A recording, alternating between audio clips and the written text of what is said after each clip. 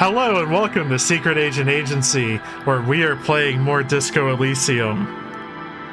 I am in the center of the ring, soaking in 10 minutes of You Still Got It chants. I'm Kevin. Joining me, is that Jihun with the steel chair? I wish I did. But you know what? I was a gambler for a hot two hours yesterday. Wow. Made $80 in 2 hours. Yes. That's machine. A decent amount of work. I was just walking around. I actually avoided there's a digital slot machine. I cannot trust those at all. So I had to actually walk around to find the actual physical slot machine, not the digital slot machine. Yeah, so we just woke up on day 2. Good going, buddy. My God, what the hell was that? Oh, just a dream. You have ones like that all the time. You feel even worse this morning than you did last night. What the hell's going on with me? You mean, why are you so tired? Too tired and down to even think? It is worrying, isn't it? You can't be a detective like this. Detectives need to be able to think. Why is this happening? It's just that your heart has finally pumped all the speed out of your system, Buster. Time to get some more. Don't do that. Stay strong. The hangover will wear off. You don't need to keep doing this to yourself. I need to get more of it then. Detecting is my life. Of course. Martinez is speed central. You just gotta poke around. Follow your nose. You and Speed will be happy again. You will make her come home. This time, it will be different. Okay. Let's confront our visage. Bathroom wall. In it, your face. Oh my God, so low, everything. With the expression. Hold on. I need chain cutters. A mirror hangs on the bathroom wall. In it, only raises ever so slightly. With the expression. Let's try it.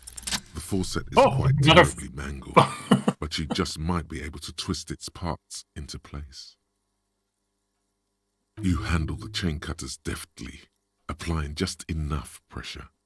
The faucet regains a recognizable shape. The steam stops. Told you that you needed those chain cutters. Oh. Everything is connected.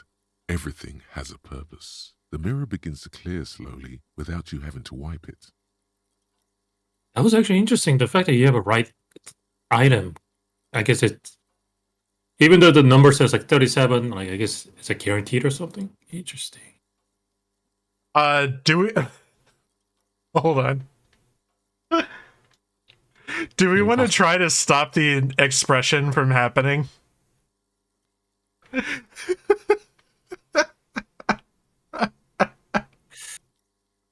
Oh no. No? You like the expression? You know what? Fuck it. 42. Blaze it. It's like something snaps in you. A nerve ending. A thought. A sadness. Your face in the mirror is suddenly clean of the layer that had distorted it for God knows how long. Just like that, it's over. The running gag that your life had become. A sad old man looks back at you. There we go.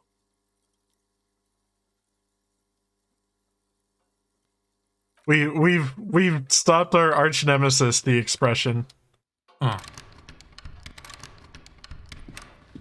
Now, so just a quickly glance at the achievement of this game, but based on the achievement alone, I feel like you need a multiple playthrough. But the bathtub slowly fills with water.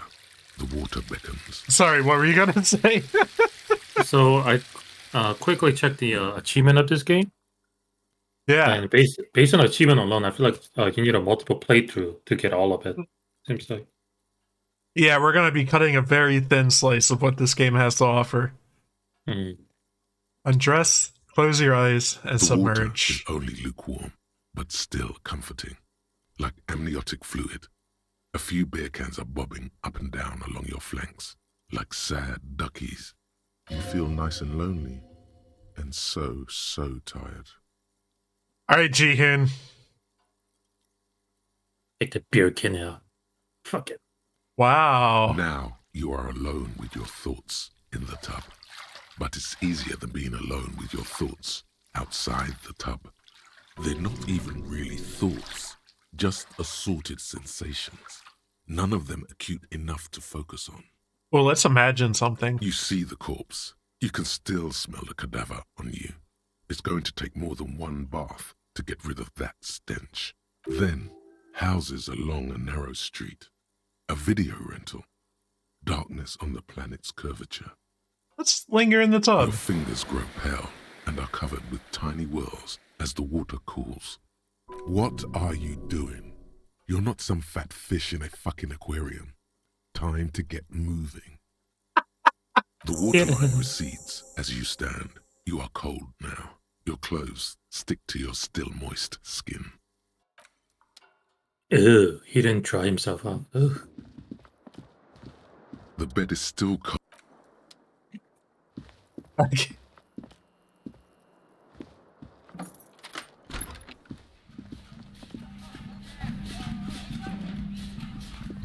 Oh, we can go in here The now. door is Maybe. closed. Oh, try a This handle. door can only be opened as you hold the metal. You sense the warmth left there by her hand.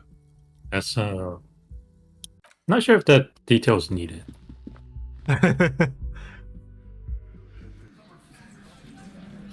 Ah.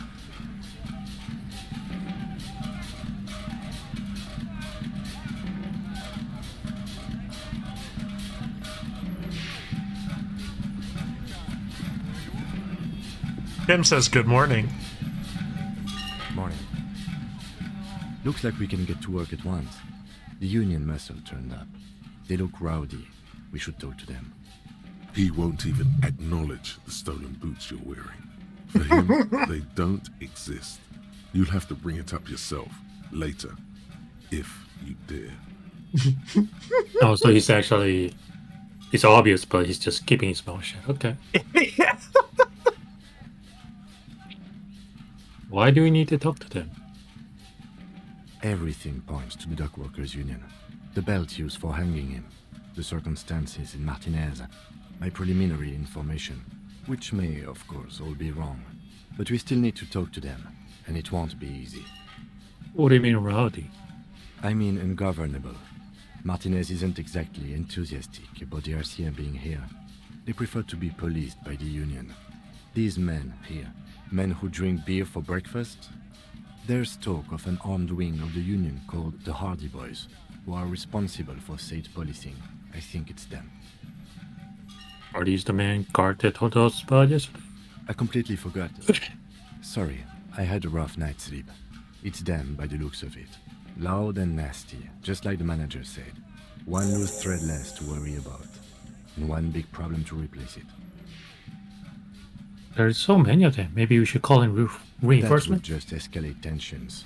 No captain would sign off on it. Solving one murder isn't worth a conflict between the RCM and the Debarders Union. In fact, even the death of 2 detectives might not warrant an all-out war. So let's keep a cool head, okay? Let's One roll. more thing before we do. We don't have to talk to them immediately. We can walk right past them, continue with our business. Good. A power move. Purposefully concentrate on something else first. Yeah, streetwise. Zoom right past. Do it on your own terms. They're in no hurry to leave. They think they own the place. Anyway, I leave that choice to you. Whatever you decide is fine by me. I think we're gonna follow all the voices' advice and probably not talk to them right away. See if there's anything with Gart. Can I help you? Got the 20 real? Not yet. Why are you wasting my time? And your another I saw thing. another thing. Great. I love those. Gart, I saw a sign that said I couldn't go into the kitchen. Why can't I go in the kitchen? What are you, a cook now? That's none of your business. I have a search warrant. No, you don't. You better believe it, fucker. Fucker. Lay off the swear words. They don't make you cool. This isn't kindergarten. Besides, the call me up. RCM doesn't do search warrants. I know the law. You'll just have to wait for the kitchen to open. If you have to get in there, which you don't. You do realize you can just go into the kitchen at 1300 hours. No need for superstar charm or Sambo-style antics here. Sambo is an acronym for Samoan boxing. Graceful martial arts stuff. Sambo style implies stealth, cleverness, and cool. Just letting you know. You know, it's a really good thing we have an Yes. encyclopedia perk to explain all this.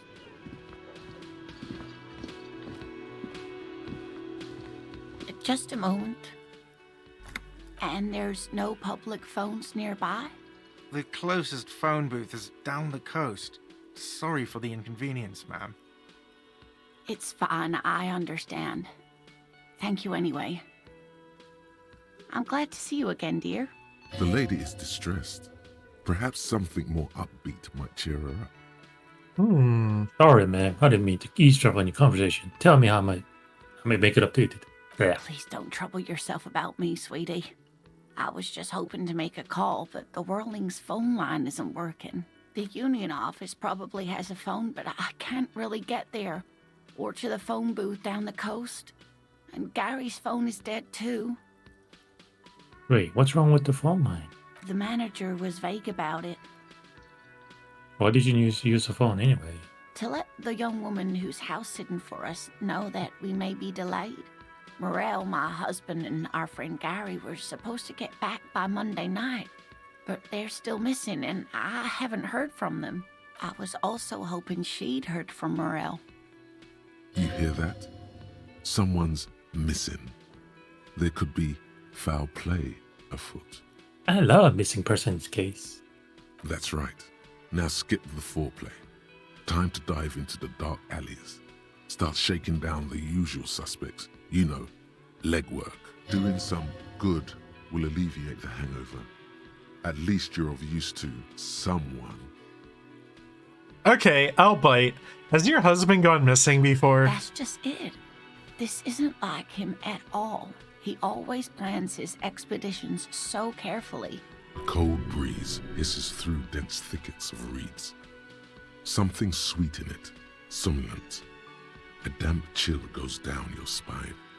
When you look around, you're still in the whirling in rags.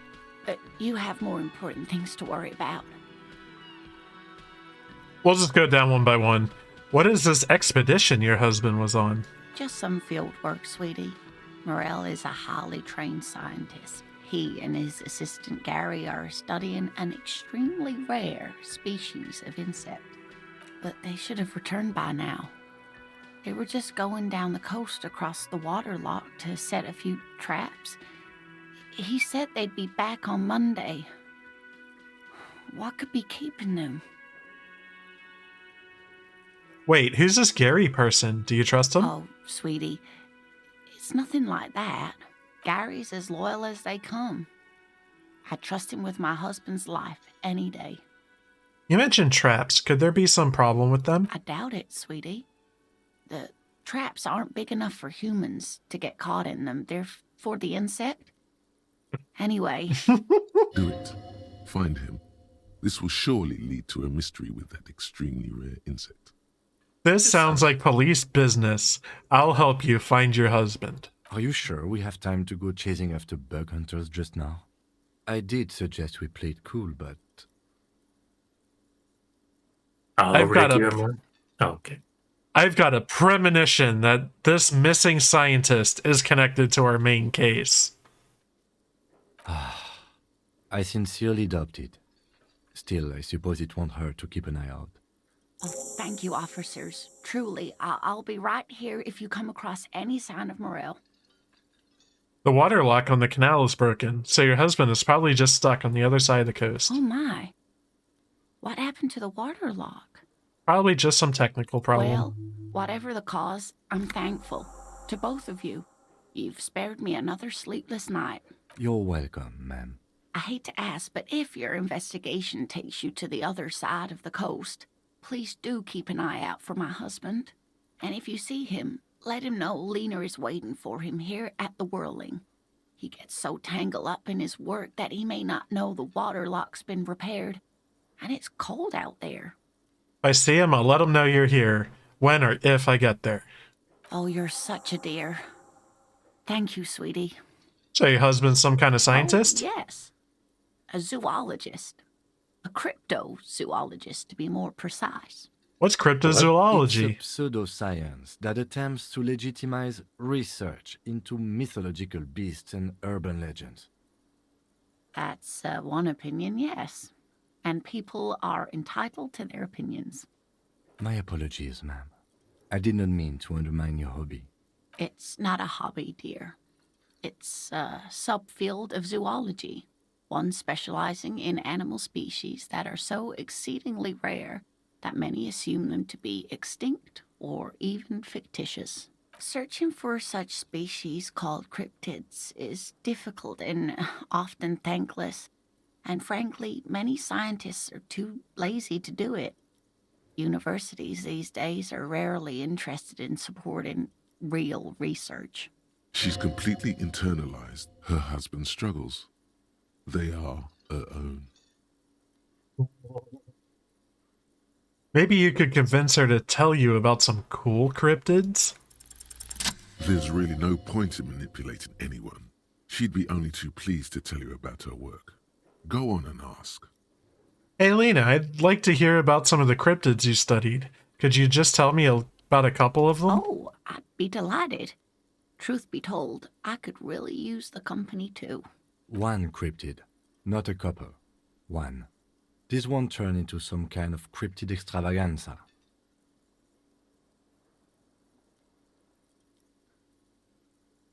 Cryptid extravaganza. I like the sound of that.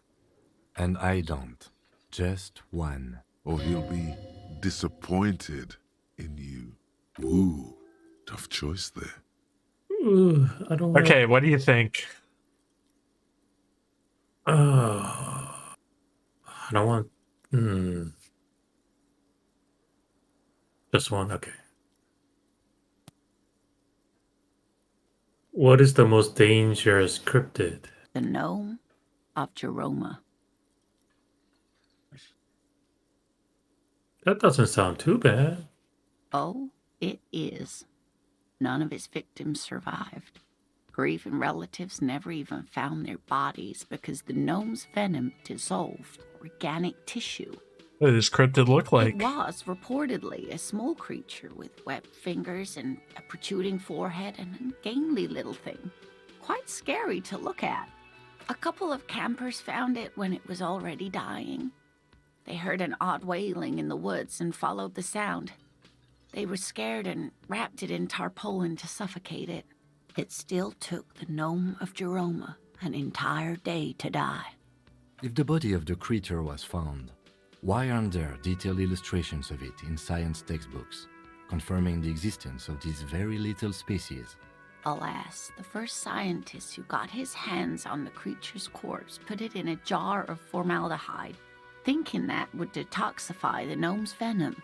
Instead, all the venom leaked out of the creature's teeth and into the surrounding liquid, dissolving the creature itself. A poetic end, perhaps, but a real loss for science. Do we want to ask about more cryptids and potentially upset Kim? No, I don't want to make him upset. This has been educational. Sadly, we need to discuss something else. Of course, dear. Tell me more about Morel. Looks, character, your relationship. Oh, dear. I'm not sure where to begin. What's he look like? Well, his expression is slightly grumpy, but his eyes are always bright and curious, like a small boy's.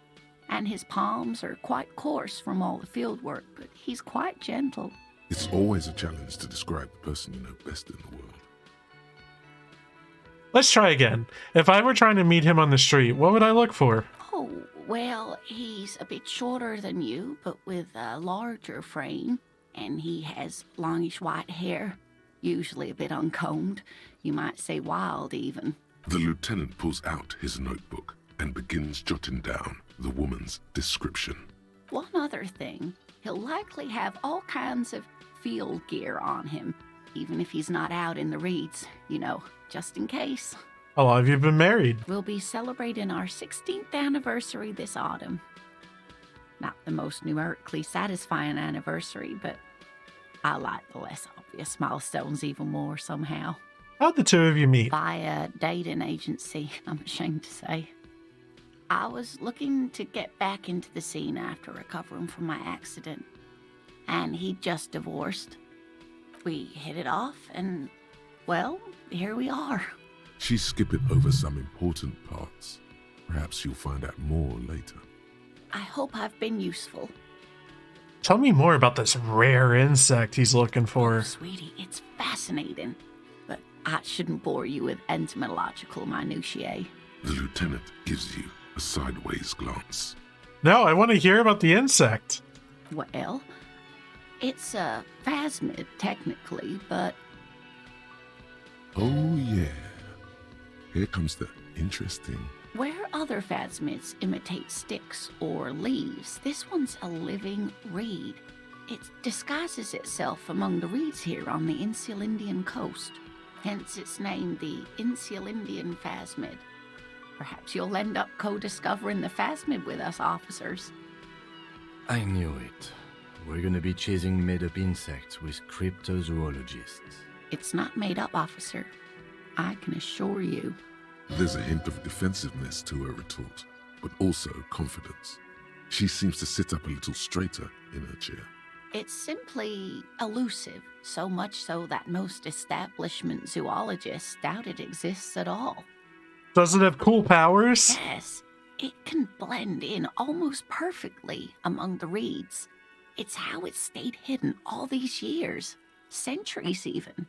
Makes you think it's around here. Well, some teenagers making out in the reeds saw one. They didn't know what it was, of course, but there was a brief article in a local newspaper about their encounter with a ghost insect that looks like the reeds. Gary sent us the clipping. Interesting. Maybe the phasmid made the teenagers make out. Maybe the phasmid made them make out. I doubt it. It's not like teenagers need much encouragement in that regard. So a newspaper clipping's all the evidence you Of have? course, most phasmid sightings turn out to be false alarms, but their description matched the Insular Indian phasmid perfectly, and they didn't even know what they were looking at. So is it dangerous? Not at all. Why else would it hide itself so carefully? Is it valuable? Oh, I doubt it. No one gets into cryptozoology for the money, sweetie. Okay, so what's so special about this stick bug then? Oh dear. I'm afraid I'm not explaining this very well. It is very special. Morel can explain it all much better. I wish you could hear him describe it. Then you'd understand, I'm sure. Okay, I think we'll leave her be now.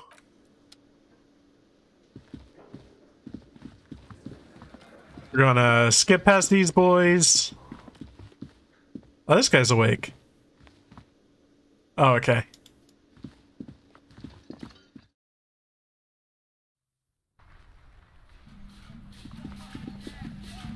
Let's see. So, now we've gotten the boots off, or off the corpse, we can bag the guy up now and haul him out of here.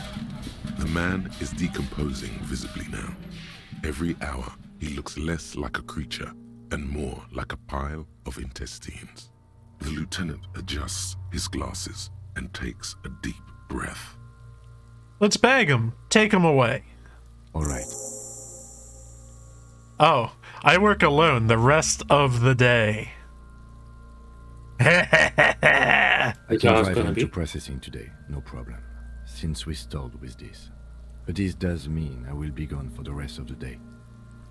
You'll be gone. What should I do in the Work meanwhile? on the case, tend to personal matters, try not to do anything too dangerous. An officer needs back. When is our, Oh, jeez. Okay. Okay. This means Lieutenant Too far? Kitsuragi will leave until tomorrow morning. Meanwhile, you're free to do side tasks and even the main case. Though, it might be more difficult. If you have nothing to do, read books or sit on the bench on the plaza.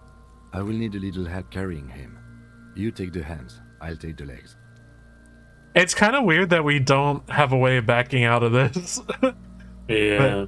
Bag the corpse and drag it to a motor carriage. You gotta live with the consequences of your own action. Alright. So it's just us. What do you mean, us? It's just you. Only one. Damn, you got me. Oh, I know one thing I want to do. I want to see if I can pick up the dice that we forgot about last time. Oh, yeah, that.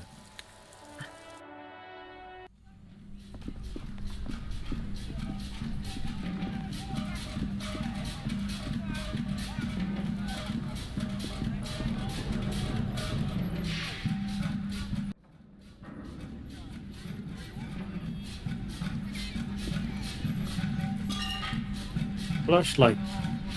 Yeah, it's a good point. Thanks for the help, man. There we go. And it was... here. Hey! Oh, right there. Okay. Oh, it's you again. Are you looking for a die? I came back to pick up my die. Excellent. That will be 10 real for one set of magnetic dice. There you go. This was an especially fun set to make. Look at that. Dazzling. It's like you have a pair of tiny disco balls in your hand.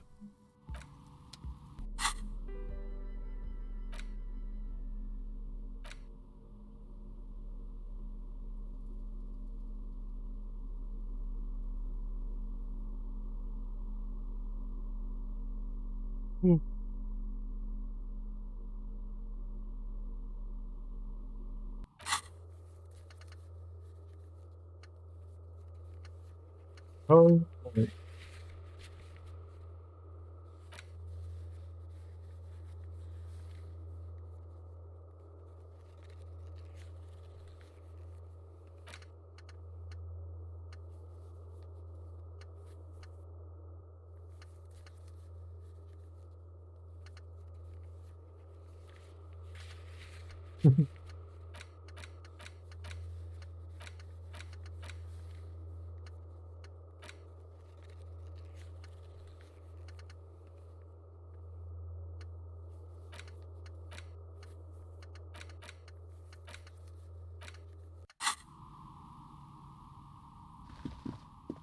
Trying to decide what we do next.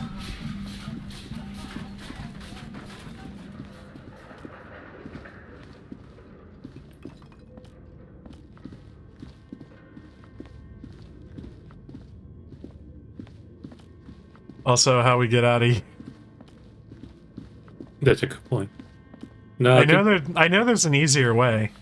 Trying to... You go down the stairs, make a sharp left, go up, left, door. Yeah, I know there's another way out also, Okay. but alas, we will take this way.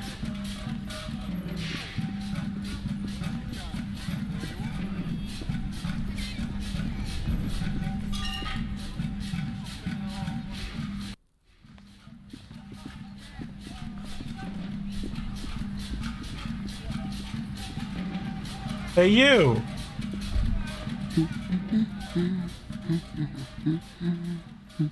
A good one? Yes? Hello? Who are you? Me? No one. I'm just a working class woman She doesn't really want to be disturbed that much. What are you doing? looking for something to read. Phenomenal. It is. I'm a I know policeman. you are. Do you need the help of a policeman? What with? This citizen thinks she can do without your assistance. Don't buy it. They all need help. Maybe your husband's missing? My husband? No, he's not. So where could he I be? don't know. At home now? Out drinking with his friends? Working? So what I'm hearing is you don't really know where your husband is. Yes, but I don't really need to know where my husband is. Not all the time. Wouldn't you like to? No. I can totally help you find your missing husband. Why are we still talking about this? I haven't lost my husband. She has, though. The husband is totally lost. You should tell her that Hush, it's baby. okay. Hush, baby. What? It's alright not to know where your husband is. Nothing shameful in that. Who said anything about shame? Stop talking down to me. My husband is not missing. But he is. You can feel it. Or maybe it's something else then. Maybe your cockatoo is missing. I don't mean to disrespect, sir, but you are being a bit of a cockatoo here. What do you mean I'm being a cockatoo? Go read up on them if you're so interested. There's a great book in the bookstore. Maybe you should. What if the cockatoo is your astral captain? Or your heraldic bird?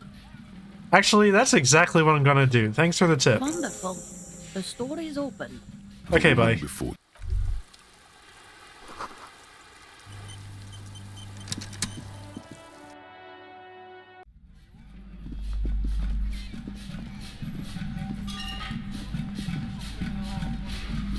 a small mountain of colorful board game boxes. There are Nah.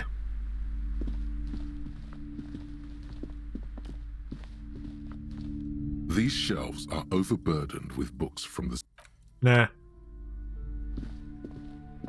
There's one book here. A sulfur-crested cockatoo sits on the cover, its beak slightly open. It looks as if the bird is calling out the book title, From A to Zurich, a guide to a well-behaved cockatoo. Look through the pages. Turns out that there are so many different cockatoo species, and they all have behavioral problems. What about this guide to cockatoos, You storekeeper? must have if you own a cockatoo. I've heard they're quite capricious. I want to buy the guide to cockatoos. Oh, a nature enthusiast. Good choice. I knew it was a good idea to keep that around. Okay.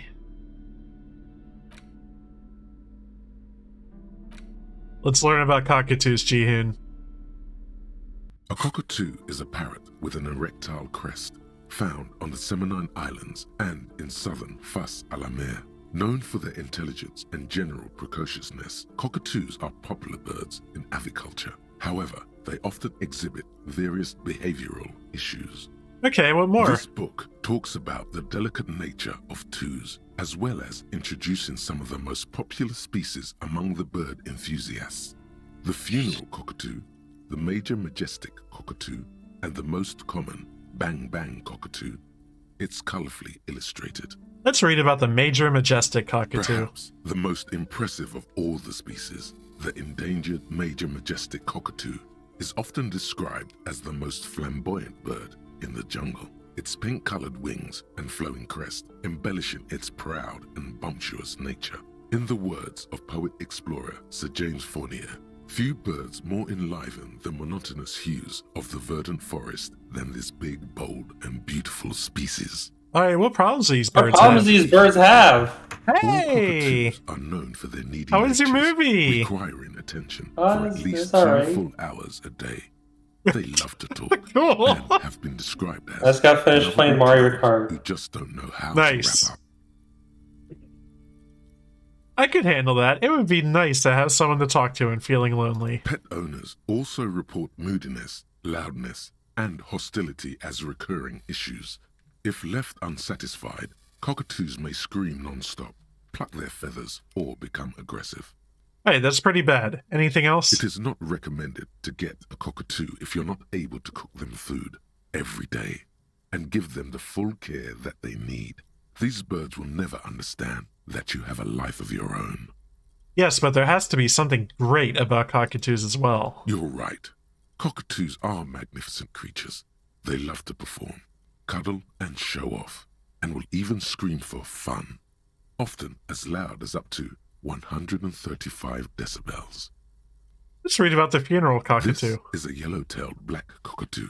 Its specific name, Psittacus venereus, relates to its dark and somber plumage. This bird looks as if dressed for a funeral, 24/7. There is something indisputably ominous about it.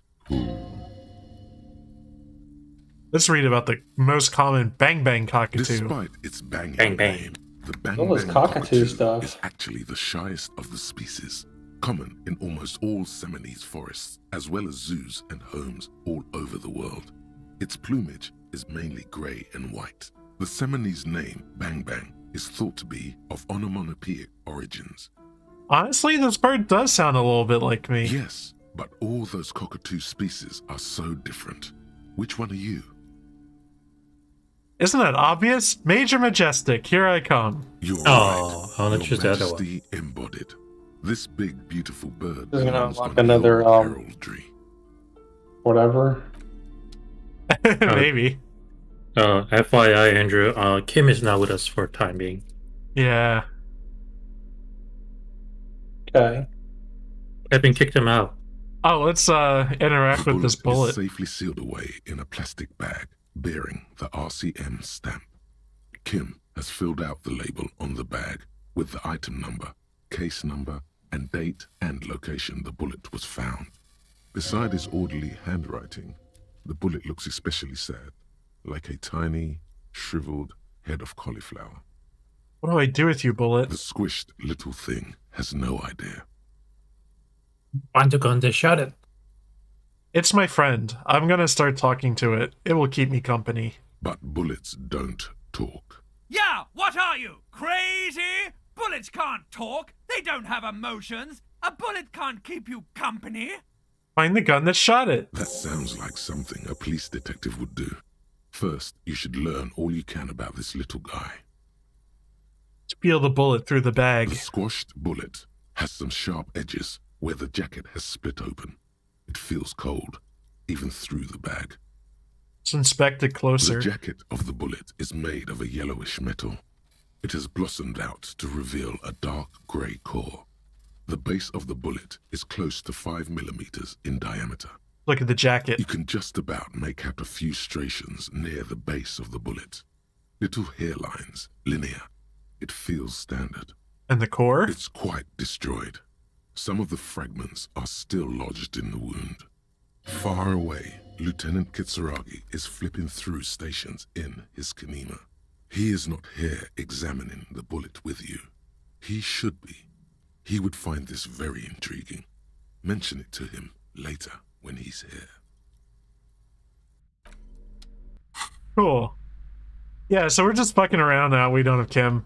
Oh, Andrew, you wanted to talk about how one like crime scene management. Yeah. So my question to you is, if you're not touching like a dead man's wiener, are you even a detective? No, I guess according to this game. And also, I haven't been a detective, so I guess I can't fully say the yay or nay on that. You can touch it, but just don't rub it. Yeah, I'm letting you lead. What do you got? The most I've touched is just like the backside of a head. But no, with the like normal crime scene, like it looks to me like, what was that? Like you had kids at the scene. I don't know if they're the ones who found the body or whatever. Unknown. Typically, like call the cops or like fire rescue shows up, determine the guy or gal's deceased. Cop's going to show up and just kind of close off the scene. Yeah, I was going to say the crime scene should have been like taped up, right? Correct. Yeah, you always like build it further out than you think you need to, just to keep people from like kind of seeing. Then we also have like privacy screens that we can kind of put up if it's like really close to like say a sidewalk, which I had to deal with once. But the scene is the like the police own the scene, like the scene is theirs, but the body is controlled effectively by the medical examiner's office. So like we don't really touch the body until they show up. and then they'll do like their examination, photography, have their own transport to take custody of the body. So there's like very little for police to, you know, poke and prod a body. Like, the person who's going to do that is a pathologist at the ME's office.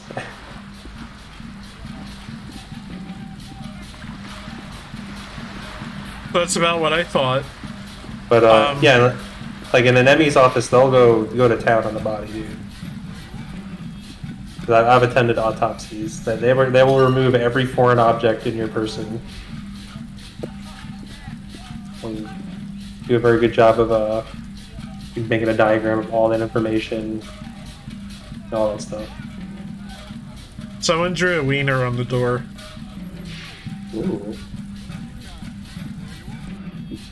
I've seen better. Dude, when I was in Hawaii, there was so much graffiti. It was like everywhere. It may or may not be due to like where we were in Hawaii.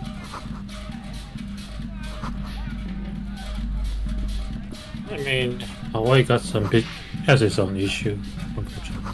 Yeah, where we were is like tent city. As far as like homeless. Those are objective right now. Just fuck around. Yeah, so when we woke up, we found a bunch of scary union types in the bar. Or not the bar, the inn. That's demonstrably not a bar. This door has been closed with a padlock. A chalk-drawn number on the board says number 11. It's a solid lump of metal, but the shackle is deeply corroded. A solid pair of chain cutters would make short work of it. Better whip out those cutters. You won't get... Whoa, 3%. Time to save scum. This door has been closed with a padlock. A chalk-drawn number on the board says... Don't mess it up. Yeah, fuck it. I mean, like, just in full save scum mode. We got, like, screwed hard on, like, lots of what you would think were easy rolls earlier in the game. It's kind of nuts. 80% chance. Oh, there's your... The thing is, XCOM 2 taught me where it's like, alright, 95% chance to hit. That means 1 out of every 20 times you do that, you know, fucking fail, man. The shackle snaps like a twig, and the lock falls to the floor with a little... That and the it should be PSO2 augmenting on your gear. Oh, 95% chance, yeah.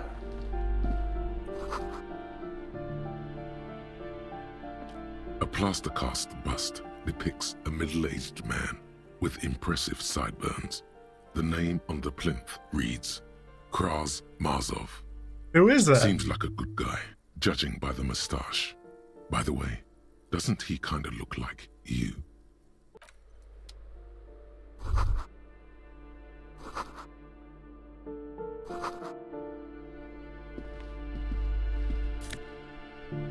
Ooh. Bullet.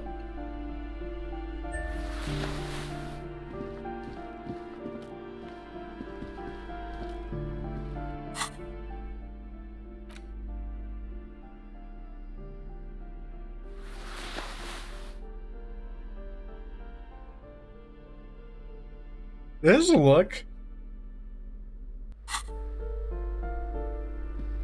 You hear someone walking around inside, rearranging the furniture.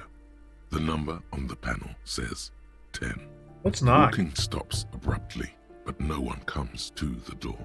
You can feel tension on the other side. A poor communard from the looks of it. The room is barely bigger than a closet. Open up.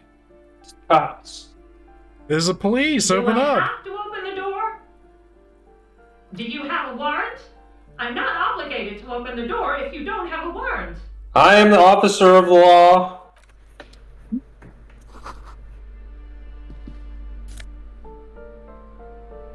Whoa, a postcard for Boogie Street. Damn, boogie. Give me a moment. The cold never does any good for my bronchitis. This woman's health is failing her. There's not much to do.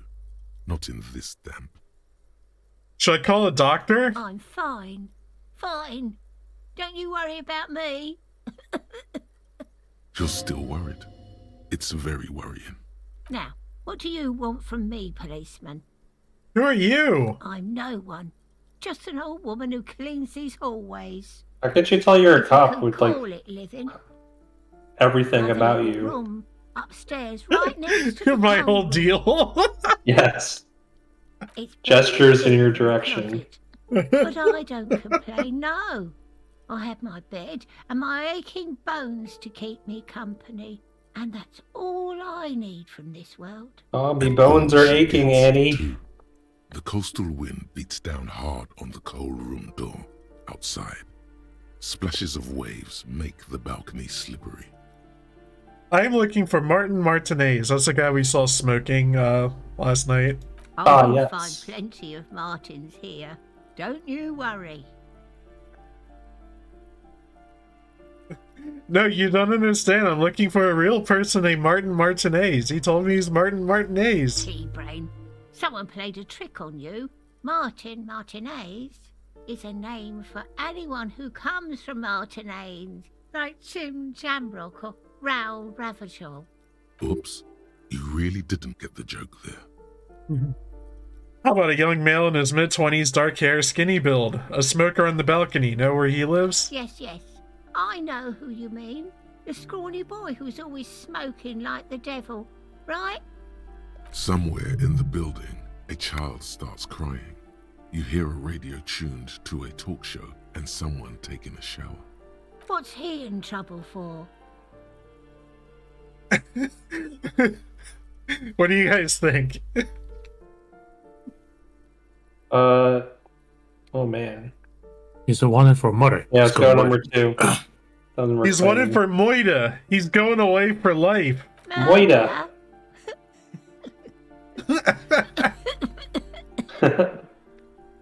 I wager you've got the wrong man. But even so, you're out of luck, policeman. I saw him leave the building just before you came in. Even so, I'd like to talk to him. He lives upstairs in room 28. Go to the balcony. It's one of those doors there. He's usually home in the evening. I have a few questions about those apartments. Ask away, policeman. Is one of the residents on a vacation? Their mailbox is People overflowing. come and go. I don't keep an eye on everyone. Who's in number 10? No one lives there. It's been empty for months. But I talked to someone through the door. Impossible. I would know if someone had moved in there. Maybe it's those countercultural people again, breaking into a house like it's a public space. You're a policeman. Be good and take a look, will you? Yeah, sure. Great. Young people. They're worse than rats. You know, always littering the hallways with trinkets and empty beer cans.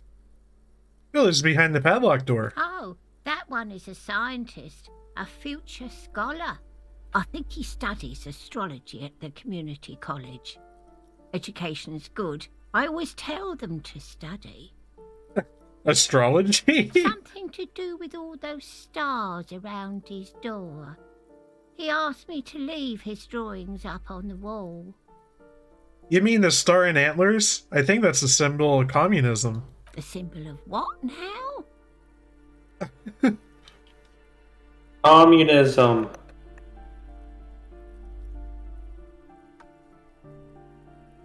You know, the ones who support the working class against capital. Huh. I thought Revachol was the capital. Can you tell me about Cindy? The artiste? Nothing I can do about her, I'm afraid. She ruins the walls faster than I can clean them. Still, she leaves an old lady to her business. More than I can say for others. Alright, we got a quest.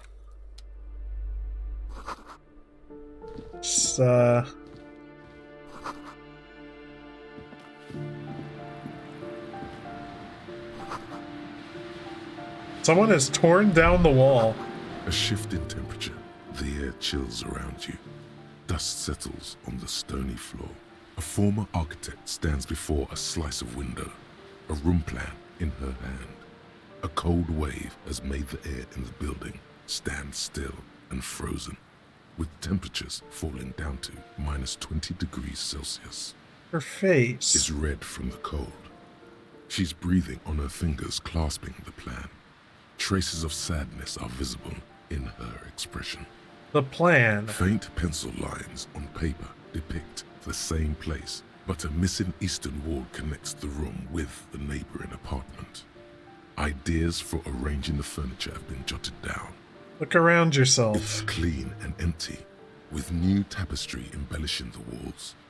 A standard HB graphite pencil has fallen off a three-legged stool in the middle of the room. Ugh.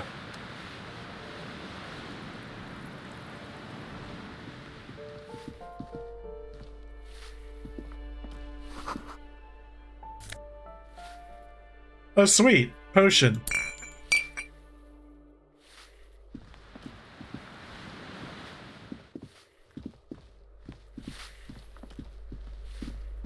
Alright, let's check this shit out.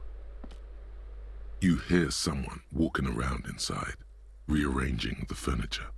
The number on the panel says 10. This apartment's supposed to be empty. Did you break in here? Excuse me? Of course not. Scare them. Suspected of some big crime. There's no sweet talking your way in there. Be official.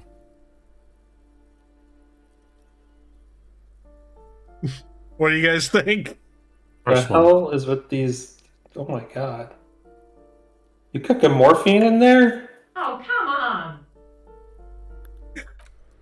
Oh wow, that was actually weird. Doing a Breaking Bad.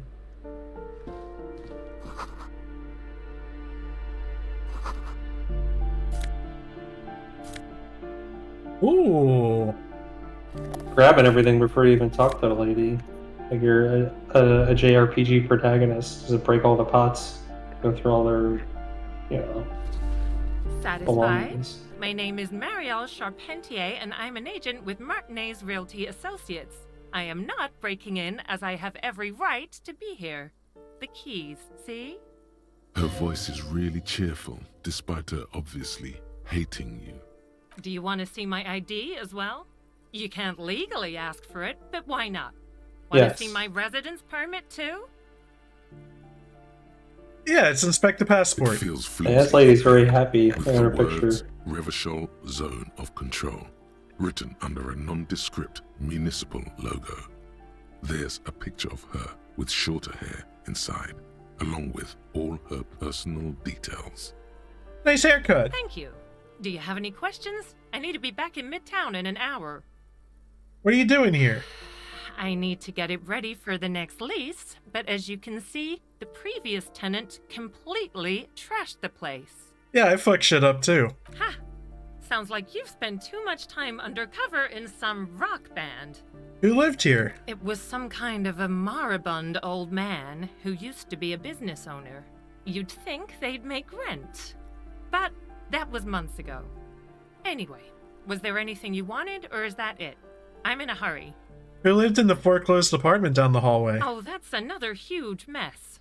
The former tenant owes us 3 months of rent. 3. We closed the apartment and planned on auctioning off the valuables, but... And again, I have no idea how stupid mistakes like this can even happen. But Ron, when he came to close the door, didn't close the neighboring door. And there's a hole in the wall. So preppy. She's probably on some low-grade performance enhancers, like Peptide or Pericanine. A hole in the wall. Can you believe it? And then the tenant ran off with his stuff. He's gone. The money's gone. Just like that.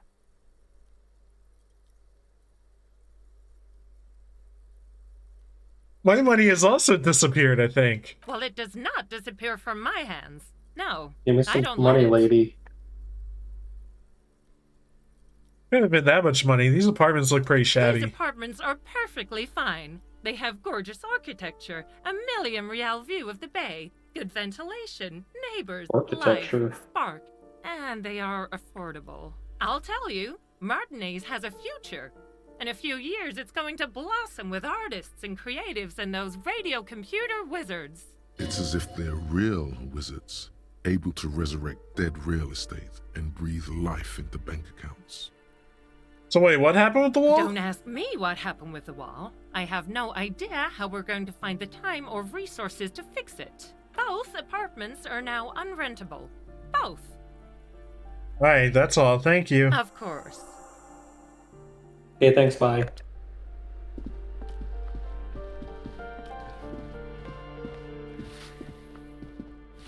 Give me a moment. I didn't find any countercultural people in apartment 10. It was just a real estate agent setting up the new room for new tenants. I see. I see. I hope some good people are finally going to move in. This place needs them.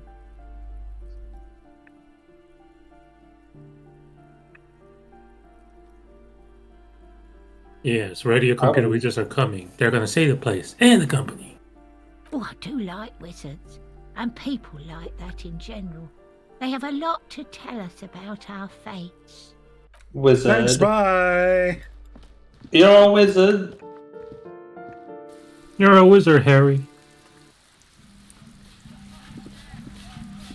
Hey, you! We've talked to you before. The piggies have learned how to saunter up staircases. I didn't think you could do that with hooves. But here you are.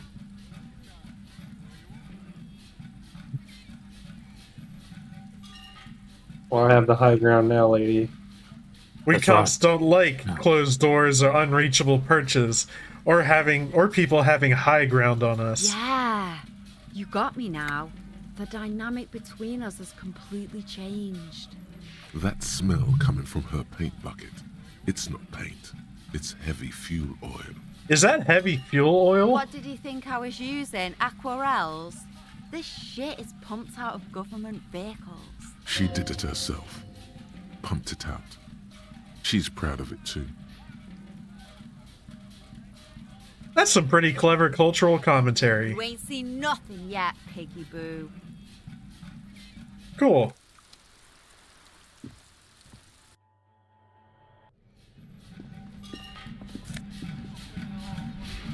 Pants!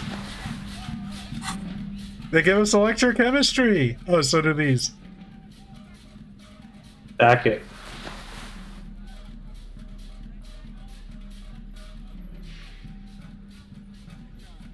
I like the flare cuts better.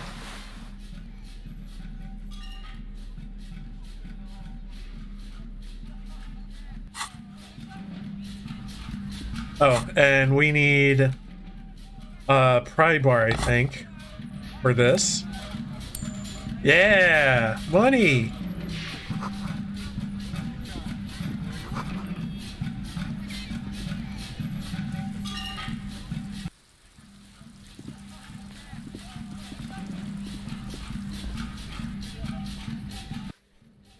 Oh, I'm a fool.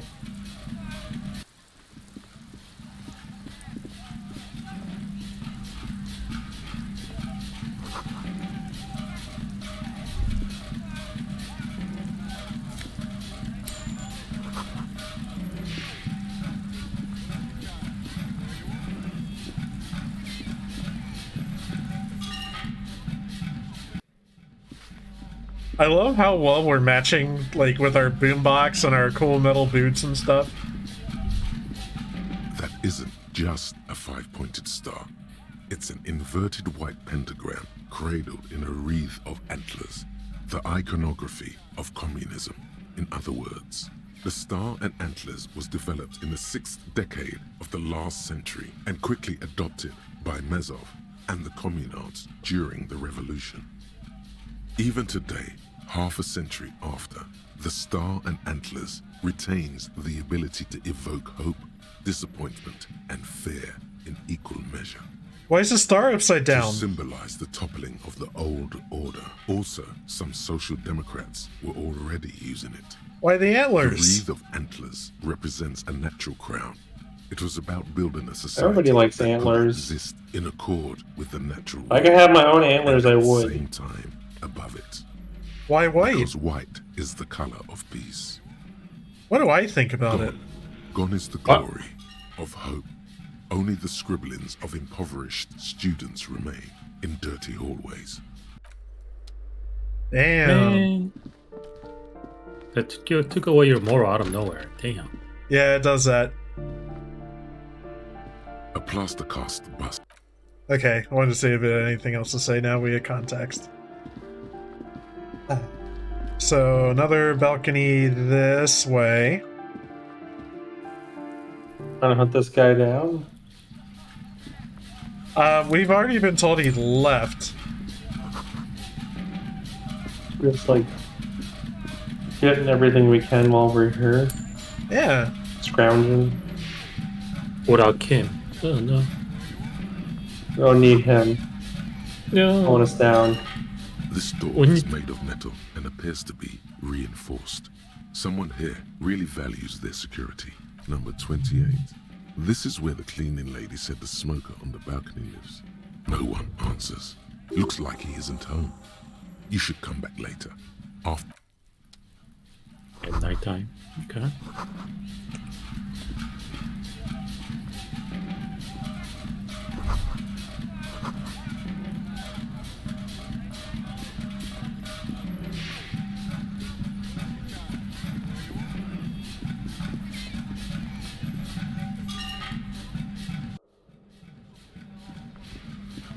By the way, I think we have a level up, I just don't know what to do with it yet. I guess we can talk about it. So how min-maxy are we getting? Are we going to try to branch out a bit? I want to get past Measurehead today. I'm going to remind You needed, us of what he needs. Somebody's like, look it up. Or Nah, when we you get just to him, go talk to him. we'll see the check. And then we need, okay. Yeah.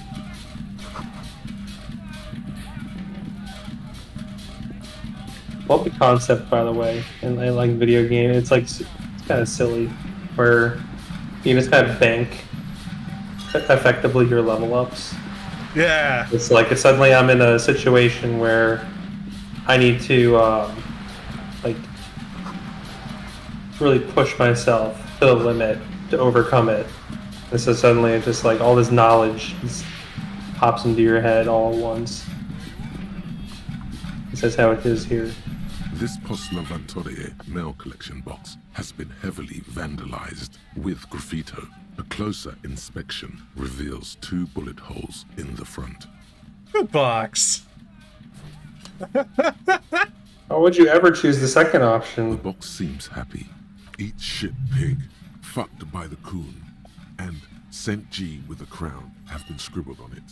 Jenny is a whore, and best set mailbox also. Been there. Been there. The mail collection box seems cathartic, thankful even. So do you.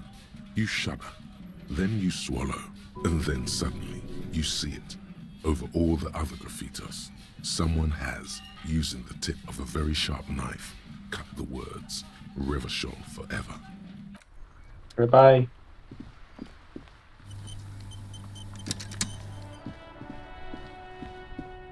Oh, the autosave. Have we talking that mailbox has created irreversible decisions that have locked us into whatever route we're on. Clearly. Obviously. Hola, wandering man. How can I help you? Oh, the Measurehead thing didn't go well for me. Could you help me with that somehow? Sorry. Busy surveying the situation. I'm sure you'll figure something out. You guys have all sorts of gadgets these days. Wiretapping, telescopic batons, futuristic circuit bending to infiltrate harbor machinery. Maybe you could even knock that Kowalczyk crane over using some remote controls. Or calling in tactical air support. You guys have air support, right? We sure do, and don't you forget it. I have a save load button. It's pretty Something powerful. changes in his disposition. A merciful smile in the corner of his eye. All right, I may have some advice for you on how to deal with Jean-Luc there, out of solidarity to the RCM. It's low in technology, however. Yeah? First, don't fight him, obviously. Second, get him to share his theory by being subordinate. Admit your lack of expertise. Basically, grovel. That's how I do it. You're welcome. That sounds like the agree with him choice, which we don't want to do. We'll have to see. You know, serious business. He's a chatty guy.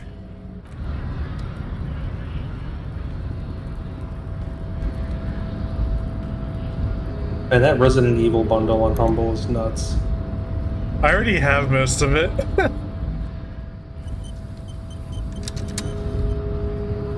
Yeah, it is a good one. Raise descent has only worsened since the last. Alright, so physical instrument. So we level it up. Yeah, save. that's something I want anyway. Because what do we have that at? Oh wow, he's a hard check then. So that like helps. Your race descent has only worsened since I last saw you. That's pretty good. Yeah, that's quick save. Your race descent has only worsened since I last saw you.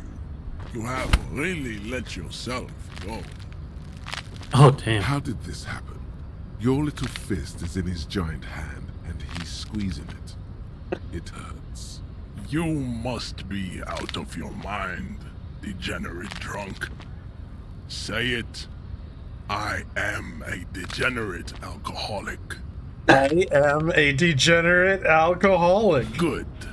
Now leave before you humiliate your homoerotic organization any further. I thought you were gonna choose a fuck you. I would have lost health from that. It's either morale or health. Yeah, actually, I want to show him this stuff. Know anything about this mug? He does not so much as glance at the object. Know anything about it? Stop showing me your pathetic cup. I have no interest in it. Does he strike you as the kind of man who puts mugs into trash? Why are you not with the Hardy Boys? I am not the first line of defense. I am the last. In addition, these so-called Hardy Boys are an effeminate clique of bodybuilders. Their company is spiritually degrading. But you're all part of the union? The Hardy manlets are on the pay of the company. I answer to the union alone. And I do this out of race heroism. Finance is an alien concept to the Simmons. Now leave me be. I must luxuriate in the company of my woman. Okay, hold on, we're quick saving again. Your race descent has only worsened since I last saw you. You have really let yourself go. How did this happen? How did it happen? There's a 58% chance of it happening. Your race descent has only worsened since I last saw you. You have really let yourself go. Just like that, instinct took over. A solid strike straight into his throat, into the cartilage. You could swear you felt the soft palate break. The man is reeling, gasping for air. Really? Time stands still around you. In the distance, the sounds of the harbor are falling silent. All you hear is a small gurgling sound as a trickle of blood appears. Is he glass cannon? We got a good sucker punch on him. Rip into him. Right hook. Escalate it. Get intimate with him. Bring the hurt closer. No, there's only one way we do this. Back Right up hook. and perform a 360-degree flying spin kick.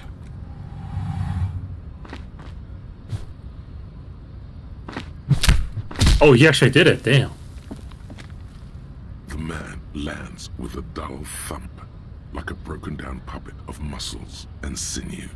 For a moment, he still tries to keep his head up, dazed eyes looking at you with unimaginable surprise. To your left is the button. Disco Inferno! Yes. As you slam your fist on the button, the man collapses entirely, his head rolling to the side. Looks like you're the new measurehead now. Her voice is surprisingly calm. That's right. I'm the new measurehead now.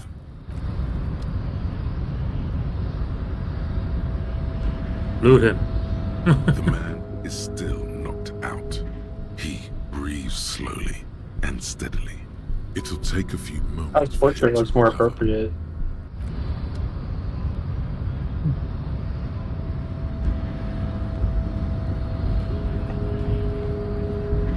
Okay, so now we can go in here. We loot the place. I will.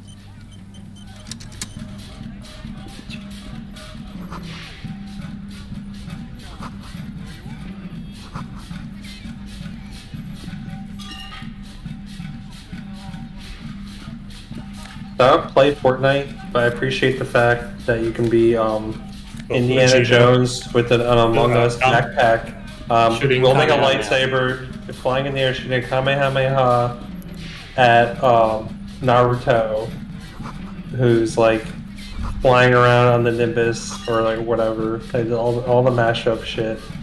Sounds like a rights nightmare. All these like copyrighted items and characters.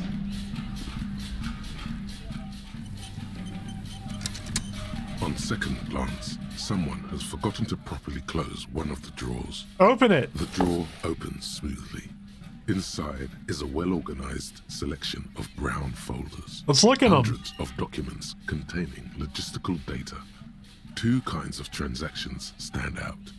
Materials coming into Revachol from the outside world, from Muindi, Grad, and even Ilmara, and the same materials being handed over to companies inside Revachol. Kuron, Coal City, La Delta, and Jamrock are listed among the many districts where the imports are being sold. Anything interesting? It's hard to make sense of this thicket of company names, dates, quantities, and percentages. You try to focus, but the lines are getting blurry. Let's force it. Whatever's hidden here is hidden well. Concentration isn't enough. Only a trained accountant with a background in logistics would be able to really make sense of it. However, there is a little handwritten note stuck on the side of the drawer. Let's look at it. It appears to be a to-do list written in large, uneven capital letters. Remember, Leo, Everart's shoes. Special whirling borscht, water Everart's plants, sweep office floor, more banners. All items on the list have been crossed out and the note itself is crumpled. Doesn't look too incriminating, but still feels like a find. Take another look. Remember, Leo, all items on the list, the drawer slides shut. Okay. Speaking of Fortnite, people diss on the Fortnite for the simple graphic, but you know what? It's better than Metaverse Zuckerberg. You're right. I saw that. An imposing combination of a punch clock and a payphone is looking down at you from the wall. A note on the side says, "Tokens unavailable due to strike. Use change." The machine swallows your coin and seems to be waiting for your next move. Let your muscle memory dial a random number. Oh man, alright, are we gonna try to save scum that or what? Yeah, fuck it. You have effectively a 1 in 5 shot. It's almost 20%. Cold touch of It's unclear whether you actually have muscle memory. Right now.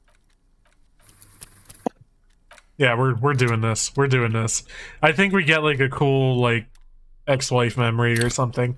Question for you, because I like because it's simulating like rolling dice. It kind of makes me think of isn't it the case where like in D&D, for instance, the already familiar or like it's unclear to get past a check, like if you already have like a really high score, you don't need that much of a roll. I feel like it kind of works that way here, where the higher your stat, it can eventually almost reach like 100% almost, more or less, where you're just so good with it.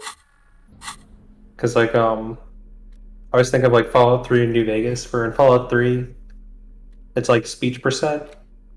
Certain like your speech is high enough you can get 100%, but sometimes it's just it makes sense that the check is so hard, like the idea of convincing someone to completely abandon like their ideology, for instance, would always be a challenge.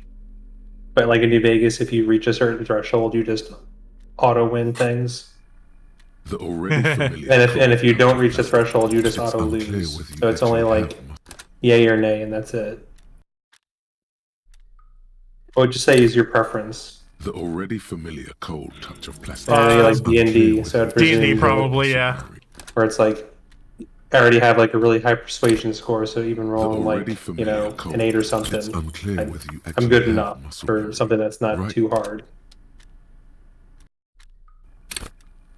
The already familiar cold. It's unclear whether you actually 1 in 5 is coming up short here. The already familiar cold. It's unclear whether you actually have muscle. The already familiar. The Dragon Ball movie was cute. Yeah. Animation was decent. I prefer the older style. I mean, I don't think anybody can actually prefer the new style, honestly. That's the dialing code for It looks fine. 4952, and a moment of hesitation before entering the final numbers. 99. Are you just like pressing random buttons? Yes. Calling. Still calling. Then. Video Revachol, 24-hour video rental. We rent 8 and 10mm film for home use. This is Lummy. How may I help you? What is this place? Video Revachol is a 24-hour video rental. We rent 8 and 10mm film for home use. This is Lummy. No, I meant, what is this place to me? Sir, I don't know. It's a video rental. Maybe you rent videos here. Do you know me? No. Why did I call you? Maybe you called to extend your rental period? Do you need to extend your rental period?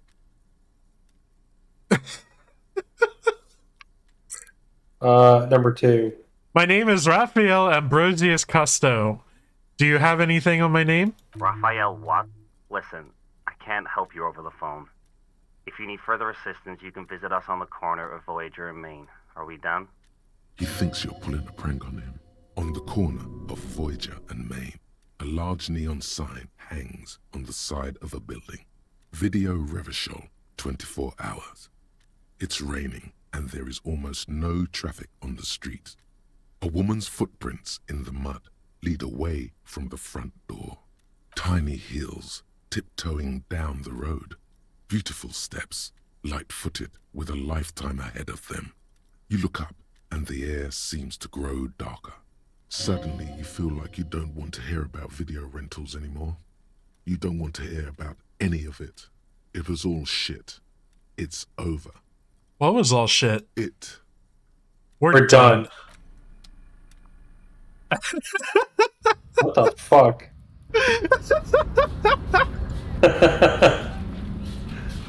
Oh, shirt. Looks like someone left his tarpaulin cloak hanging on the railing here.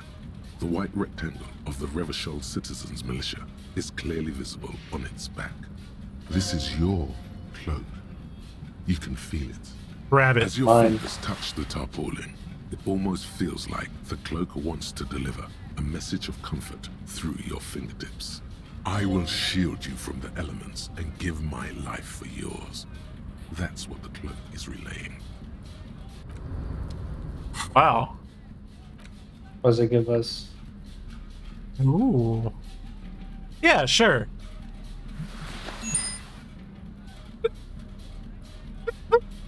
I love that we're wearing a mesh tank top under it.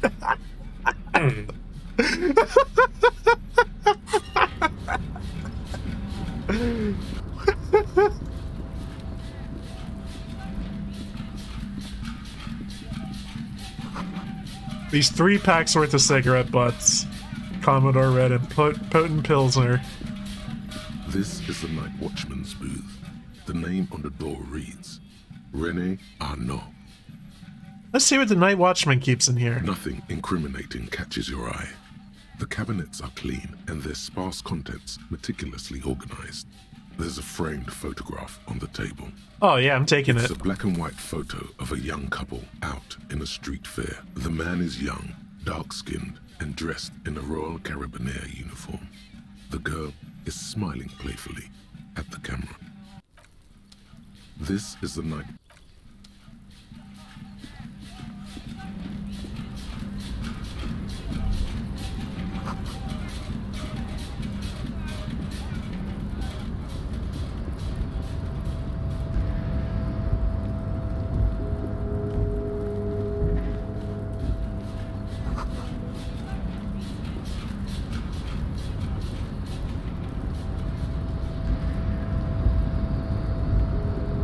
Controls! A rusting control panel with several knobs. 2 buttons marked Marsh and Arrête are faded with use. It seems to control the large crane above.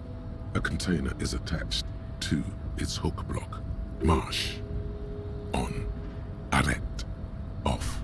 On! With a loud grind, the crane shifts overhead, moving a massive metal container through the air.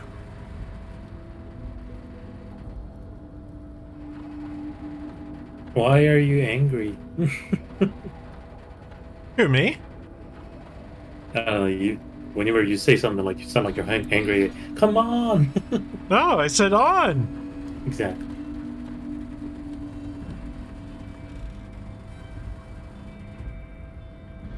And with a surprisingly quiet thunk. Good thing I was able to do crane that places by the itself. Now you actually have to like This perfectly crane has no manipulate it other down. purpose, which has now been fulfilled.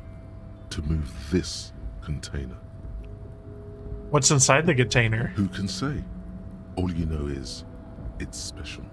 It's in the box. Oh. The crane does not return to its original position. It does not move at all. Leave.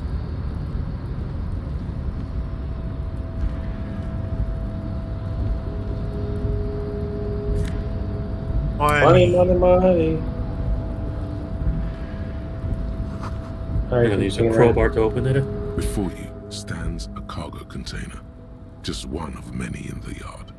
Hey there, sugar. The container door appears unmoved by your attempt at flattery. A tough nut to crack for sure, but the strongest containers often have the softest hearts. You're a fine piece of engineering. Do you know that? The door does not respond to your advances. Is it possible that it seems somehow more closed than before? Why does this situation feel so familiar? Do you have a history of propositioning inanimate objects? Let's knock on it. No reply. Let's open it. Attempt to turn the handle to no avail. Oh my god. The doors seem to be mechanically locked. So it's not happening. I am from the future, and I am able to tell you that even if we save scum this and make this happen, it still doesn't open. Okay. You pass the check and it still doesn't open. Nice. Well, surprising that you cannot open with your crowbar.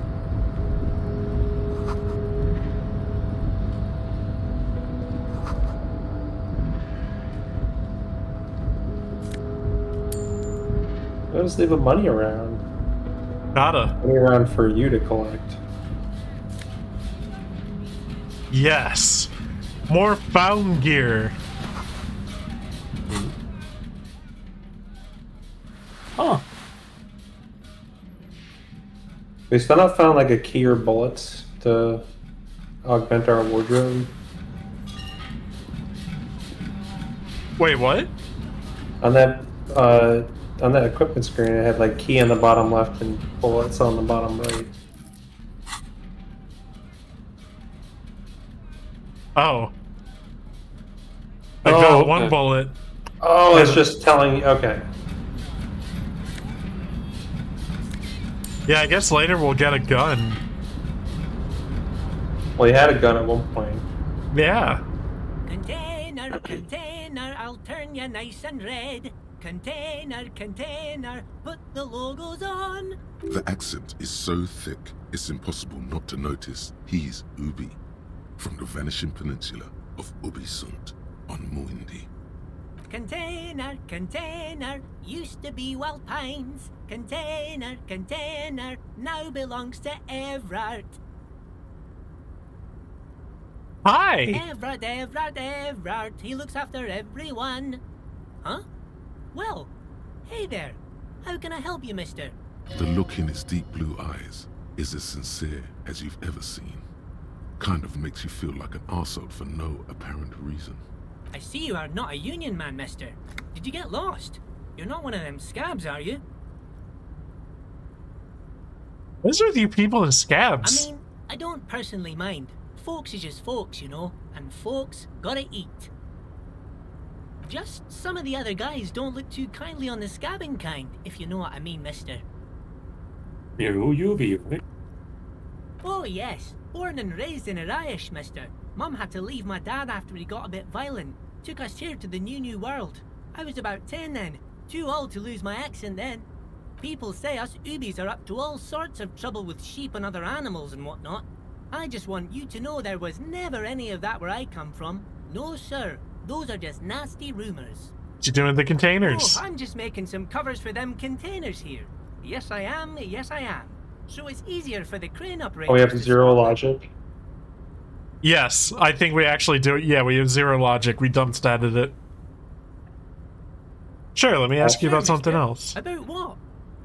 Where is everyone? The harbor's empty. Most of the guys are down at the gates, keeping the scabs from coming in. We're on a strike.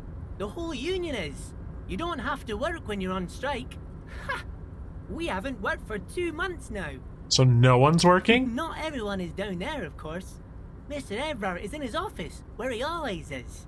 And Jean-Luc is guarding the gate. But Titus and his boys got into some drunken trouble and Evrard sent them on a nice vacation. For a week or so. What kind of trouble did this Titus and his friends get into? Oh, I'm not really supposed to talk about that. That's union business. Him and his boys stirred up something in town. Probably drank too much and got into a fight or something. I heard Mr. Everett telling them to take some time off. Don't go all bad cop on this simple, friendly fellow.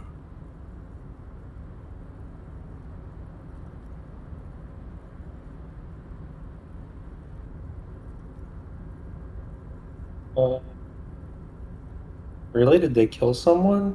No, I don't think they killed anyone. Let's better talk about something else.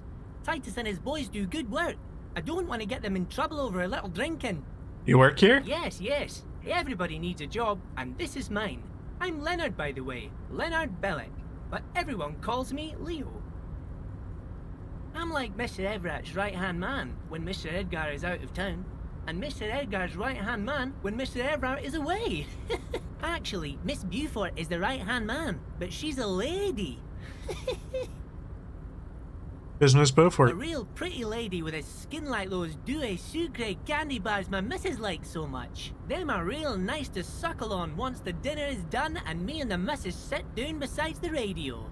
But I can't listen to the radio all the time. There's so much to do around here and I'm always busy keeping things running here. Yes, I am. Yes, I am. Stay on this Miss Beaufort topic. Hold on. Who's this Miss Beaufort you mentioned? Oh, Lizzie. She is a real sharp tool. Mr. Everett put her through some fancy school and everything, east of the river. 4 years she was gone, and when she came back, she was all fancy and lawyerly. But she's a real nice girl.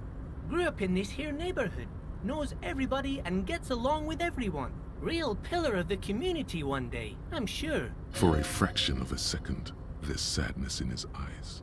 If me missus and me was to have a child, I'd be real happy if she turned out like her. But she can't have kids. Dr. Lemaitre said so, and she knows about such things. Been a doctor for almost 50 years she has. I think you're doing a great job around here, Leo. Well, thanks a lot. Coming from you, it means a lot, really. Sometimes I feel some of the guys don't really get how much I bust my ass for them here. But you guys are alright.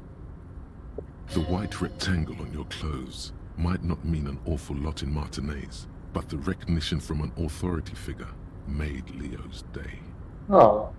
Are you the Leo who wrote the note to make more banners? Oh, yes, yes. I leave all kinds of notes for myself. That old head of mine ain't so good at keeping things in no more. I almost forgot about the borscht. What was that about the borscht? Oh, yes. I've been taking special whirling borscht to the men every day since the strike started. It's very, very good.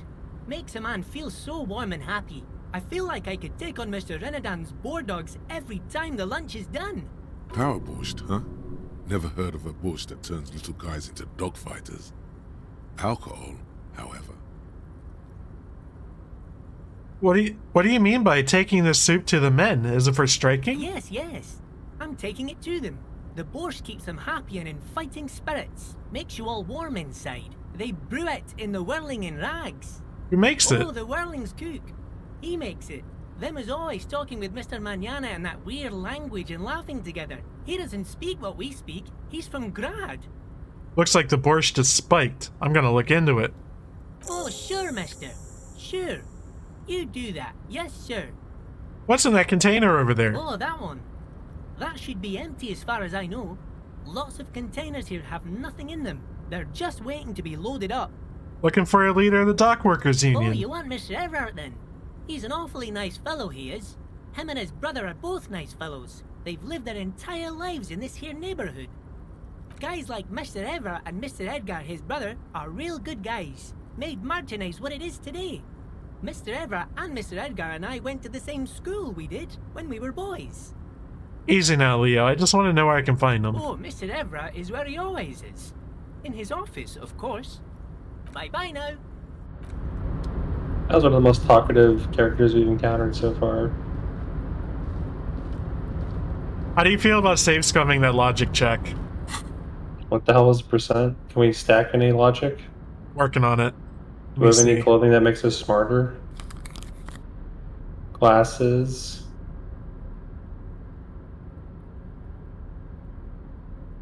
That's it. We might have minuses. Huh. Well, we're just like the least logical being on the planet. Oh, hey, mister. I knew you'd be back to talk with old Lee. No trouble at all, mister. Oh, I'm just making some covers for them containers here. Yes, I am. Yes, That's I am. comable, I guess.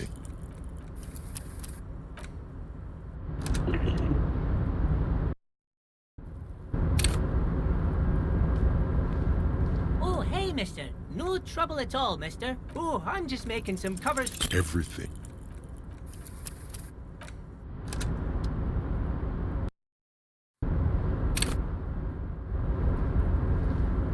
Oh, hey, mister. Sure, mister. Absolutely. I'm just making some covers for them Everything.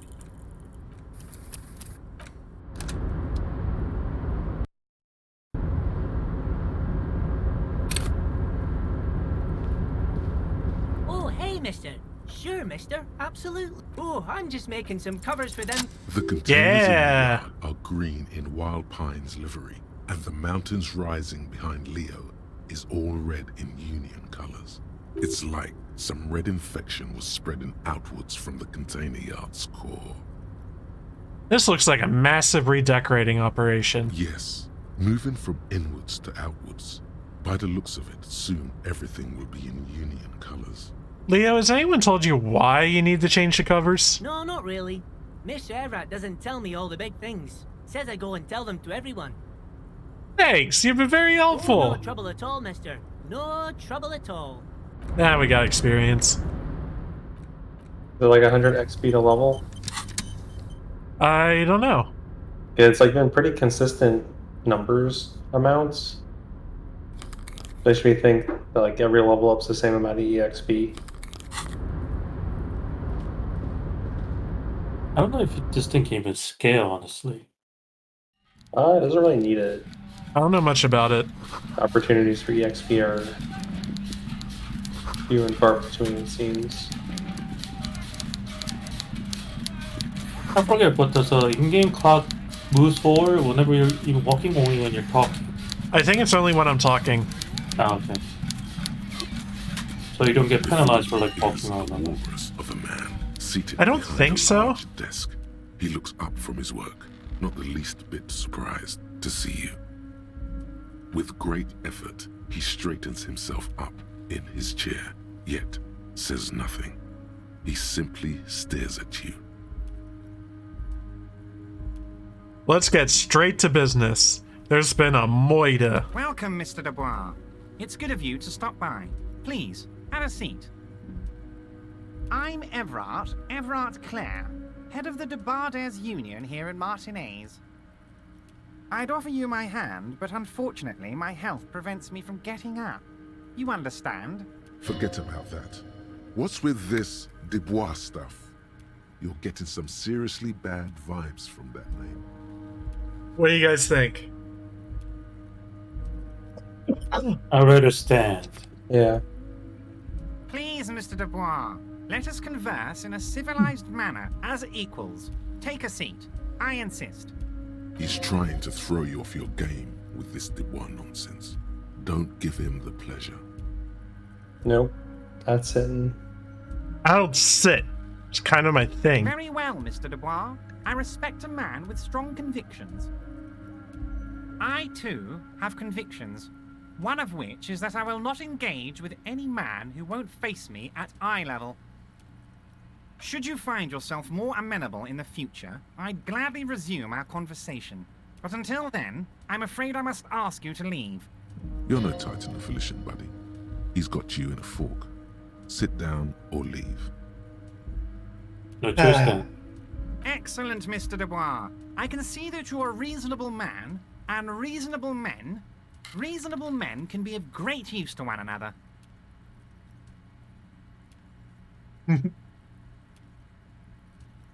Remain serious. So Damn, this tell chair me, is uncomfortable. How can the head of the Debarders Union help a representative of the Revachol Citizens Militia today? The chair you're sitting on has got to be the most uncomfortable chair in the world. It's violating your backside.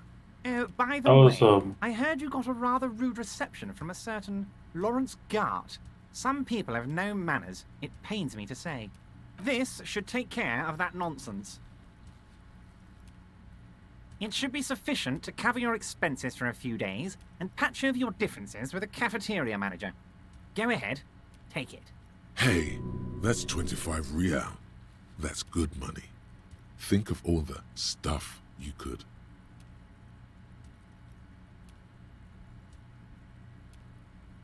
Oh, damn. That last option is contrary to every other opportunity we've taken to get money.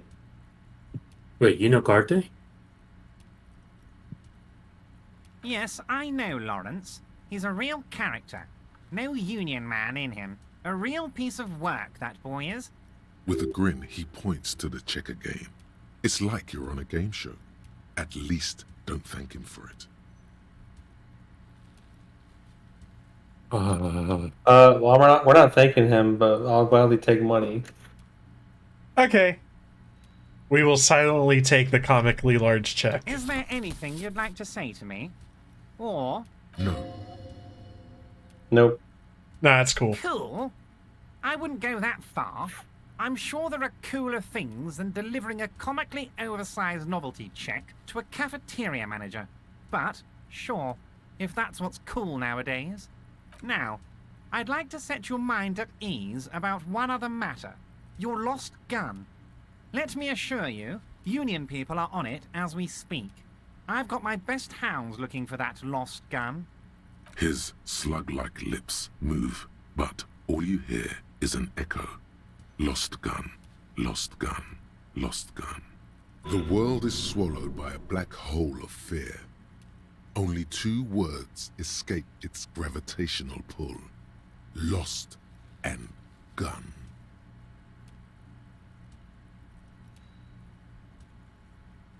How do you know about my lost gun? I know everything, Harry. Right now, I know that you're worried. Don't be worried. Everything's going to be all right. It's not like you left it loaded. You didn't lose a loaded gun. Local children aren't out there playing with it right now, pointing it into their own mouths. It's in a safe place. I just know it. I have a feeling everything's going to be all right. Oh my god. You see the mods? Technology duck. The chair is killing you. Oh wow. my god. Kim? Lieutenant Kitsuragi doesn't seem to be here Fuck. at the moment. Oh my god, you have to do that? I don't know if we want to, like, go back in time or not. We're You're obviously sweating. failing that. Your knee is jerking. You're about to cry, aren't you? You're about to cry because you lost your gun and those children are going to shoot themselves with it. I'm not going to cry. Mr. Dubois, you don't look so good. What is this, Mr. Dubois? He keeps repeating. What is he trying to pull here? You need to cool the fuck down. Chill. Mr. Dubois! Mr. Dubois! Harry! Like a jello shot. Keep sliding down the chair like a jello shot. Mr. Dubois, are you okay? Can I get you a glass of water or something? Are you having some kind of medical emergency? Maybe you could use your hands somehow, in a kind of throw-in motion, like you're throwing that Mr. Dubois act right back at him. He's Mr. Dubois. The hell? Oh yeah, man, I'm fucking great. Or keep sliding. Yeah, actually, this chair is uncomfortable. I could use a glass of water. Andrew? I like to. What an odd demonstration of... you got me, Harry. I don't even know what. As entertaining as it was, I'm afraid we're wasting our time. And I'm an extremely busy man, as I'm sure you are too. Quick, here's your window. Get yourself together and ask him questions. Police officer questions. It is about time to stop embarrassing yourself. Questions will help you regain some of your lost dignity.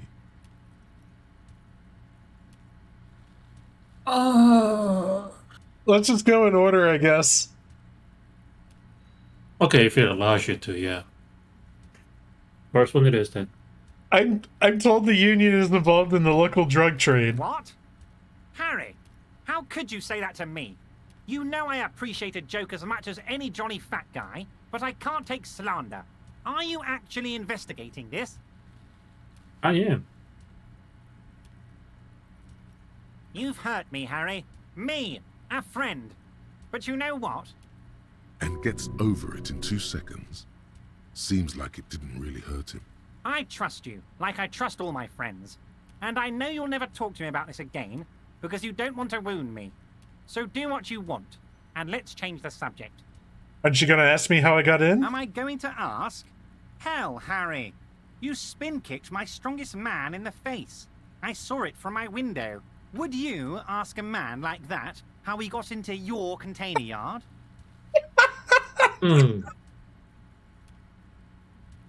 I understand. I am a terrifying death machine.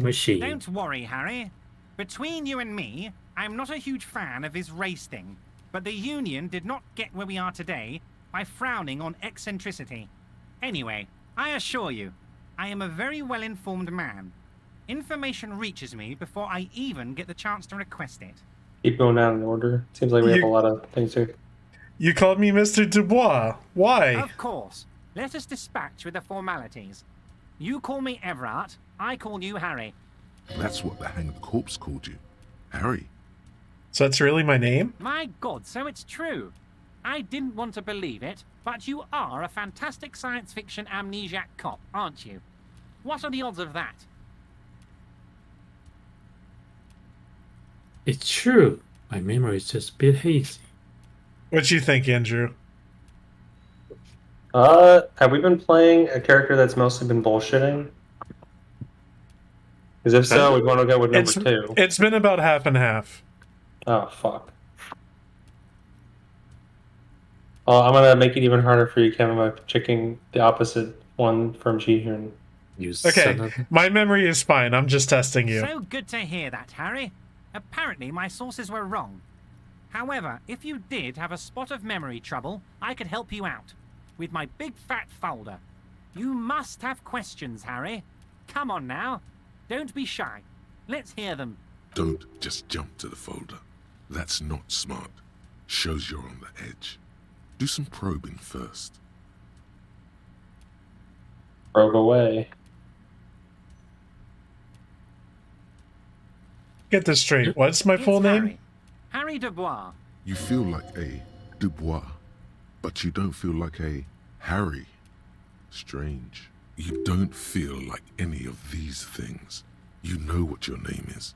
You have a sophisticated name, like that of a count, or a beautiful man. That's not my name. My name is Raphael Cousteau. Fine, Harry. You can even be Harry Raphael Dubois de Costeau, or whatever you choose to be. Do you know where I live? But of course, Harry. Your precinct is the 41st and you live in Jamrock. You're a Jamrock boy. A long way from home, but that's okay. You know anything about my family? Do I have a wife or kids? Or... Family? Harry, you're not a family man. There's not one peep of family in here. Unless you think you're a family man. Do you strike yourself as a family man, Harry? I think I do. I'd be a wonderful father. Well, yes. I'm sure you're going to make one little boy or a girl very happy and proud one day, Harry. What kind of cop does it say I am? Harry, you're not simply a cop, you're a star. A bright shining star in the drab law enforcement sky, outshining all other stars. You're a superstar.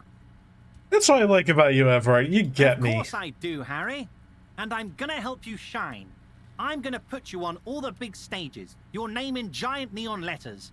Harry Dubois. The giant neon sign reading Harry Dubois, hanging from the Cavalson crane, can be seen all the way to Jamrock.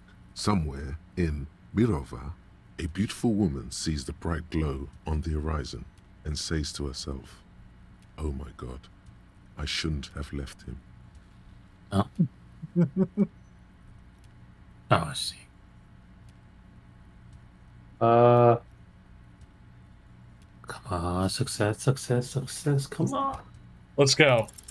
As you look at the phone, yeah. Everard covers it with his hand and pets it. He's hiding it from you because it's not a real RCM folder. It's just another one of those brown folders you saw in the file cabinet. That's not an RCM folder. Okay, Harry, you got me. This is from the Census Bureau, not the RCM. Those Census Bureau people are absolutely corrupt. You should do something about them. He got the name from the Census Bureau and everything else from your behavior here in Martinez. But I really got you good there for a moment, didn't I, Harry? Now, what can I do for you? A pity. The mystery of you will have to remain a mystery for the time being. So the Census Bureau says my name is Harry Dubois. Yes, that's what I said. Try to keep up, okay? Let's talk about my lost gun. Yes, your lost gun. My best men are on it. They're turning every stone, searching every playground, asking kids, grandmas, everyone. Your gun will be found, Harry. Let me assure you of that.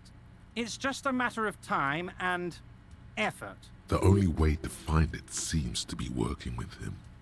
He might even be holding your gun hostage. Hold on. Who knows? Only one thing is certain. If you work with him, you're going to get it back. And working with him might be the only way to do it. Wait, the gun may have been bought from Roy's pawn shop. Have your men factored that in? Yes. Thank you for the hot tip regarding your lost gun, Harry. My men have indeed factored in that you pawned it. Now, please, let the professionals do their job. Kick back, Harry, relax. I have great guys on this. You focus on what's important, building our relationship for the good of Martinez. It did not come as a surprise to him. He might actually not be bullshitting. Alright, what do you guys think?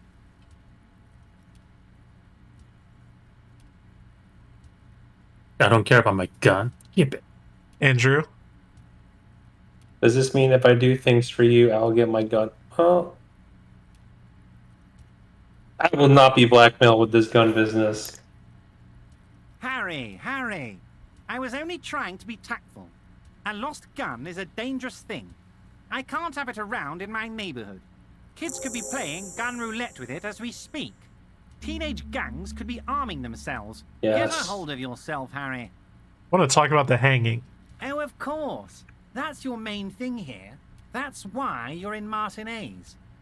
I know everything that goes on around here, and I would love to help, like I'm helping you with your lost gun. I mean, it's no secret that the lynching is connected to the strike. So much to talk about. Honestly, it's been weighing on me so heavily. I understand you need to interview me. I sense there's a but. But there's a thing that's been keeping me up at night. I want to talk about the hanging. I mean, if we could just calmly talk, exchange information, we could blow this thing wide open. Yeah, let's blow it open. But I can't think straight with this thing weighing on me. You're a police officer, aren't you? I have a crazy idea. You guys are basically door-opening machines. Incredibly talented at opening doors. I guess we have demonstrated that. I've opened a few doors in my life. And I'm sure you're going to open this one with flying colours, Harry. This really is very simple, and there's nothing shady about it. Does this jiggling ooze think he's going to use you? He's got another thing coming. Play his game, son, with your eyes peeled. He's going to slip up, and when he does, you're going to come out on top. Why don't you just open it yourself? Harry, I'm a very busy man, and more importantly, I don't have that extraordinary physique you do. You look like you could run around all day. He wants to send a message. Even the police are working for me. Whose door is it? Oh, no one's. It's just a weasel. A weasel lives there. Nothing for you to worry about. What do you mean by a weasel? A loud blabbering weasel. When weasels feel no one is watching, they start acting foolishly. Just go there, unlock the door, and leave it open. It's been such a burden on me, Harry. I just want this to be over so I can discuss business with you. What do you guys think? I bet you don't even know anything about the hanging. Yeah. Harry, my dear friend, I am what people call a local bigwig. I know everything that goes on in Martinez.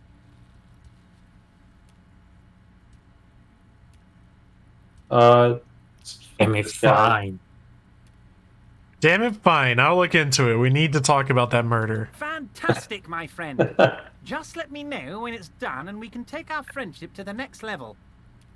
You can get the key from Manana. He's down by the gates. Manana's like a free agent in the Union. Special operations. Hardened socialist. A real free thinker, too. He'll tell you precisely where the door is. One last thing, Harry. Just open the door. You don't need to go in or anything. I just want that weasel to come home and see the unlocked door. Looking into your shady brew. I don't know what that means, Harry. Shady brew? There are so many moving parts in my operation, I can't keep track of them all. You know what? Don't even tell me. Whatever it is, do it.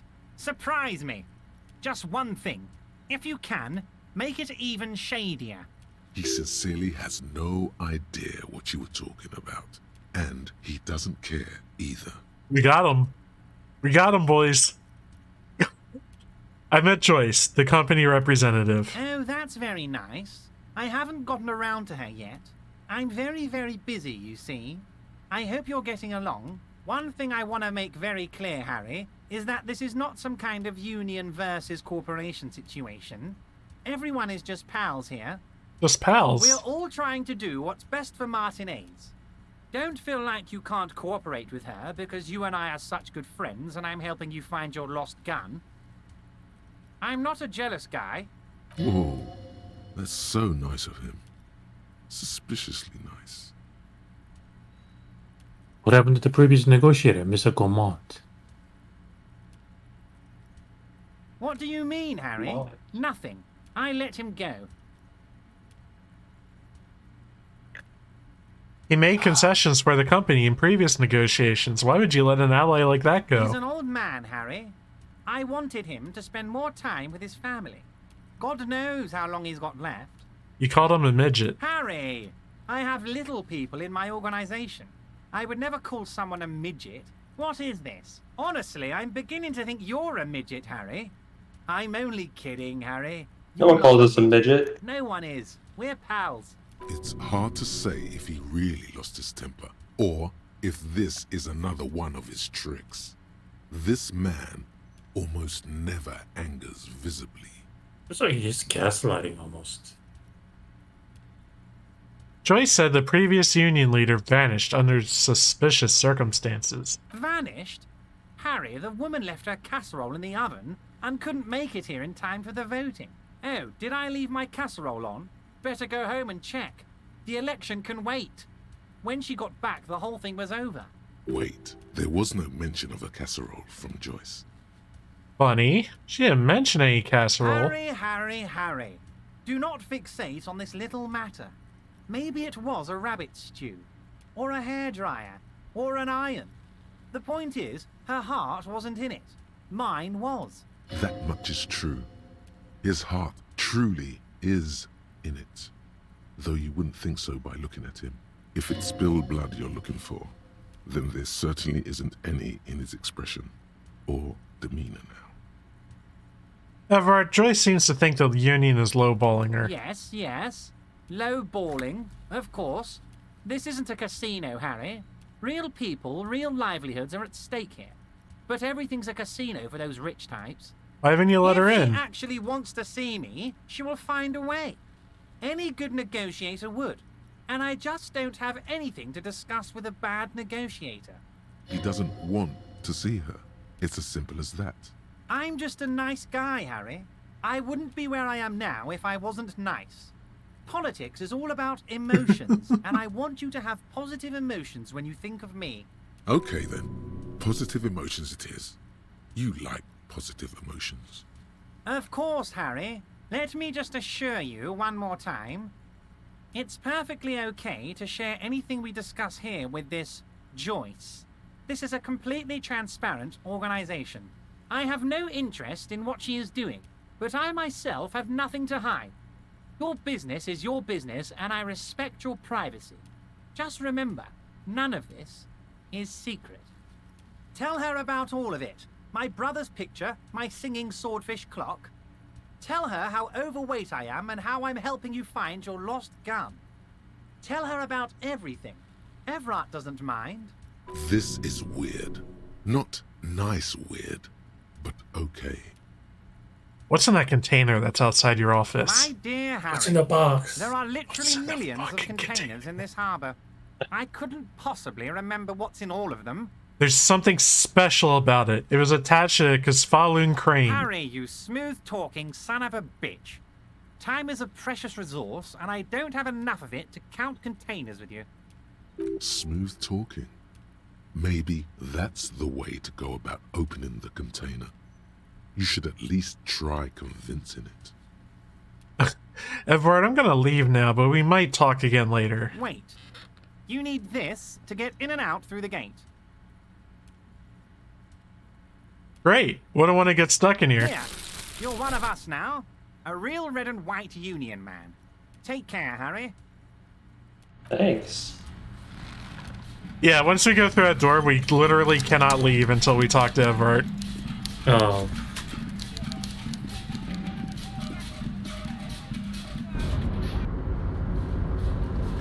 See if Leo has anything else to say.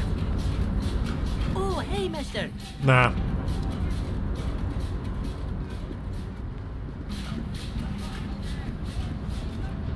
I love that the whole time we just had our jam box. Yep. Or jamming out. Would it be better if we got occasionally get commentary from it? Its draw has not lessened since you were Or a last reference to it? If anything.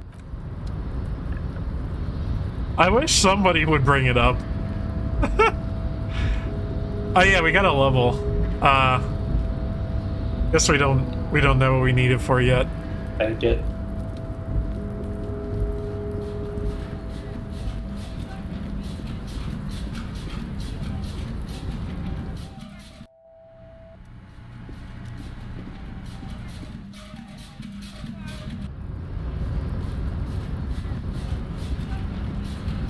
Mañana.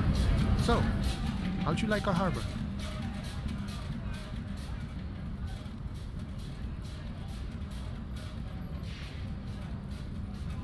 Not approvingly.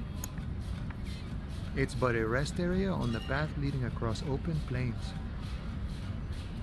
Right, you talk to the boss, eye to eye, like men of the plain. If you have any more questions, I'm set to talk. Everett said you have a key to a door? Key, huh? What door is this key supposed to open? He said it belonged to a weasel. Oh, say no more. Say no I more, got you. fam. I got that key right here. And let me tell you, it's mighty good of you to help us out during the strike. Working class solidarity, as they say.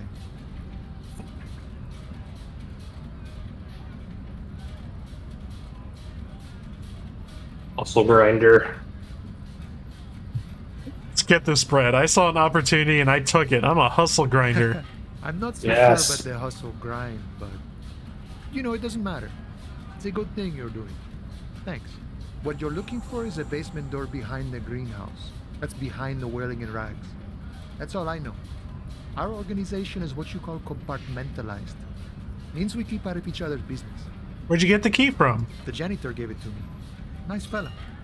We talked about life and things that really, truly matter. None of this mess we're in.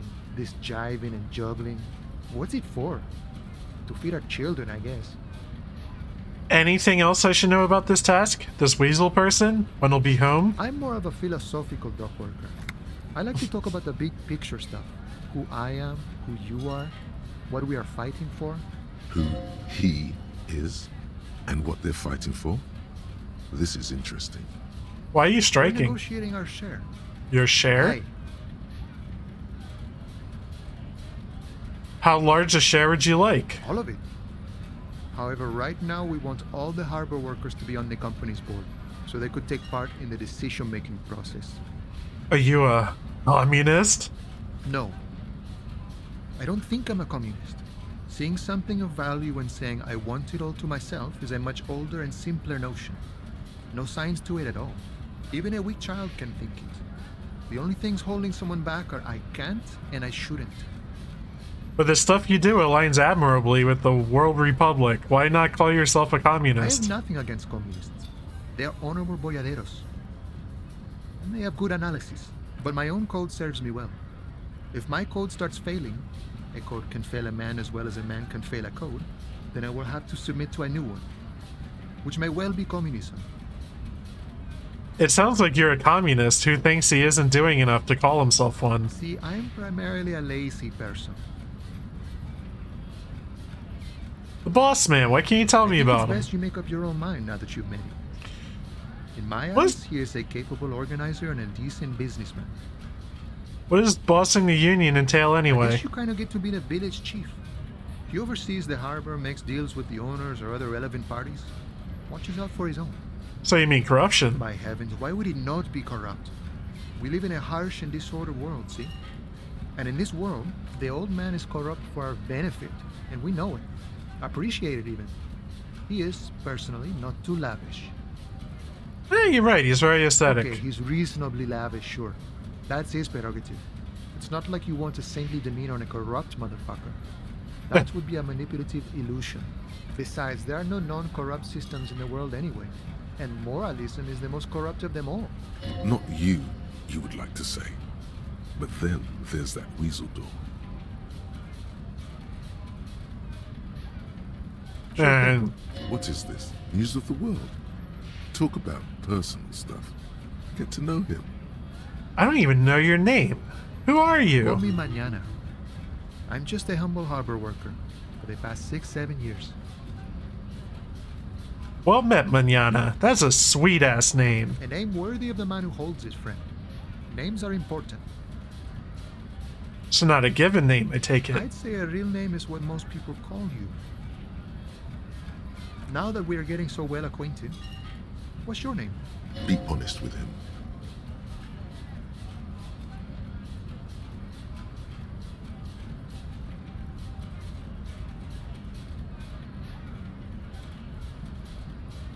Let's keep going. Number one.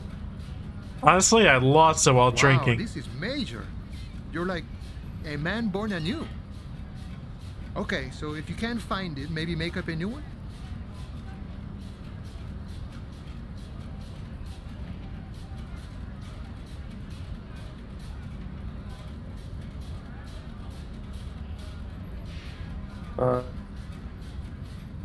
Number two, I guess, is accurate. I've tried that. They don't like what I came up Too with. bad. Can't live in this world without a good name, friend. Important things they are. Vessels of the soul. What you do with names anyhow? Is it a spiritual thing or a philosophical one or? More a poetic thing. Any attempt to formulate a grand unified theory about it ends in the stupidest shit imaginable. Doesn't make it less true, though. That means I can't tell you about it. I can only show you. You may understand in time.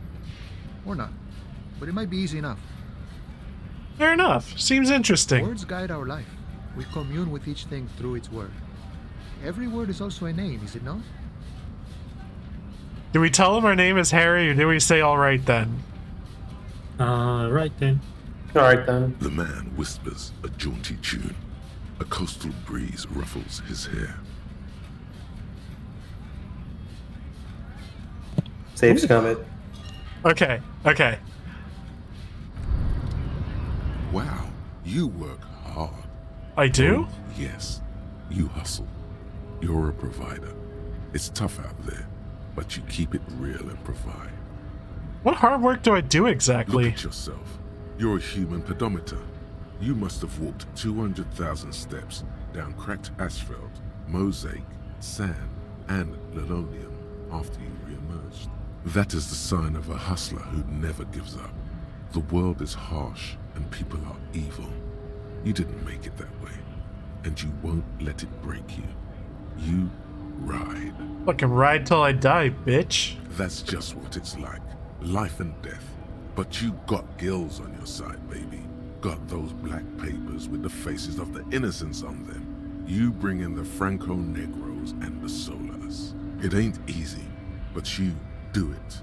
Day in and day out. You didn't make the rules, but you won't lose.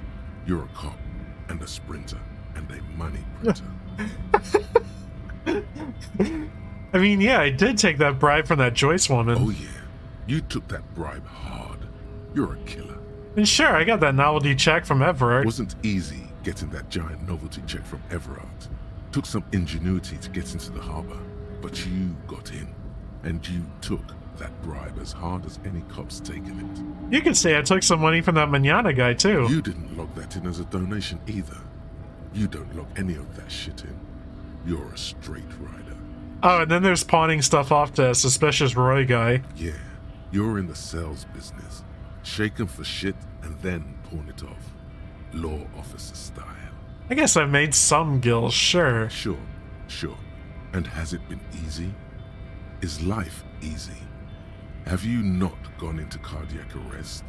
Are you not about to have an anxiety attack or shoot yourself in the mouth?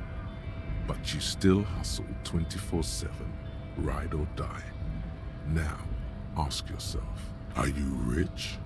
No, I'm not. That's right. You work harder than anyone. You almost rode yourself to the grave, and you're still practically a hobo. Why is that? System's broken. The system is broken. Boo-hoo. The system is broken. The establishment is keeping me down. Is all just like trying to unlock a new thingy here? I guess so. Why are you so poor? I don't know. Why am I so poor? Because of the taxes. G-Man's got his jam-covered sticky fingers in your pocket, stealing from you every time you buy, sell, walk, talk, fart, so much as sneeze. Really? Every time I sneeze? Every time you wipe your ass. They got their direct and their indirect modes of taxation. Sales tax, excise duty, extraction tax, alimony. One tax that doesn't even have a name. Plus there's the stuff people in other countries pay for. That makes them ask for more money from you. Here. Total tax duties add up to 98% of all your money. No fucking way. Wait, that's opting, okay. Yeah, I'm opting out. Yeah. What are you, a racist? Don't be a racist. What? Be a cool immigrant, ultra-liberal free market advocate. Ride or die. Keep it street. Go away. Go away. Yeah, I don't really feel like we need that one.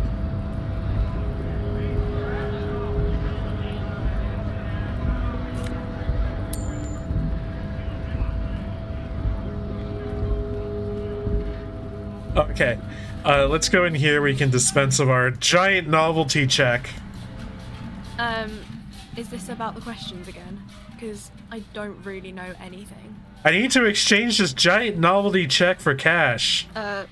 Wow. I didn't know you worked for the Union, sir. Anything else I can do for you? Blow the whole thing on speed and gin right now. Speed and gin. Great combo.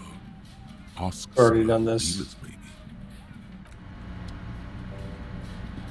A colourful display. Again, I'm obliged to inform you that both alcohol and cigarettes damage your health. Give me vodka. Here you go, mister. I went all our fucking money.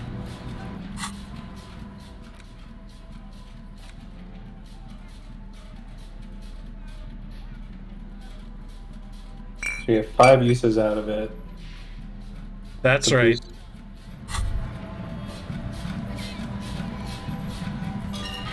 How do I do this again? Oh, wait. I just... Well, hello. Someone seems to have found himself a bottle of alcohol. Here's where the magic happens. Let's look at the bottle. Pale-aged vodka. This is rare game indeed. The gods have been generous. Better pop it open before they change their minds. Wow, the gods of mass production have made this alcohol container laughably easy to open. A child could have done it. Open the bottle. There's a satisfying crack as the cap comes off, and the hair on your back rises like an army at attention. You've been here before. Welcome back, detective. You're home now. You see a flash of teeth. A young woman smiling at you near some railway overpass in your ruined past. She is gorgeous. And she is yours. What will be the repercussions if I take that sip? Nothing. Some mental stuff. Nothing to be worried about. Physically, you'll be strong as an ox. Take a sip. The golden sun melts down your throat. Its rays filling your nostrils with sunshine. Your stomach melts from it into a happy, gooey mess. So does your mind.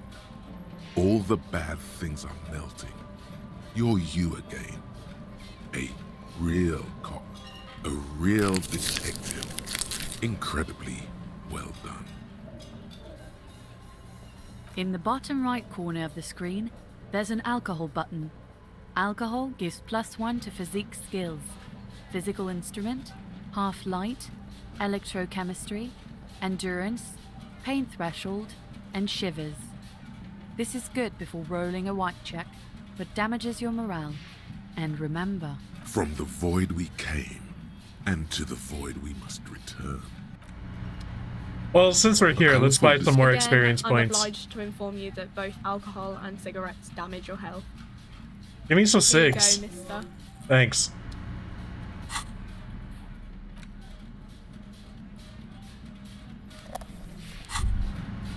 There it is. A brave little I was gonna knock out one of our health bars. The first smokes platoon. Now, are those temporary 20 effects, or brave is it just like you just got a souls bonus?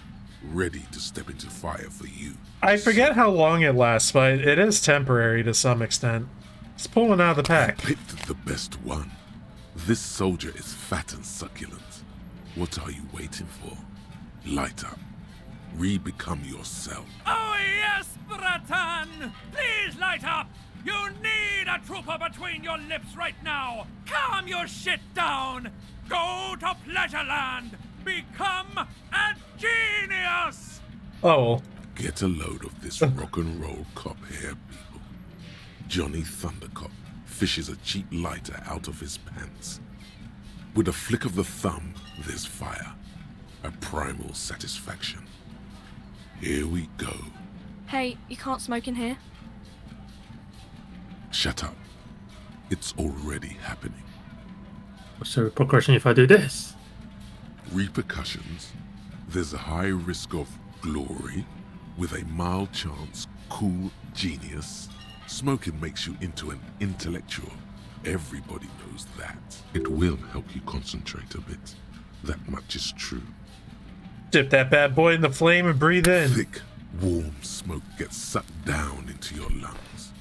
Oh, becoming a little less stupid. Warm nostalgia fill your head. We need that. Body and soul.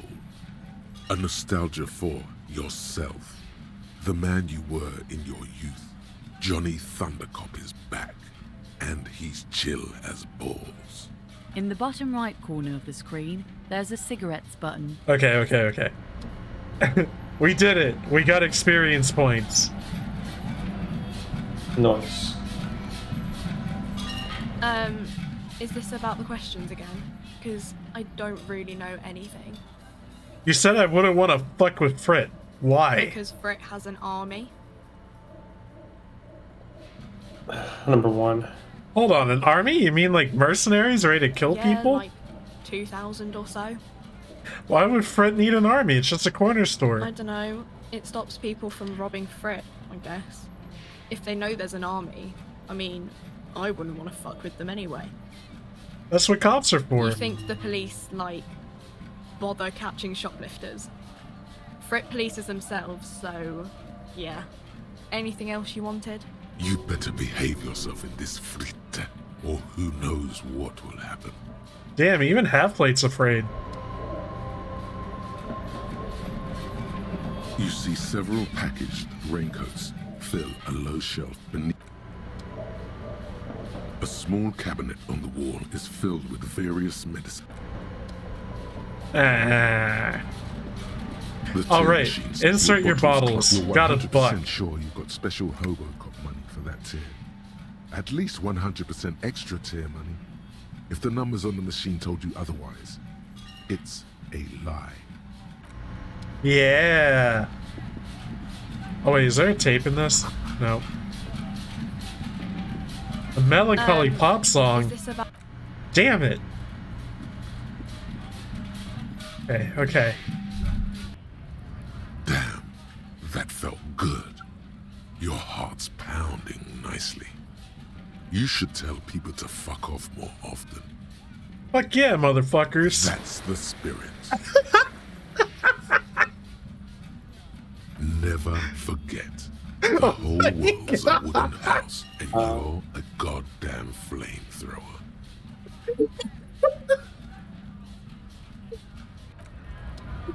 Oh, wow.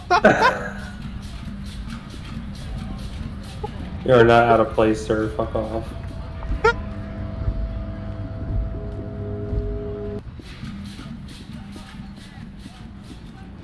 Oh, and now I'm just holding a cigarette in my hand, by the way.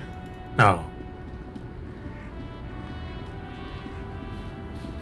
Let's see if this lady's got anything. It's a new day. The woman still has her eyes fixed on the photograph in her hands. In the background, the radio plays.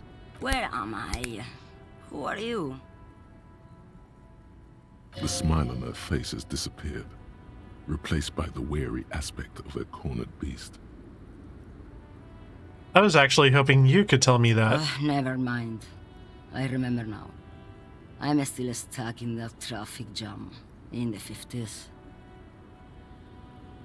What's so bad about the 50s? Or what do you want to... I was gonna say, what's so bad? The men have small jaws and everything is made out of plastic. Why do you need plastic when you can make the world out of amber? Where else would you be Back then? in Mecca, during the time of the revolution. The side walls and cafes are filled with young people. I was on my way to see a new Boyadero picture starring Gabriel Buenguerro. Until you came along, that is.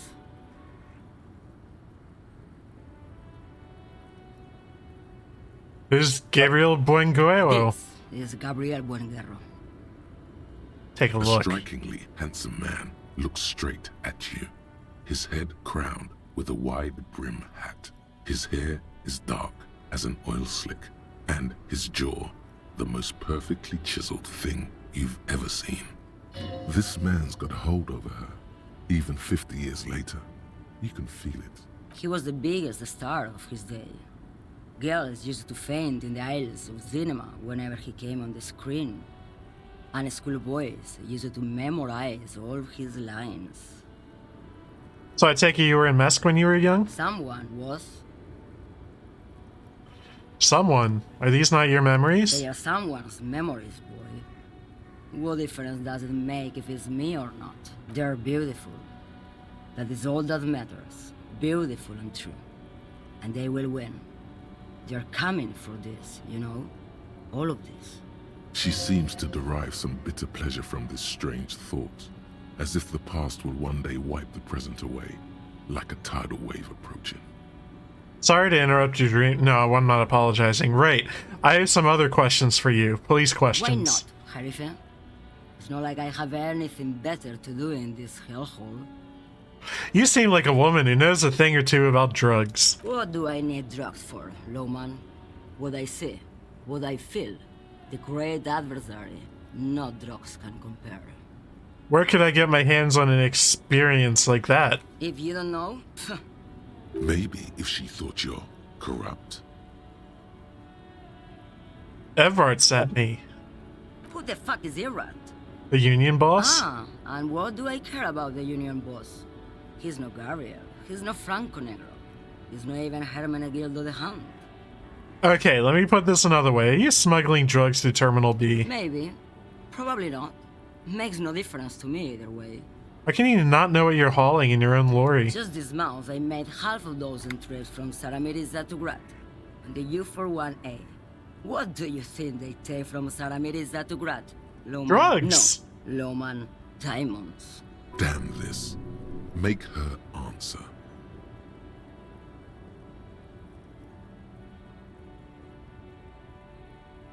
If you had to guess, who do you think is smuggling drugs around here? He's the skinny man who thinks he's a poet. Never trust a poet. Also, he's the only one I can see from here. That's correct. There is no visibility of any of the others. Hi, visual calculus. Haven't seen you in a while.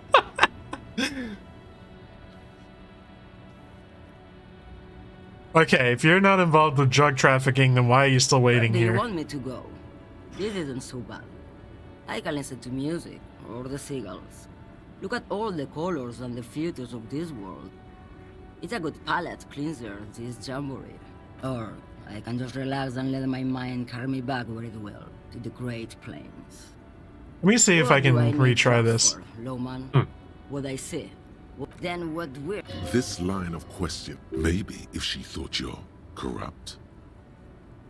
I wanted to ask if you'd be interested in smuggling some Why drugs. would I want to do that? The thrill of the criminal lifestyle? Lowman, what in the name of God are you talking about? Good. I don't care about... What do I need drugs for? Yes. Those epithets are familiar. I don't like this. The woman sways Oh. a wrinkled shell. What are you hauling? Diamonds. Diamonds, really? Of course not. But wouldn't it be marvelous if I So what are you was? really hauling? Whatever stupid things they put in the lorry, I imagine. So you don't know what you're hauling? I quit concerning myself with that a long time ago. Besides, I don't drive the lorry for the cargo, if you know what I mean. She says that as if something narcotic is the real reason. What if the cargo is contraband? Then it's contraband, Lowman. What? Do you want to take an old woman in? Be my guest. Lock me away like bad hand Hermenegildo. Bad hand. Hermenegildos' bad hand strangled 300 people. What can I say? Some people just really like strangling people. I still don't understand this whole Boyadero Of thing. course not. To truly understand the Boyadero, you need to listen to On the Western Plain. Okay, what's that? It's an old ballad about a young girl who falls in love with a daring Boyadero. He promises to marry her as soon as he returns from the Western Plain. Guessing that doesn't happen. Of course not. The Boyadero returns from the Western Plain a changed man. One night, as he and his beloved are out walking along the river Maygrit, she pleads with him to give up his riding and settle down. In the background, you can hear the orchestra swell as the screen fills with the maiden's imploring eyes. I think I see where this is going. So the Boyadero strangles his beloved and throws her body in the Magritte. Then he rides off, because the Western Plain is calling to him. A beautiful song. The most beautiful. These choices. A true man. Boyadero needs a whole horizon to himself. He can't be tied down by man or woman. His beloved was selfish. She didn't know what it meant to love a Boyadero. What if to truly love a boyadero is to float lifeless downstream? Seemed away. Yeah, before I came, you seemed away. You were in a dream, inactive, tuned off. Yes? What about it? Should you drive a lorry if you get like that? Oh, don't worry about me. I'm one of the best camioners around. I drive routes no one else will. What routes? Lomonosov's Land, Udashnaya Zemlya, the Western Plain. A terrible cold comes over her, rattling her teeth as she stares inward. The Transcatalia Magistral. You for 1A. At Estradas do Mirador. All the good ones. The deep trenches. Where the bluebirds fly. Okay, 1 or 3.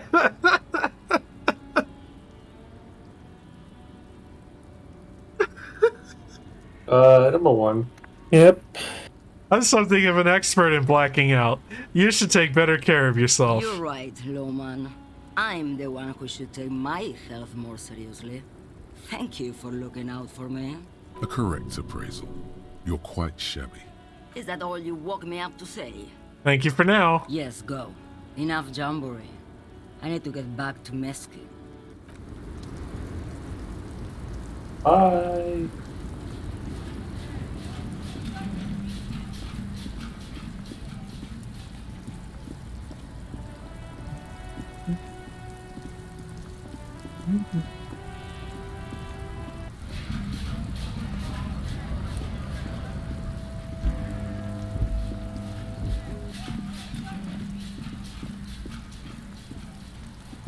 You!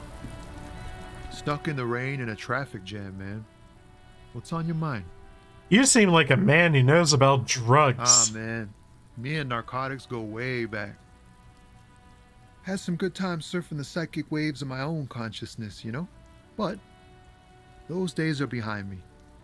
There are other addictions in my life now. Why the inquiry, my man? I need to get high. I'm looking for a dealer. Hey, man, that's serious criminal talk. Are you trying to pull some sort of an entrapment thing on me? Entrapment? What's that? Yes. It's like trying to trick a person into doing something criminal that they'd never do. I wouldn't do something like that. What are you trying to accomplish? So much for subtlety.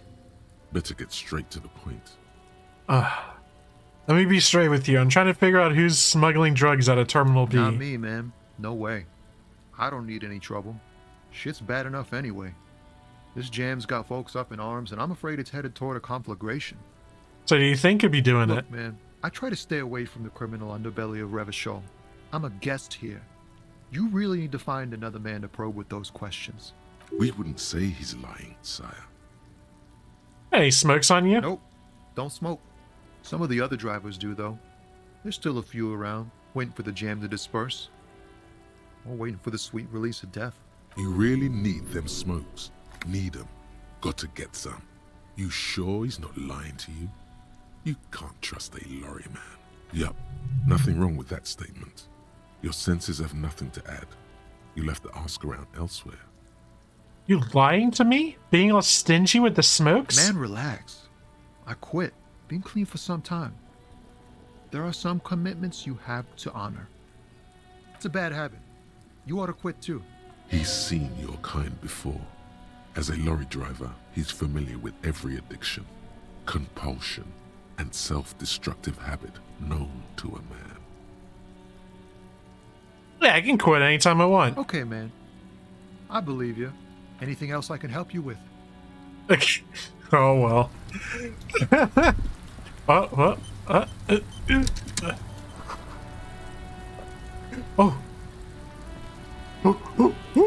Yes, yes, yes.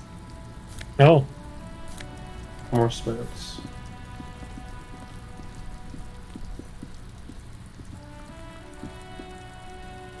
Wait.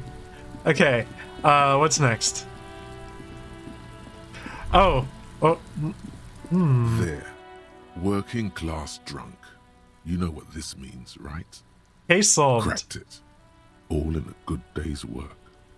Wait, what I do? What do you mean, what did I crack? Look at how working class that drunk is. Oh, it's her husband, the missing husband. Yes. And you found him. Oh. Now go and tell the working class woman. Protect and serve, recruit. Give me champagne. I'm going in. There's no need for champagne when there's honor, recruit. Go and tell the working class woman what you found right now. Here we go, boys.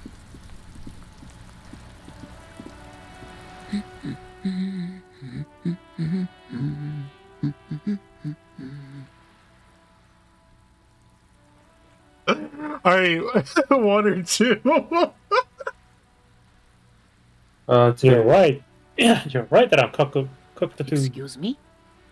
I went and read up on them, just like you said. I even decided what kind of cockatoo I am. Want to know? I don't know. The most talkative one? No, I'm the major majestic cockatoo. What now? The major majestic cockatoo. It's the most impressive one. You truly are one strange cop, aren't you? Protect and serve, madame. I found your husband. Damn it, I already told you. My husband isn't missing. But you said you didn't know where he was. And I specifically added that I didn't need to know where he was. Well, I found him, nevertheless. I'm that good. Very well, then. Where is he? There. Excuse me? I don't follow. There's something else hiding in her voice, though. A trace of worry. I found a working class drunk and I thought he might be yours. Right, because working class women come with alcoholic husbands. You know what? What? I'm not saying what. You were right. I do have an alcoholic husband. Although not that one. Ha! Blam! Knew it. So is he missing as well? No, he's not. Or maybe he is, I don't know. He's probably in the park or in Shamrock somewhere, drinking with his friends. I haven't seen him for... Well, to hell with him. There. She's worried now. Don't worry, I'm gonna find him and bring him back home, I promise. She sighs, but you can detect a slight hint of gratitude and relief from her face. All right, go ahead. Do you have any questions? What's he look Honestly, like? Not that different from you. So let me guess, he's Disco. Oh, thank God, no. It hasn't come down to this yet. Why did you say your husband resembles me then? Well, he's slightly chubby. Wait, did she just imply that you're fat? You're not fat. The body type she's referring to is called a Franco-Nigerian hard body. Alright, I'm not chubby and neither is your husband. What you meant to say is that we both share a Franco-Nigerian hard body. You both share what? Franco-Nigerian hard body. Softly round, yet still in shape. Ladies dig it. I'm not sure about the rest, but softly round sounds about right. He's not in great shape. What else? He was wearing a dark brown leather jacket with a bright blue inner lining. The lining is hand-sewn. I made it myself. It's his cool jacket. God knows it's too cold to run around in this, but he refuses to change. I even tried throwing it away once, but he just dug it out of the bin. Can you believe it? Well, if that jacket is really that cool, then I can totally understand. Well, what can you do? I hope that at least that extra lining helps him keep warm at night. I wouldn't like him to catch cold. She's thinking about him out in the cold, in some park, or on the coast. And it's making her more and more worried. When'd you last see him? Yesterday morning. He went to the library. He went to retrieve my book, and he promised he'd walk straight back home, because we talked about this. We talked about not wandering off again. I don't know what to do. I honestly don't know what to do with his addiction. Just makes me feel weak. She turns away from you in an attempt to recover. Think I got it. Thanks. So you are going to look for him? She genuinely wants you to know. Don't make her ask. Yes, I will bring him back home to you. Thank you. Please do. Even though I'm sure he will return home by himself. I'm still sure of that. Okay. So it's lunchtime. That means the kitchen's open and we can ask about the alcoholic borscht. Oh yeah.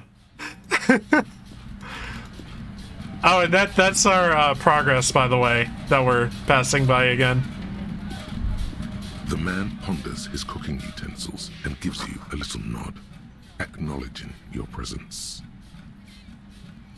Leo said you're friends with Mañana. Is that The true? mention of Mañana gets his attention. He smiles and delivers a whole slew of unfamiliar words and lively gestures. Then he falls silent again. They're friends?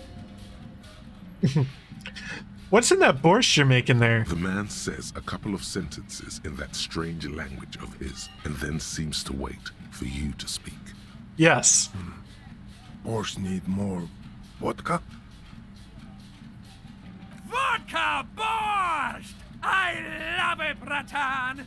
Turn it the fuck up and then ask for some yourself. Turning it up seems like a dangerous idea, honestly. The place is a powder keg. Yes. Turn the vodka up. He smiles, nodding vigorously, then pours half a bottle of vodka into the pot. With a whistle, he stirs the brew. Grancy, could I use some of that brew? He smiles and nods enthusiastically and, chattering away in his language, ladles some brew into a small thermal cup, then hands it to you. Yes. More booze.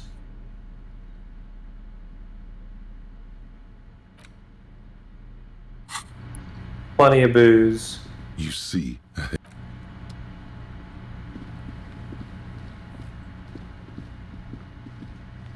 Can I help you? Another thing. Great.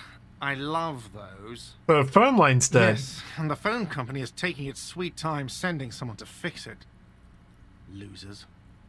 The true there is foul play. Who told you that? I would never disclose my sources. That would be dishonorable. Fine, yeah. It looked like someone had messed with the wiring. It was shortly after the hanging, but I don't know if it's at all related. Plenty of assholes around here who aren't murderers. If you do find out who cut the line, though, let me know so I can forward them. Something else I wanted to ask. Bye. Yes. Bearer, seek, lest. I always love that in games, by the way. Mm-hmm. Should it just like be an ever-present "Okay, thanks, bye" button at any point in dialogue? Ooh.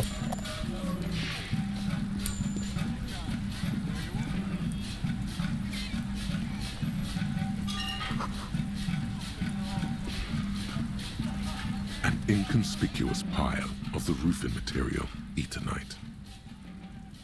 What is this? Someone just left some We're gonna roofing save material scum looking really hard. Can we bump up perception a little? I don't know if that's like a stat I'm interested in leveling up. Well, I mean, gear-wise. Yeah, let me see. Do you have any, like, binoculars?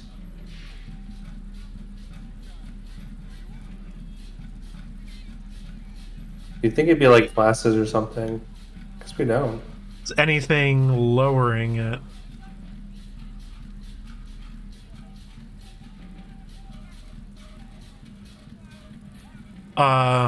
We get, like, smart-looking glasses. That's how we can do it.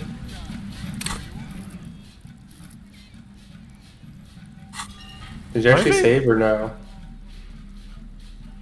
Don't forget to save before now. I don't know if you did.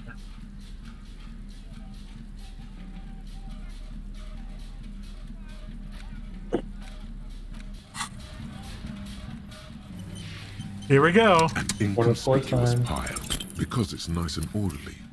Well,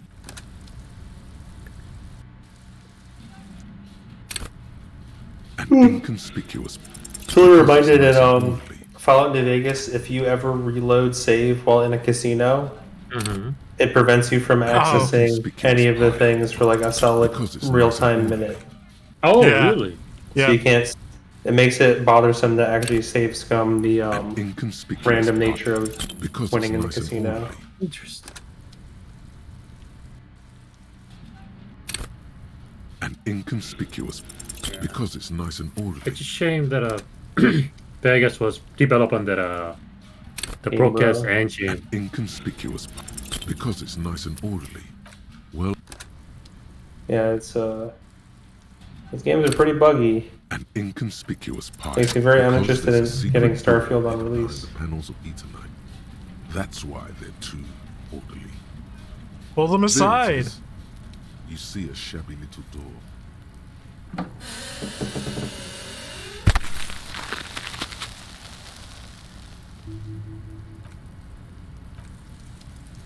New Open place up. to check out.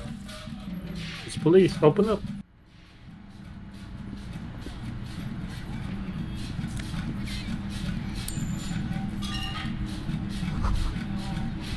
Amphetamine. Sweet amphetamine. Oh, jeez. You feel like you should find the source and maybe get more. 1 or 3. Lick it? Number 3. Oh yeah, 3. Lick it, but only a little. An itty bitty little lick. Responsible drug use. Just a faint bitter taste on the tip of your tongue. There wasn't enough to get a grown man anywhere. Okay.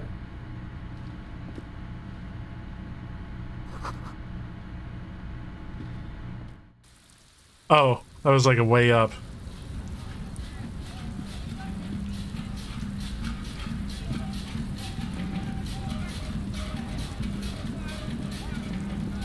Whoa. Whole bunch of shit over here. You go back down.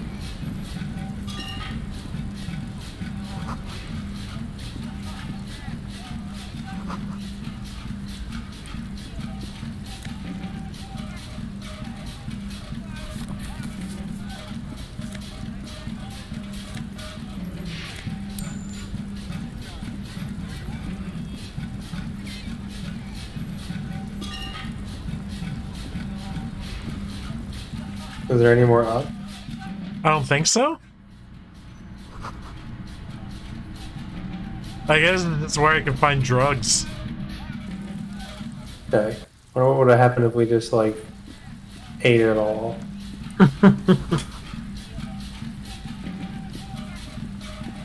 There are several. Sitting at a desk, Lieutenant Kitsuragi fiddles with a pen, then writes something.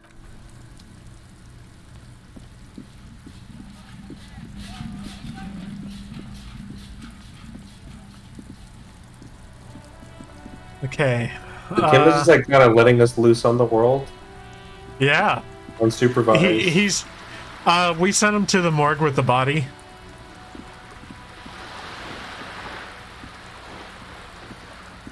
Have we done the lady's objective yet? No. Her objective is either we find our badge or we help her out with her objective, which is figuring out who's smuggling drugs. One of the lorry drivers.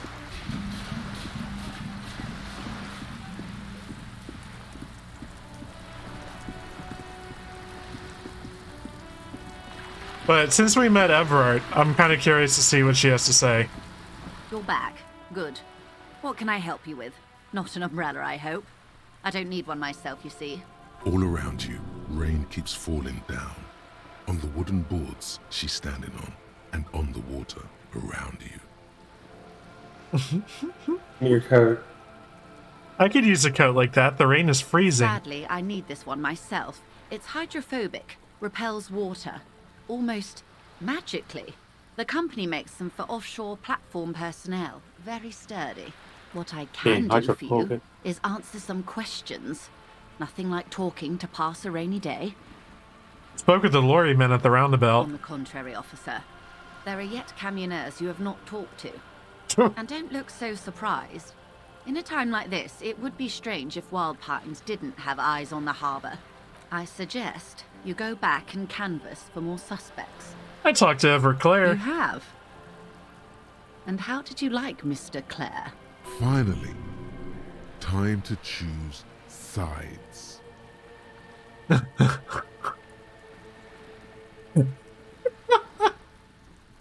are we going with boys? I'm very interested to see what you guys think.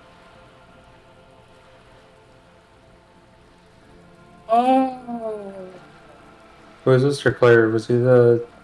I mean, I feel like this lady is the quote-unquote... I mean, she's not clean, but I feel like she's... Between her and the Everett, like, she's... I like her better. Yeah. Yeah. She seems to be more righteous one compared to Everett. I'm sorry, I should say that's corrupt. 7 is kind of a fuck you. It's kind of my default.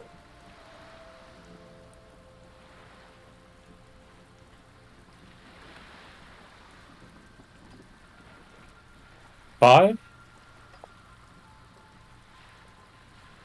I'm going with 7. It's not important if I liked him. I was doing my job. Of course, Detective. Excuse me for implying otherwise. I don't expect you to share anything he told you with me. I'm not a corrupt verm myself.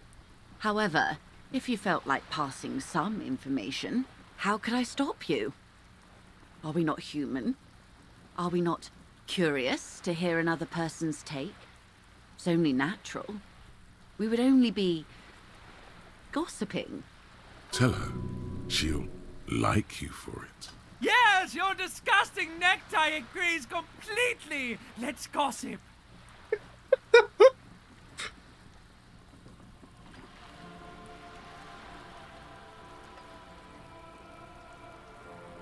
I helped him turn up the heat on the borscht. Did you now?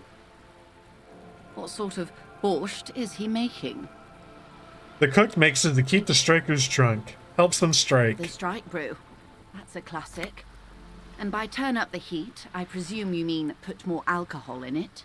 Yeah. Why, if I may ask, why make them more drunk? Aren't they corked enough already?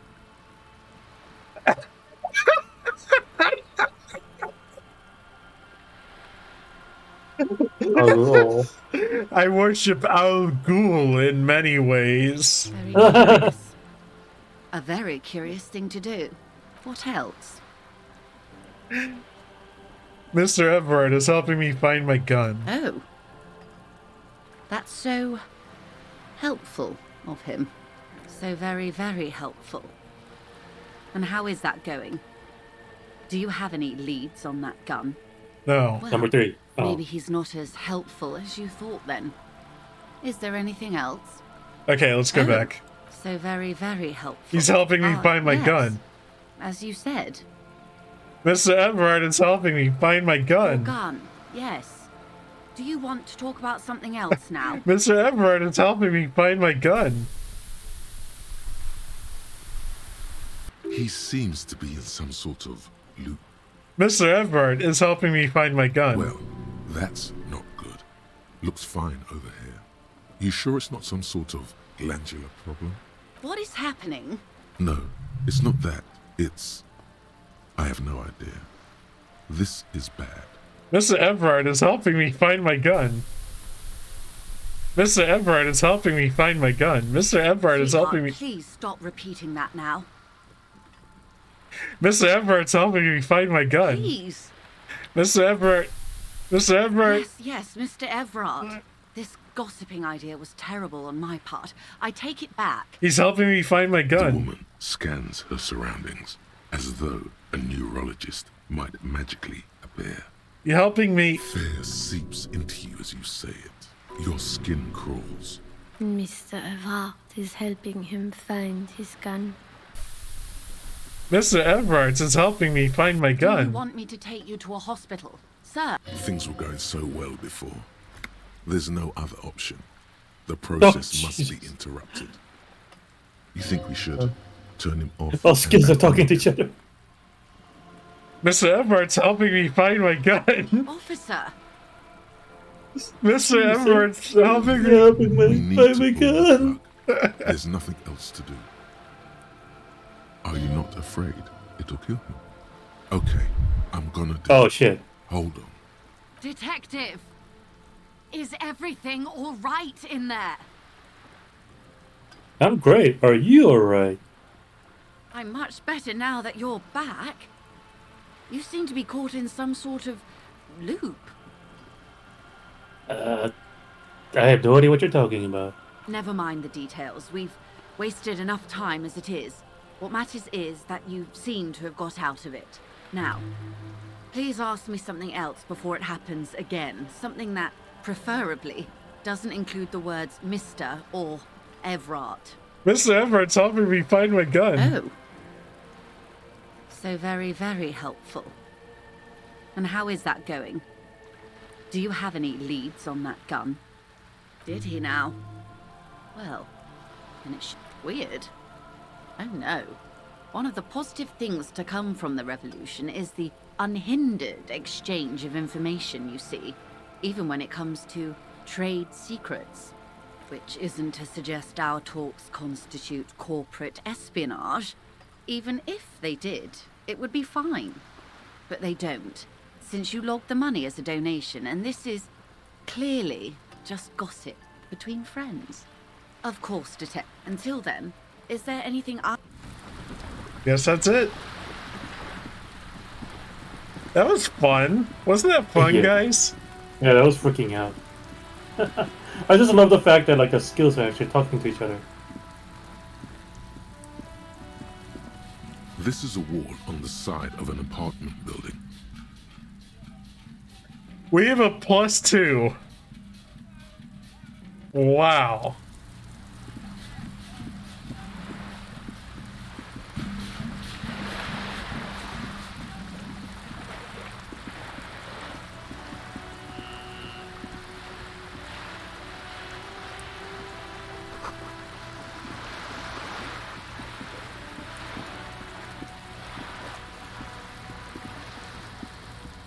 I keep going down here and there's nothing here. Are you stuck in a loop as well, Kevin?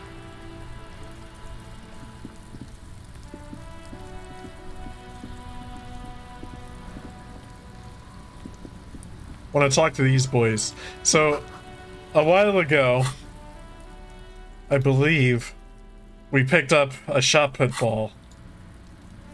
These guys are playing with balls.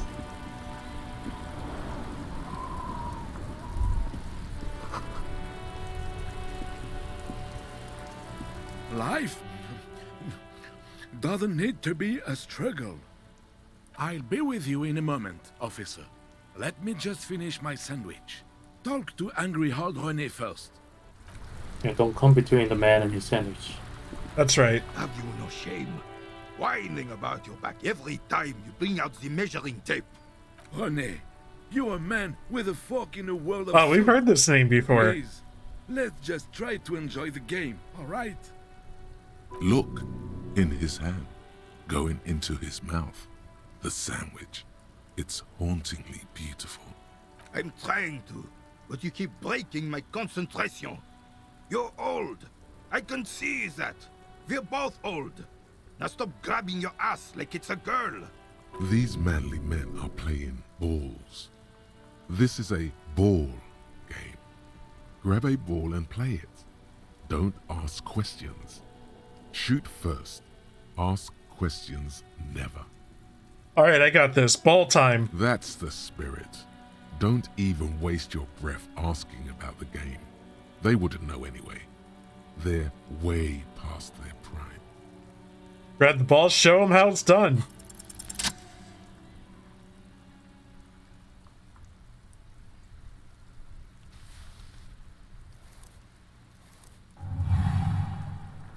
You are immediately surprised by the ball's lack of weight. No matter. You'll make it work. God, this is right. You feel the familiar tremble of excitement and adrenaline that precedes every victory. Time has frozen. Feel the ball. The cold metal ball is surprisingly smooth against your neck. It has a pattern on it. Probably a sponsored ball. Yours would only be covered with bumps of learning and scars of victory. Already your muscles are adjusting to the weight. The nervous system calibrating until you and the ball have merged into a single entity. The man ball is ready. Take in the surroundings. A chilly breeze ruffles your hair as you stand there, feet firmly planted. All sounds, smells, even the wind, everything fades until the only thing left is the union of man and ball. West, in the Grand Couronne area, A sharp overhand left from Arsène-Luc Edelbrock sends the Samaran heavyweight champion, Kostya Miasnok Kostanicha, flying to the mat. The crowd goes wild. Revachol loves her heroes. Time for a last glance inward. Who am I? An embodiment of pure motion. A fine-tuned locomotor running at maximum efficiency. Behold the fear and confusion reflected in the eyes of the two feeble geezers. They are in awe of your superiority. You are a god to them. Some would still say you're a cop, but I guess we're beyond that now. The inertia can be contained no more than a bullet leaving a gun. Let go. Be the bullet.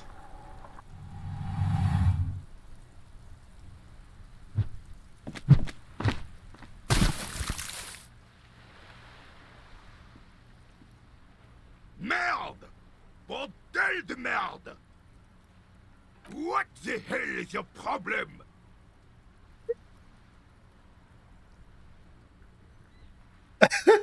I am a god of track and field. Why would I have a problem with anything? I don't care if you are a cop. You do not just ruin someone's game. It's so goddamn disrespectful. Don't be such a sore loser. It's still a fair game between you two. Second place is a podium position. You vandalized our game, son. We can't play pétanque with 5 bull.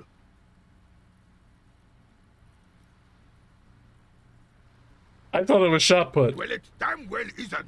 It's pétanque. You ruined a pétanque game. We want our bull back. Take it easy, René. This is just a misunderstanding, isn't it, officer? No harm done. Of course there's harm done, you orange slug. You owe us a goddamn bull.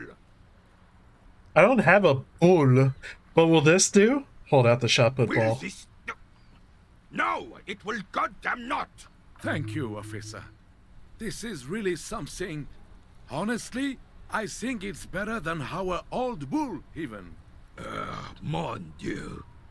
All right, fine. What do you want, officer? Just talk. It'll smooth things over. Old people like attention. Renee, I found your guard booth. Yes. The Debardeurs Union pays me to stand vigil during the night. Not out of any political allegiance, mind you. I'm an old man. Don't sleep more than a few hours every night anyway, and money is tight. He feels like he has to justify himself for some reason. You must have seen something on the night of the murder. Your booth looks right into the yard. Yes, it does. Unfortunately, I wasn't working that night. Been on a 2-week leave since last Monday. Hold on, why you want to leave? It's a private matter. Nothing to do with your investigation. You see, officer, René is the kind of man would rather die than admit he needs medical assistance or, God forbid, sick it. A real man's man is just gonna ride it out. I'm fine, goddammit. Mind your own business. It's nothing. Just got to cut back on coffee. So who was working your shift that night? No one. The bus has been unmanned since last Monday. There's no other guard. It's just me. The container yard has been unguarded for a week? Yes. It's not actually an issue. I mean... Look, officer. The container yard doesn't actually need a guardsman. Never had one before René. Monsieur Claire had that booth built specially for him. It's mostly decorative. Mostly decorative. The possibility of someone being in there is enough to discourage any ill-minded individuals. Evrard created this job for René because he knows the Royal Carabiniers' pension of honor and PTSD isn't something a man can live off. A decorated Kingsman collecting tear reflects bad on the whole neighborhood. His words.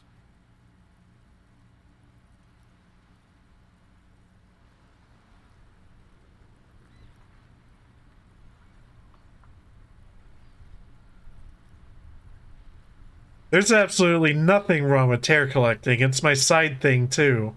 Probably hold out the tear bag. Oh, I didn't mean to imply there's something wrong with that. I do it too. Everyone does it. It's an excellent side thing. Yes, yes, yes. Can we conclude the topic of my guard boost now? He is not going to become an entrepreneur. I saw a picture in there. You were in it. Who's the girl? She is nobody. This is none of your concern, and I refuse to discuss my private affairs with the RCM. The lady is Jeanne-Marie Beaulieu, and she sure as hell wasn't a nobody. Yes, Got it. Yes. Like I said, it would be up anyway, so might as well keep an eye out. It keeps my senses sharp. You seem to be playing in a crater. Yes. The terrain here provides an interesting variety to a familiar game. Does it have anything to do with all the bullet holes I've been seeing around? Yes. It was left by heavy artillery fire. Heavy artillery fire, you say? That's the best kind of artillery fire. Okay. Very interesting. But why? Why what? Why was heavy artillery used? Because that's what happens when communards hijack your country, execute your supreme leadership, and turn your capital into a slaughterhouse. You use heavy ordnance to clean up your home. Wait, who are the communards again? Commies, communists, socialists, anarchists, call them what you like. They just chose the name to feel special. Senseless sentimentality. Did you use artillery fire against them? Sadly, no. It was the foreigners who brought them to their knees. We fought valiantly. Too valiantly. So valiantly we got licked. Should have fought dirty, like they did with their suicide sex cult propaganda and mad anarchist women strapped to shrapnel bombs. We didn't though, and we lacked caliber. God bless him, but the suzerain's cannons simply weren't big enough.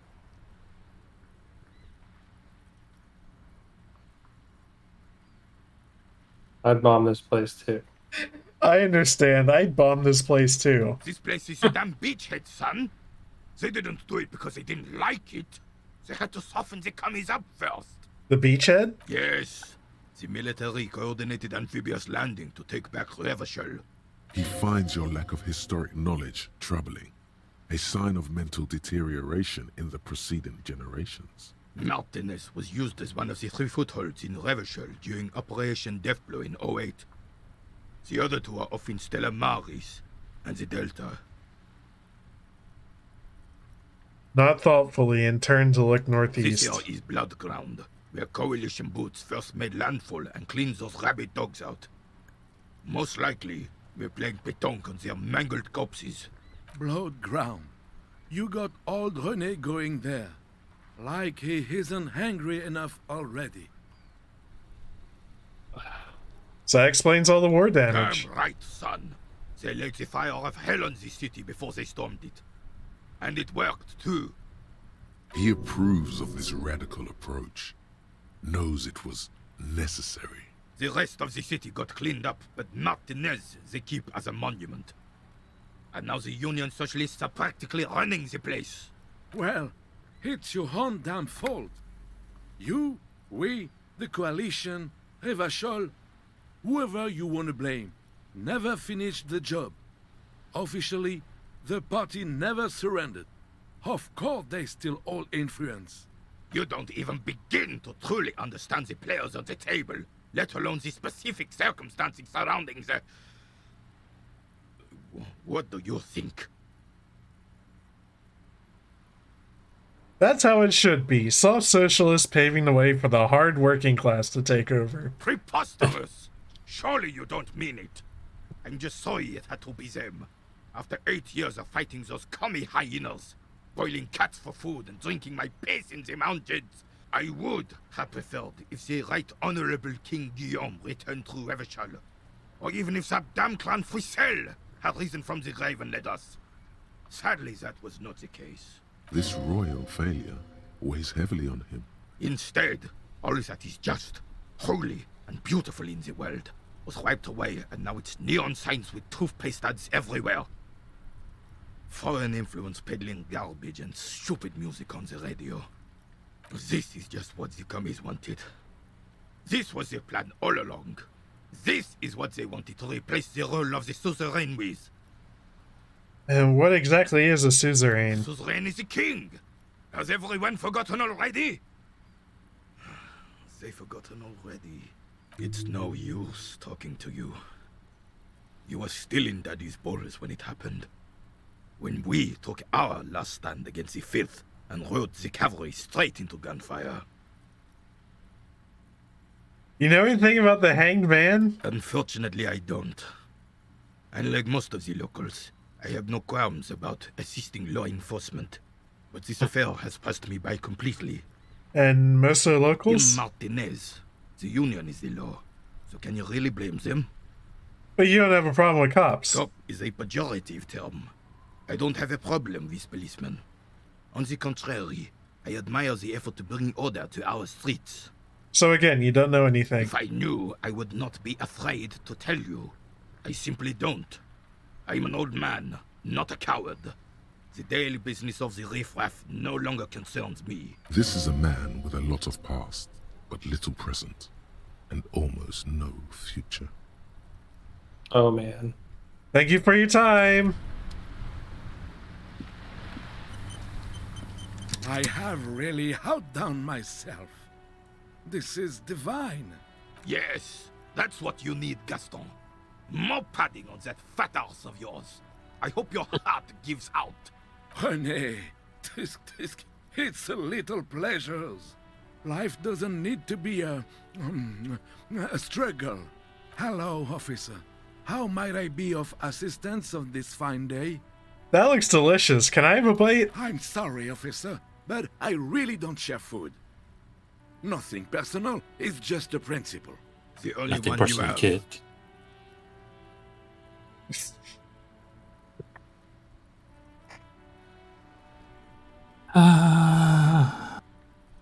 Please, man, can I have a bite? Believe me, officer, I wish I could help you, but I need this sandwich to keep my blood sugar stable. In my age, you need to pay attention to these things. You can barely hear him.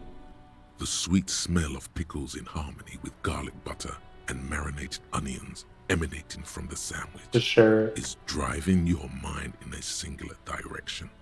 It Please. must be yours. Friend, let's just share it. Fuck off! It's mine! Sorry, officer. I'm sorry. I didn't mean it in a bad way.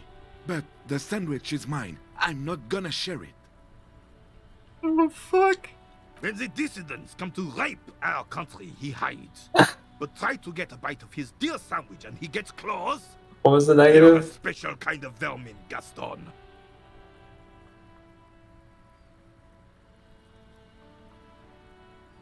What the hell is a boil? The ball. Bull. Oh. The ball. You mentioned Jean-Marie Beaulieu. Who's that? Oh, sweet Jenny. She was the finest woman in all of Revachol. Maybe the entire world. Do not defile her memory, Gaston. Let her rest in peace. His tone lacks its usual intensity, like he doesn't feel he has the right to speak on the matter.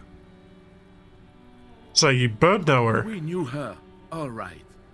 Lived on the same street our entire lives, just 2 houses apart. The 3 of us have been best friends since we were 4. She was René's first girl back when the prick was 16. They were courting till he decided he'd rather beg your die pardon? for some great ideal than just be happy. And then you stole her from me. What did I just hear? That's my phone. Oh. Voices in your head. Do not Get out of my intervene. hand. Old man Technically, fight. You stole her from me because we'd been pretty close ever since you two had that falling out over the ink you spilled over her pretty yellow dress. We were just boys then. This was different. You. No point starting this all over again. For the 1000th and the first time. Especially when we have company. Officer. What happened to her? Died of pneumonia 2 winters ago. It was a quiet passage, peaceful. René and I were both by her bedside when she... died. No use sugarcoating it. Won't bring her back. Will it now? Departed. Until the very hand she couldn't decide between us. The most indecisive woman I've ever met. A quick grimace of pain passes over Rene's features, but he immediately regains control.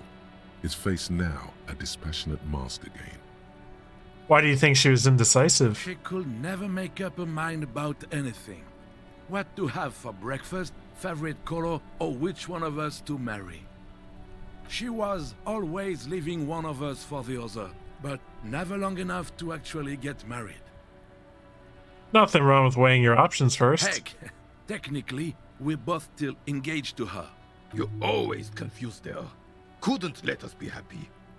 Seduced her with your fancy words and pastries.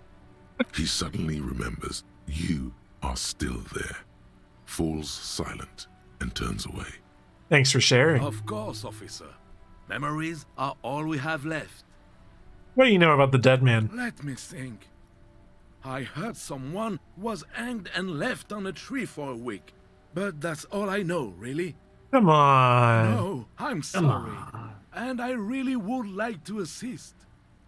You are a good guy, officer. I can see that. Then help him, you wimp.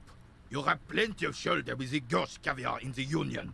Someone must know something. I wish I could, but I just don't know anything. I always keep my nose clean and don't gossip. Everyone knows and respects that. Respects? Sounds a bit like you're holding back. I'm not even anyone. Of course he's holding back. His mouth is so full of Union prick he can't even speak properly. Can I at least finish my fucking sentence before you piss on it? Is that okay, René? I'm not anyone important in the Union. I just know Evrard.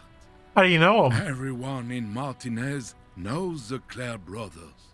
I taught these boys human studies and history in the gymnasium. Gymnasium.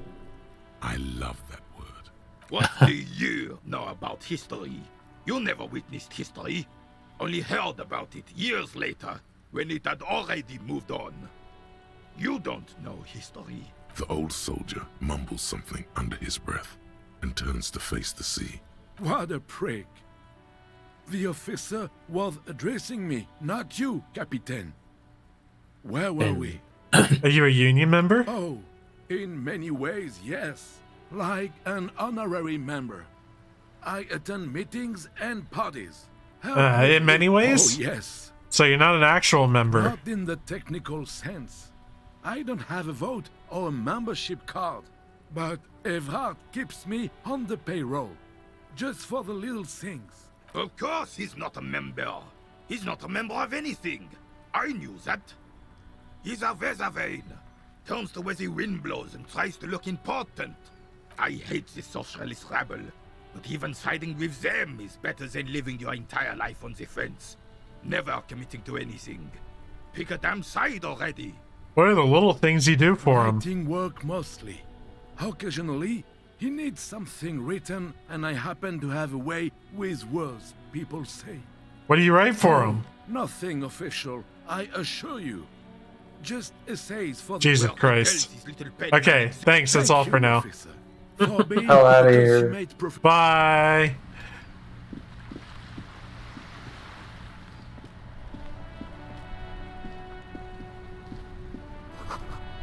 How are you holding up, Andrew? It's like starting to pass out. Ooh. Okay. Okay,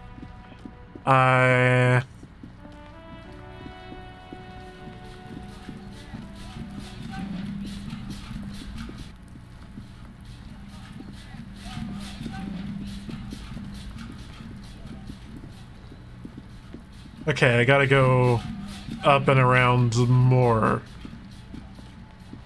More up, more around.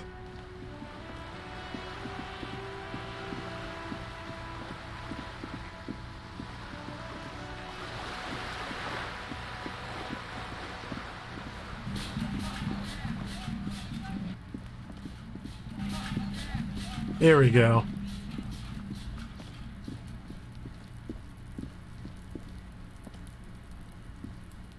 must be it. The basement door is weather-worn. The copper nails holding the upholstery in place have turned green from sea air, and there's a knocker shaped like a lion's head. Press your ear against The leather it. upholstery is worn and rough against your jaw. You don't hear any movement. In fact, it's oddly silent in the yard around you. No birds chirp. You knock silently. The upholstery muffles the sound. No response comes from the apartment. Unlock the You try to door. be as silent as you can. It takes a bit of rattling of the handle to loosen the bolt. Finally, the door unlocks with a small clack. Thoughts race through your head. Good job. Let's go now. I'm sure there's nothing interesting in there. Only curiosity could account for stepping over that threshold. Maybe there's treasure in there. A white alligator. A fountain of quicksilver. As you hold the open door, you can feel the air moving. A little draft. A whistle. Let's go. A lot going on in this fucking door.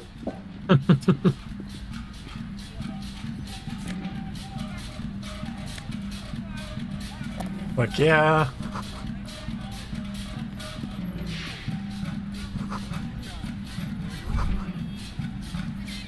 This is the flag of Revachol, the suzerainty. What's with the sun? This isn't just one sun, but there are little suns dancing around the big sun. This is the sevenfold sun miracle. What's that? It's an optical atmospheric anomaly the first settlers saw. Happens in cold weather. 6 small suns around the big one. This complex halo phenomena is how old Revachol got its flag. It is but one of the many strange optic atmospheric phenomena of this wondrous archipelago. You're sure you once saw sundogs in your youth, and blue flares. What do you guys think? Oh, down before the flag. The Gives us flag another accepts option. your honorable salute with quiet dignity. Oh, then we're gonna get a new thingy. Oh, logic, we need that. Very logical shirt. A row of mugs sits on the shelf. Each one depicts a human figure. A dark-skinned woman grinning amidst mysterious symbols. A broad-shouldered man shoveling potatoes, and others. Tap on them. A little ring. Though cheerful, the images on the ceramic make you vaguely uncomfortable. The images betray a lack of interest in human beings. They are merely unflattering caricatures. What do I mean The uncomfortable? owner of these mugs doesn't like people of other ethnicities very much. Typical asshole. This person is unhappy. What about your yellow man mug and compare? Yes, your broken mug friend would feel very much at home here. The same humor, the same mocking lines. Perhaps you should break into apartments more often. Is this really the same person who put the dead man's clothes in the trash? Who knows? Could be. But this clothes in the trash lead doesn't really seem like it's going anywhere. Still, good thing to keep in mind. Let's move on. So that's it in here.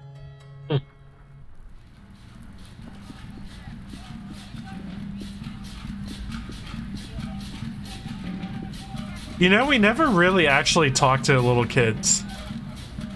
Are you trying to sneak up on me? Come to slit my throat in my sleep? Yes. Come to take me out? Trying to snuff me out? No, we never apologize.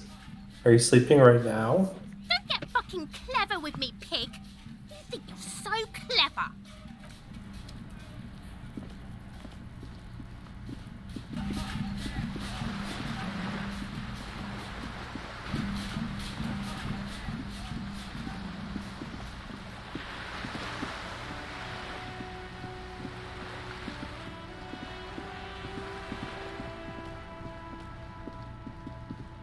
Let me know when you want me to start wrapping up. Just whatever. Oh, jeez.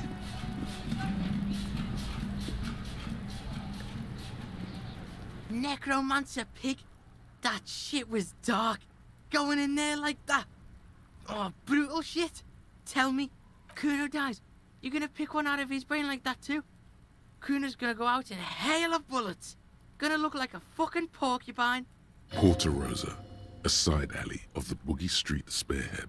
A young man in his early 20s approaches patrol officer Emile Mullins and asks for a cigarette. As Officer Mullins reaches in his coat pocket for the pack of Astra he just purchased this morning, the man shoots him point blank in his chest. Breathless, the patrol officer collapses in the gutter. His right hand is grabbing the armor on his chest. The bullet didn't pierce it, but he can't breathe. On the pavement, the patter of the perpetrator's feet growing distant. Bleed, pig. Someone opens a window and says, but Emile cannot see who. His sight grows dim with pain.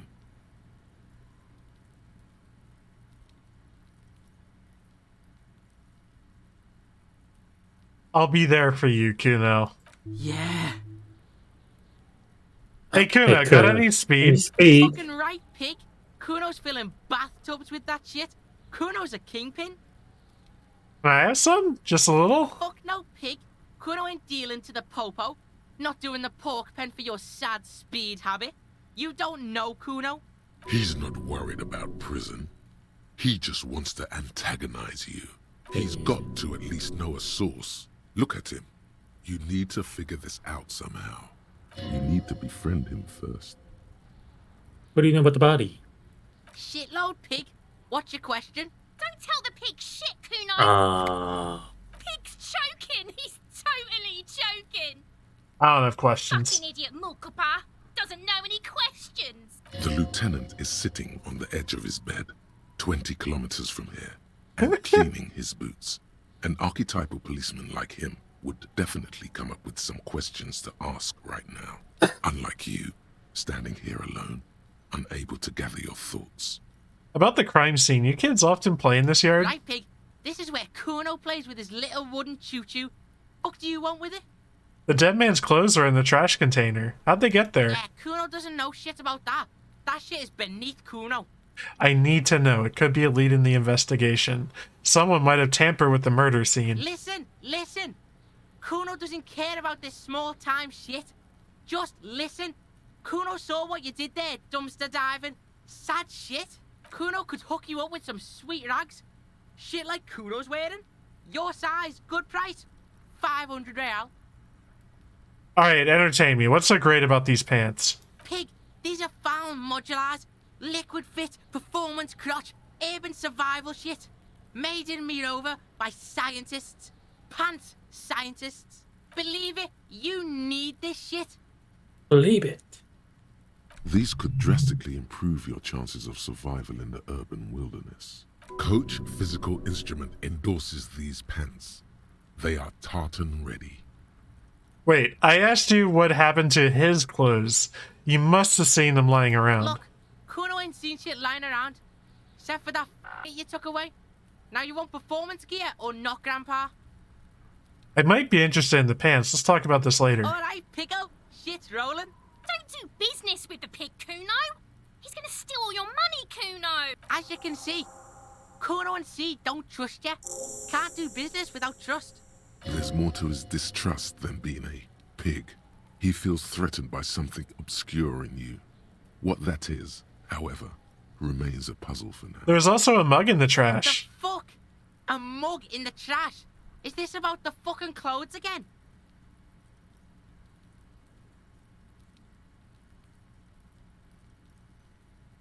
Yes, does this racist mug have anything to do with it? Yeah, Kuno sees where this is going. Kuno's got that fast brain. You saying you pigs are after the mug fucker? Cause he's the clothes fucker? I can't hear you, Kuno. Speak louder, Kuno. That's exactly what I'm saying, Kuno. Someone has tampered with the crime scene. Clean some of it up. Shit, that's tense. Someone's going to the beat-down basement, huh?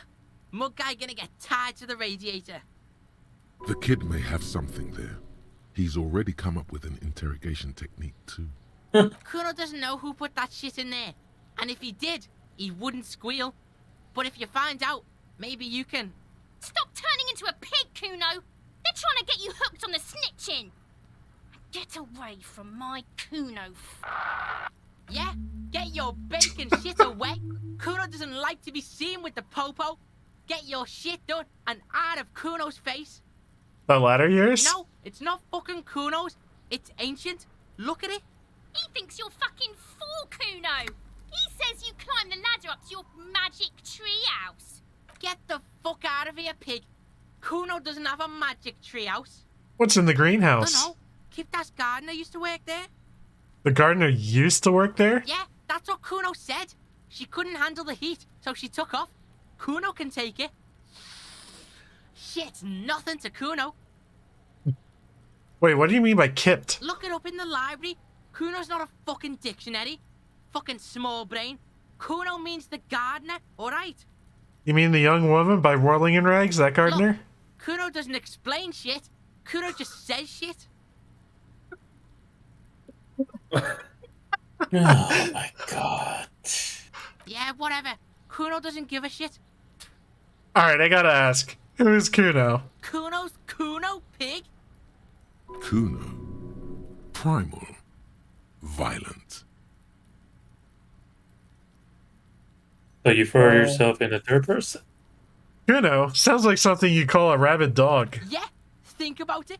Think about that rabid Kuno shit. He seems glad someone understood what he was going for. But right as he's getting distracted, you hear a malevolent hiss from behind the fence. Watch out, Kuno! He's trying to fiddle you! He's gonna put his hands on you! Help! Pig's got Kuno! Help! Rape! Help! He's got the Kuno, help! Answer the questions. Just answer the questions. Oh, he's digging his dick out! Escalate, Kuno! His dick is out! You're afraid! Pig's in there, Kuno! Somebody, please! Shut up. Yeah. Don't fuck up. It would. Are we punching Kuno? Yes. No, Okay. no. Is that the, number 3 is a punching, right? Yeah. Okay, then punch him. Punch the kid.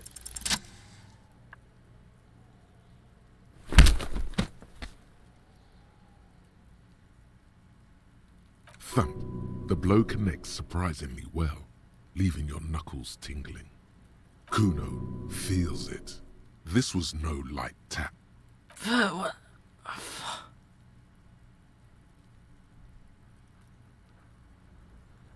Number 4. I think we can have a normal conversation now. Am I right, Kuno? Hey, Van Tachten! You killed Kuno!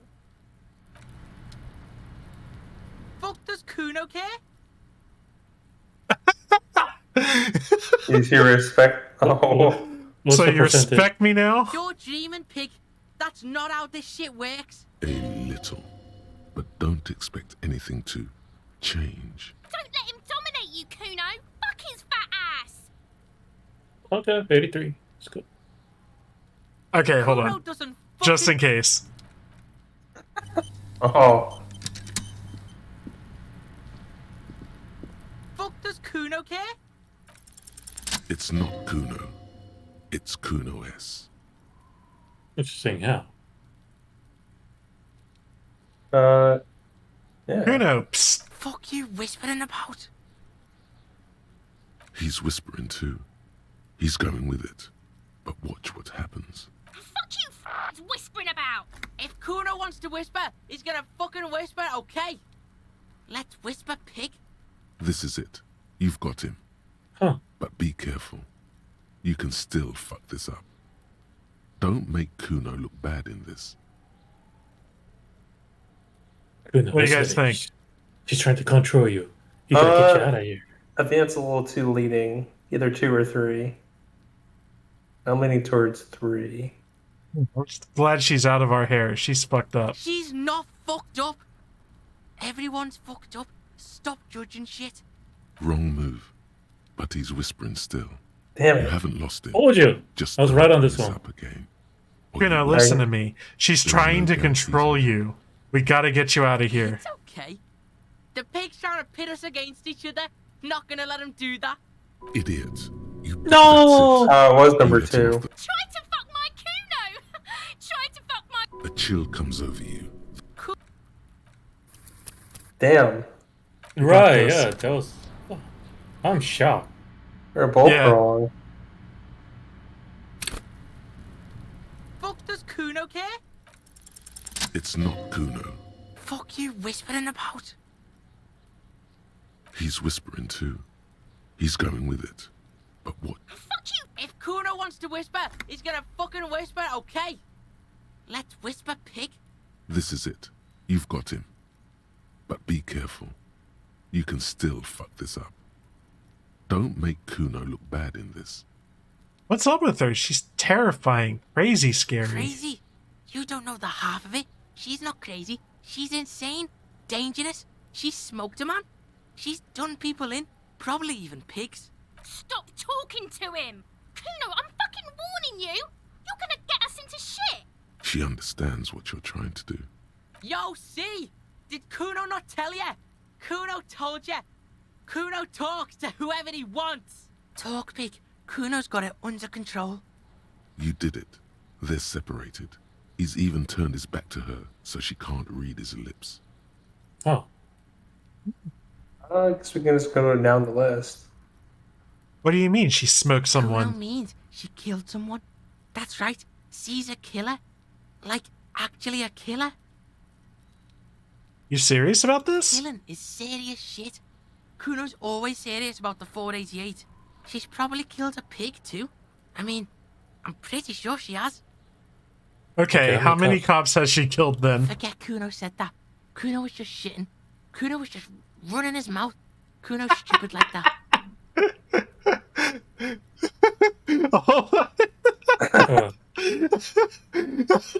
Killing is serious shit.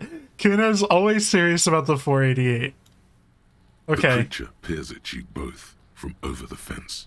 There is something searching in her eyes. Fear. You think this has anything to do with the dead man? Yeah, she would have liked to fuck him up, but she didn't. Kuno wasn't around, and C was with Kuno. Where were you? Look, Kuno's gonna put you at ease. We didn't do it. He speaks the truth, my liege. You said she's insane? She's psycho. None of that kiddie psycho, cat burning shit. She does the real deal. Whoa. Yeah. What's the real deal? Snuff radio shit. Believe me, pig, you don't want to know. What's that language she uses? Fuck knows. She says it's the song of her people or some shit. What Crazy people? people. The fucking Nakis. I don't know. Some things are too awful to dwell on. The Nakis and Runkaris might be some kind of defense mechanism. Is she your sister? Fuck no, she's not my sister. She's just a stray who got in. Like a mad dog or some shit. A stray? Yeah, she was just there. What was that, Kuno? She was in the hallway, dripping wet, by the fucking shoe rack, in the dark. That hallway there at the janitor's closet? Yeah, that's the place. She was just balled up near the closet, psycho style. Why was she dripping wet? Kuno's got no fucking idea. Her hair was all wet. I think she pissed on the floor too. She was there for 3 days, in the corner, every time Kuno went out. You said she got in. How? I don't know. Someone left the door open. Kuno comes home, and she's sleeping under the desk, under the pile of clothes, like a dog. What about your parents? Kuno's dad doesn't give a shit. Doesn't even see her there, or thinks it's fucking Kuno. Shit's all on Kuno. Kuno S, two of a kind. Why is she called Kuno S then? Because she fucking looks like Kuno. You don't know her name? No one knows her name. Kuno told you, this shit was psycho killer. How are you dealing with all How's this? Kuno dealing? Kuno's dealing just fine. He doesn't need you fucking with any of it. C doesn't either. Kuno's got this shit under control. What do you guys think? I'm here for you. Yeah, you need to back up. Listen. C is Kuno's go-to. Kuno's protecting her. You fuck with C. You fuck with Kuno. You threaten her. You threaten to take her away. This is what it all comes down to.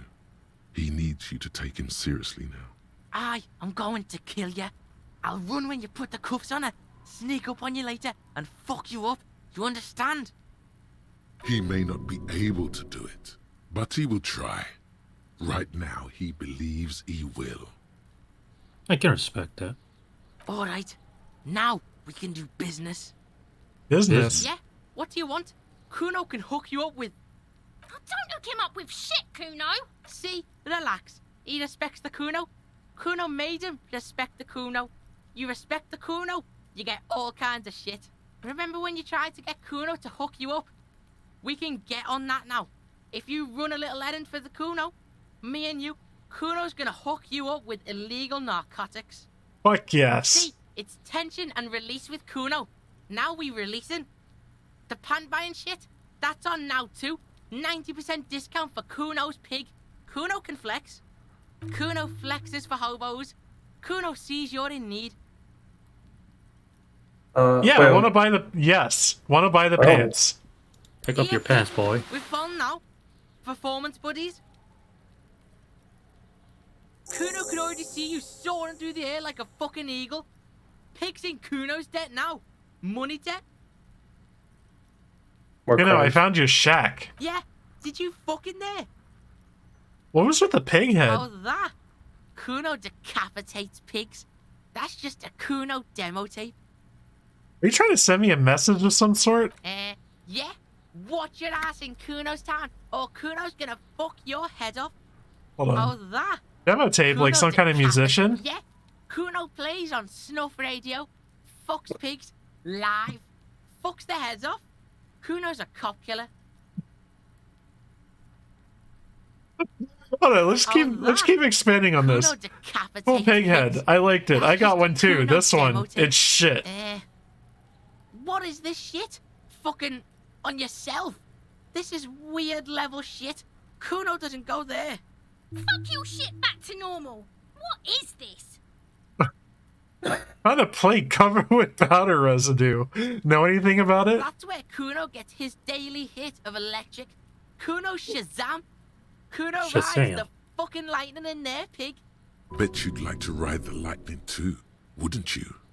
You feel tired and old, but you could have that sparkle in your eyes. What's with the tube of Magnus alum, Kuno? It's a vitamin, pig. Don't you know anything? You could use some. It's magnesium, right? Yeah, it's the mag. You fucking need that shit to stay on top of your game. Kuno goes through like a tube a day, rips mag like a motherfucker, and you could use a bottle. Oh, don't teach him, Kuno. He's gonna use it against you, Kuno. I know all about magnesium. I rock it all the time. You're not getting this, pig. It completely takes away the hangover. It's like you didn't do anything. Like you stayed home playing with your choo-choo. Fuck you, pig. Don't do mag. You're gonna OD and you're gonna fucking die. It's a vitamin. You could use some. Okay, whatever. You fucking need that. Oh, don't teach him. You're not getting this. Fuck you, pig. Don't do Oh, that. one of our stats needs to be high enough for. Maybe. Kuno about his kingdom. What is that about you running an errand and illegal narcotics, Kuno? Kuno gets it from his dad. Kuno and his dad are major suppliers. That's where Kuno gets his lightning on. Problem is, Kuno and his dad had a little falling out. Now junkies clawing at Kuno's door. Streets going mad. Kuno's got to throw his dirty popo man at it. Okay. Dirty popo man is you. In there is Kuno's violent dad on steroids. Kuno's dad does steroids and speed. If you can take him, you can have half of the speed. Who's your dad, Kuno? Kuno's dad is a fucking monster. He's the most violent man in Revachol. He doesn't give a shit about a single thing. He drinks too. Are you sure you can take on the most violent man in Revachol? In your condition? That's How much material are we talking? Like half. Half of what? A baggie, but like in this vial. That's not very much at all. What are you talking about? Half a G? This shit is giant, grade A shit. So clean you can barely see it. You can barely see it because there's barely any. Alright, I've made up my mind, Kuno. And this is what's gonna happen. Okay. Kuno's listening.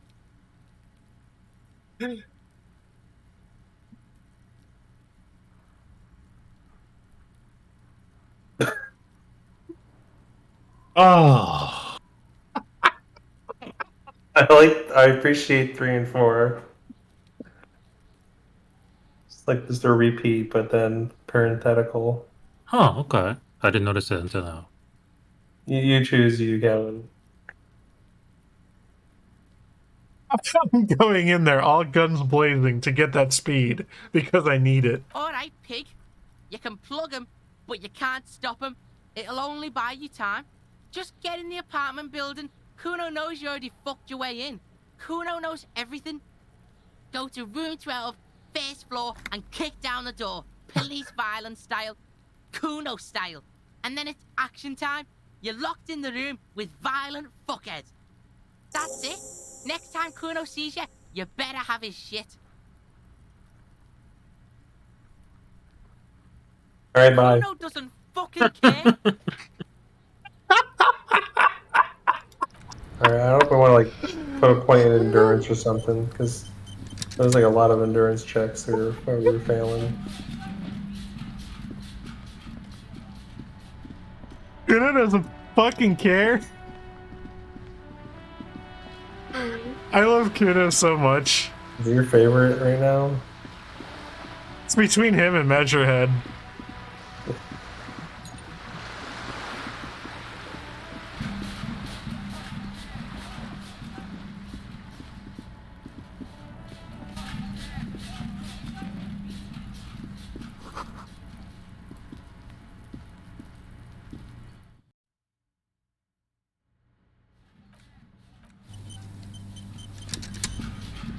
Okay, so we need to know about room number 12, right?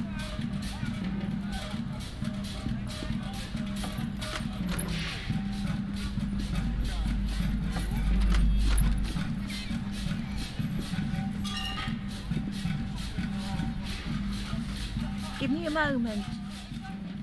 I'm looking for the parents of a kid named Kuno. The waiters are at the end of this hallway, right next to the communal bathroom.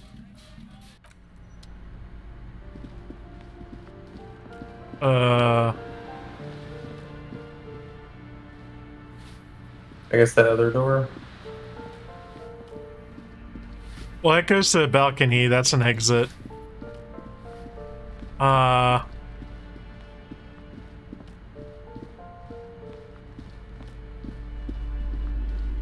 one of these. Yeah, that one. A shabby door hangs there it on is. its hinges, secured to the doorframe with a safety chain. An unpaid energy bill is attached, threatening to cut off the electricity. It's addressed to Mr. Uno Doroita. Your heartbeat quickens, palms go sweaty. The siren of amphetamine is singing you her song.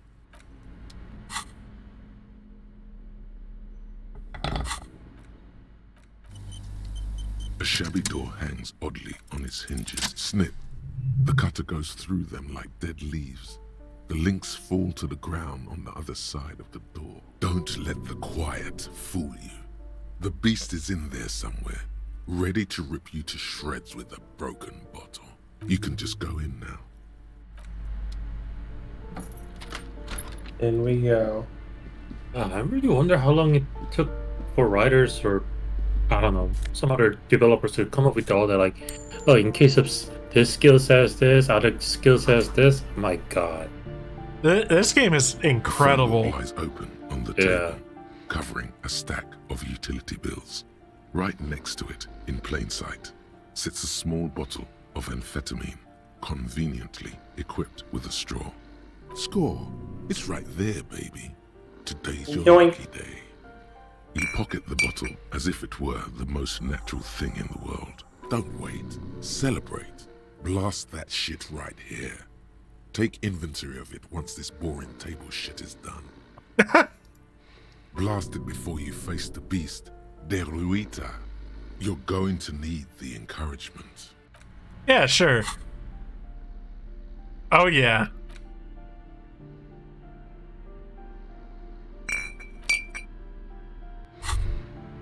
Now that you've acquired some stimulants, it's time for a little pick-me-up. Time to detect. Will it make me into a super cop? It will make you into more than that. A mega cop. This is your modus operandi. This is how you've done it for years. Let's go. What? But right here? Now? See? That's your problem. A lack of confidence. Speed can help you with that. It can help you with everything. This is going to be really bad for my health, isn't it? It's not ideal, no. But you need the zeal. Let's face it, you're never going to finish this case without cheating. All right, my body's ready. Let's do this. You raise the bottle, close a nostril, and inhale furiously. The rush is almost immediate. It tastes bitter and caustic, and stings a bit inside your nose. Number 2. Good to have you back, Officer Megacop. The world has been waiting. Now the taste is slowly receding into your throat. The rush is growing in intensity, your little heart pounding like a bird in a cage.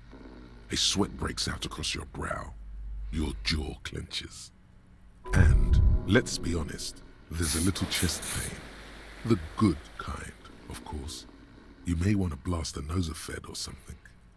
Feels great. Are there any downsides to this at all? To this? You kidding?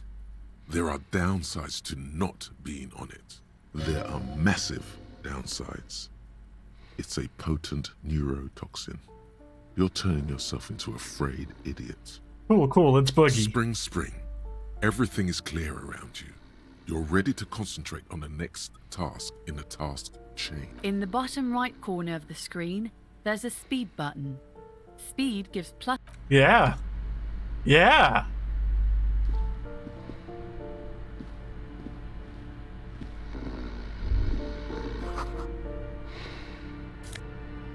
Let's take his pants. Quick question for both of you. Yeah. Do you own a printer? Yeah. Not anymore, no. Oh, okay. What kind of printer do you have, Andrew? I don't know, like Epson. Oh, okay. Oh, that one? Yeah, I think I need to get a... Wait this guy out. Bundle of clothes heaped on the bed. There's a guy in there? Stained parka. Yeah, he's been some towels and a duvet. Snoring. Some socks even. Slowly reach out your hand. Something underneath there is breathing. It doesn't give a shit that you're a cop. Stop your hand now, or you're gonna die. It's not too late. No one's going to blame you for backing out. You don't have to do this. Keep extending your hand. Your hand touches a greasy duvet covered in cigarette burns and ketchup stains. You hear a growl. There is something alive underneath it. Pull the blanket You off. see a 60-year-old, fat, red-headed man passed out from large amounts of alcohol and God knows what else. The smell of shit rises from his mouth. You don't have to take him down. He's already down. Okay, hold on. Aging alcoholic is still there, breathing. The air in the room that is face stale. look is... Oh. Yeah, are you even alive? It's like Rorschach. Yeah, you're even alive? A lump of flesh is sticking out from under the blanket. It seems to be twitching from time to time, like the paw of an animal who's having a bad dream. A groan rises from the man's throat, dry like a death rattle. He's trying to say something in his sleep. The man groans once again, but his tongue keeps failing him. It's impossible to make out the syllables. A hand emerges from the blankets, trying to gesticulate something. And then it dawns upon you, clear and surreal. Pig, he says. He's trying to call you a pig. Fuck you, die. That's what I would want to say. I wouldn't fuck that. One or two. What did you just say? His hand falls back on the bed, limp and defeated. A loud snore escapes his mouth. He's asleep again. You need help?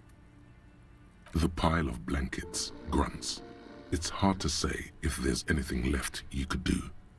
Yeah, you're really Kuno's father. The light from the window is weak, but it seems like he is. His wild, unwashed mane bears a familiar ginger tone.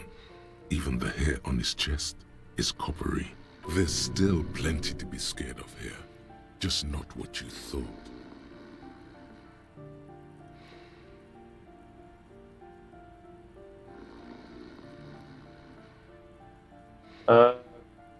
Number 3. It's the most insulting one. Yeah. Doesn't look like you're gonna fuck anyone up anytime soon, little man. No response. A pair of half-open bug eyes is staring back at you from the dark, empty and frozen. It's clear that the person behind them is not awake. His half-open eyes give him the look of a dead man. But he is in there, and not enjoying himself.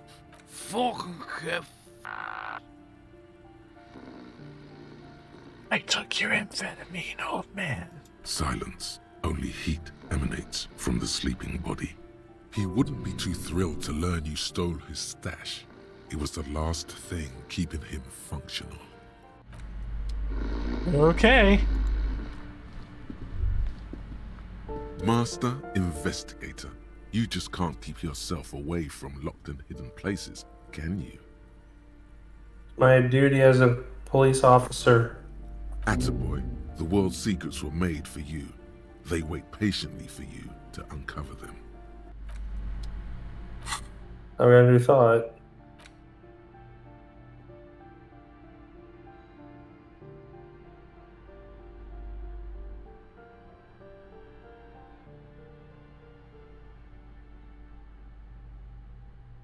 Oh, we don't have enough to internalize it?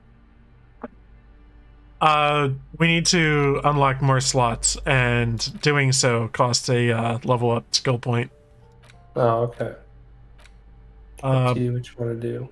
I might just do that. Then we'll internalize the Jamrock Shuffle. I was thinking it does go well with Hobocop.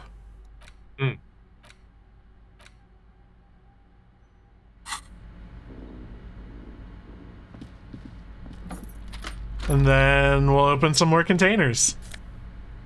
Whoa. Got some wine.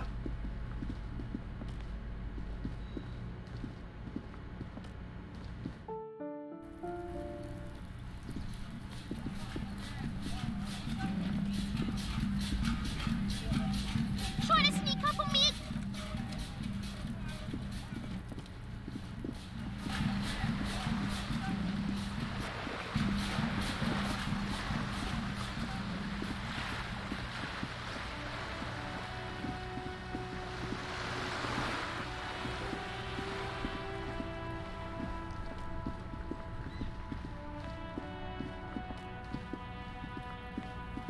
Wait, am I able to examine this again? You see a set of tire tracks in the brown slush that covers the plaza mosaic.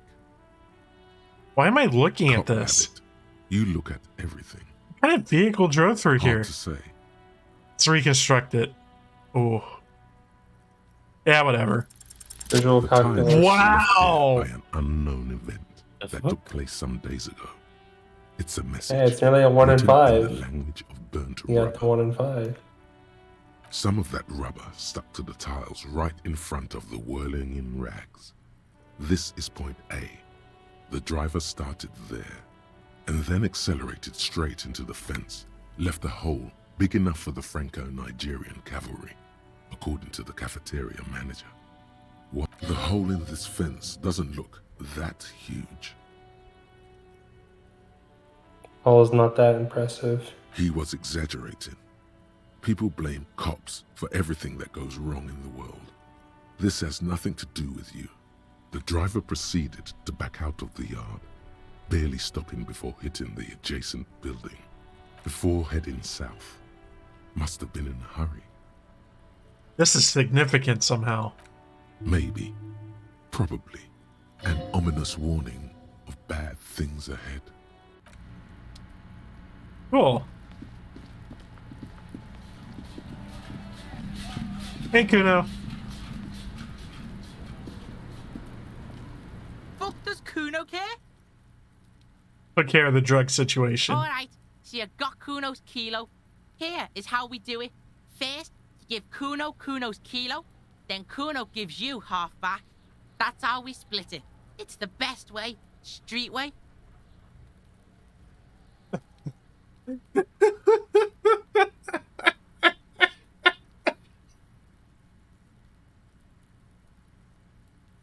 Aren't you gonna ask how I got past your dad? Word on the street is, you sent your little friend in dressed as a hooker, distracted him. That's some sick shit. Tell your little slanty-eyed friend, respect from the Kuno. Kuno wants to hear all about it, but first we split the kilo, then we shoot the shit. By kilo, you mean gram, right? Kuno knows what Kuno means.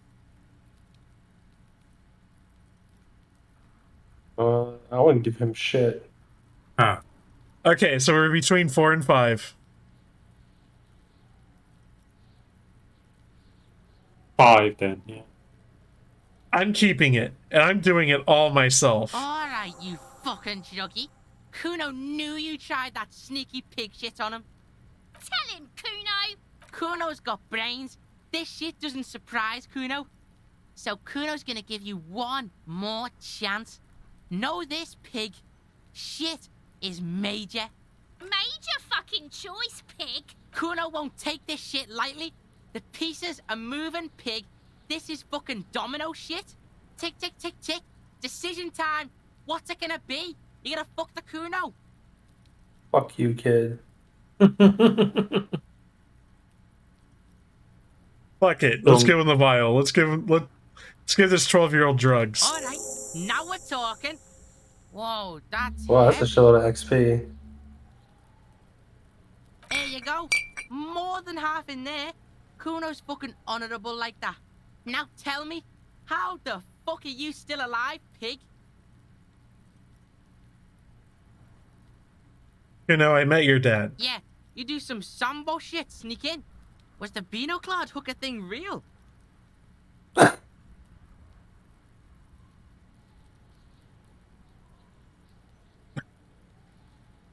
Holy crap. You know, your dad is a half-dead alcoholic. He was sleeping under some clothes. What? Fuck right. Kuno's dad was sleeping like a bum. Kuno told ya. Kuno's dad doesn't give a shit about anything. Fucking breaking and entering shit. That's nothing to Kuno's dad. You got lucky, pig. Kuno knew this. Kuno's fucking violent fiend dad's been drinking hard lately. Kuno knew you have a way in. Narrow window. Kuno window. Whatever scary thing he might have been, now he's nothing. Yeah, Kuno's dad is fucking nothing. Fucking coma shit, stroke shit. Kuno's dad is so fucking violent. He's had a stroke many times. Shit, Kuno's gonna have one too. Gonna be just like Kuno's dad. Speed shit, crime shit, fucking on the bed. Kuno's gonna go out like Kuno's dad. Revachol West style. Stop saying all this sad shit, Kuno. There's a touch of grief in there. Fuck are you talking, sad? Kuno's got hard shit, death shit, nothing shit. You don't have to turn into that. Get your fucking nun ass out of here before Kuno fucks it dead. You think 'cause you brought Kuno 1 gram of speed, you're friends now? Turn into...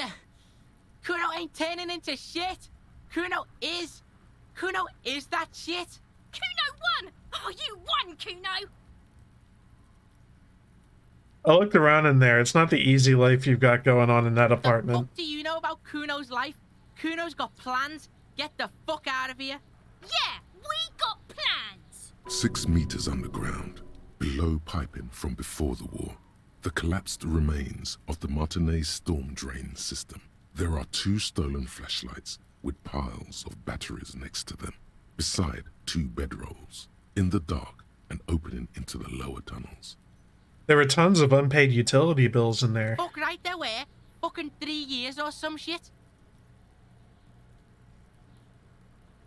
Find a new job. Pay them yourself. Your dad can't handle things anymore. Fuck that shit. Kuno's gonna move underground. Leroy Am shit. Ancient shit. Kuno's gonna live in a fucking catacomb. Yeah, in a tomb, Kuno. Okay. Yeah, pig. This shit is done. Now get the fuck out of Kuno's face. Kuno needs to drop the bomb. Alright, we're done getting EXP from you, kid. Bye. Kuno doesn't fucking care. That gets me every time. It doesn't fucking care. Do we have enough money to pay for a room? No. It's okay though, we're Hobocop. We don't need a room. It's not game over for us. Okay. Is that why you're so hell-bent on getting Hobocop? Yeah.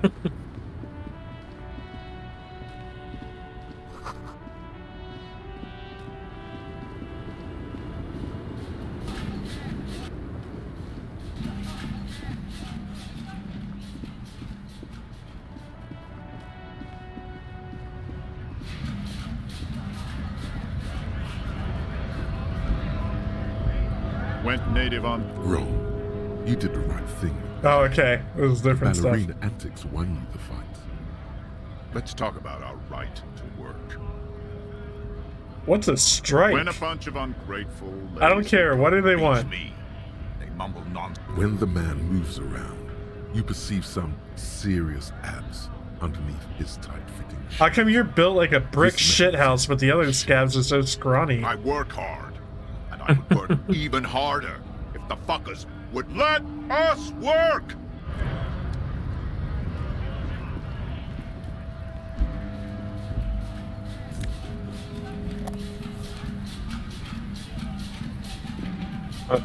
Looking for something, Hunt?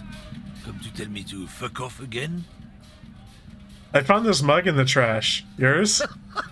Oh man, that's great. Look at that guy go. Haven't seen anything that funny in a while. Is it yours? God damn. Thanks for that, but no, it's not mine. What are you hauling? Not much anymore. I'm here to pick up some cargo, but the dock workers are on strike, so it's a sit and wait on your ass situation. So what kind of cargo are you supposed to pick up? Apples. Apples? Yeah, apples. He's given you the runaround. Let's be honest. You were... It's about not... Change the topic. The way he says it makes it almost sound like a threat. Suit yourself, officer. Hide your face. What's your stance on drugs? They're shit, man. I don't let anything pollute my body. Why not? You know where that shit comes from? Sarah Miriza, Safre, Ilmara. They take the money from our local junkies here and then use it to outcompete us in the manufacturing sector. They know they can't beat us in a fair fight, so they have to get us to weaken ourselves somehow. It's racial sabotage, racial economic sabotage. Hold on, but they make alcohol in Ilmara too. I was told they do. I don't go for that foreign piss. Proper booze is made in Mundi. Or sometimes I like a dram of that Yugograd vodka. Koikos and worse much, but they do no booze. Listen, I agree. It's our responsibility to keep this poison off the streets of Revachol, right? He eyes you warily, unsure how to respond. This goes on for about 2 seconds.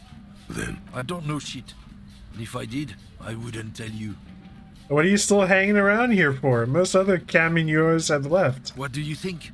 I can't leave the lorry unguarded. Stuff's been getting looted lately. It's those little kips sneaking on at night.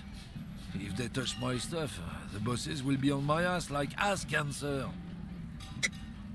If it's not you, then who's running drugs through Terminal B? Isn't it obvious?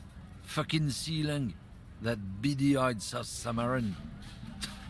His little side business is a scam. I wouldn't be surprised if he was peddling drugs as well. Wait, the street vendor south of here? That guy's a lorry driver? Of course he's a lorry driver. What? He tell you he's just some simple businessman or some shit? He's selling his employer stuff after he broke the seals on his Humanox lorry. His tribe are natural liars. It's in their blood. He's your man, alright? 100%. Guess I need to pay him a visit. Guess so.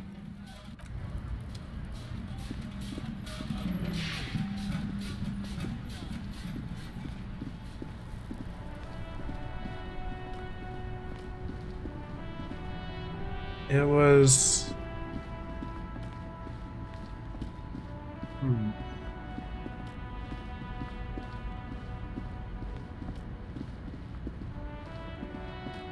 Here? No.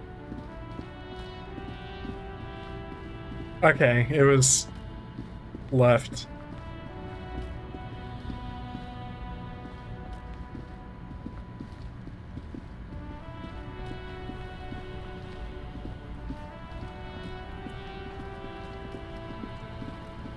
There he is.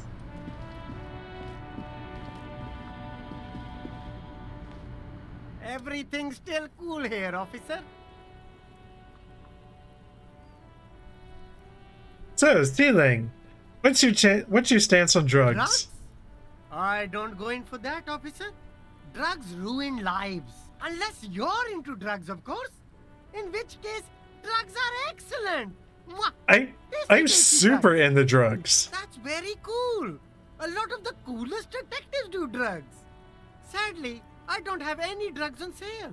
Or at my home, or on my person. Actually, I don't like drugs. That's cool. Especially after you already said you're into them. All the coolest detectives in the movies do drugs. And are very conflicted about it. Still, no drugs here. We're looking for a lorry driver who is transporting drugs out of the harbor.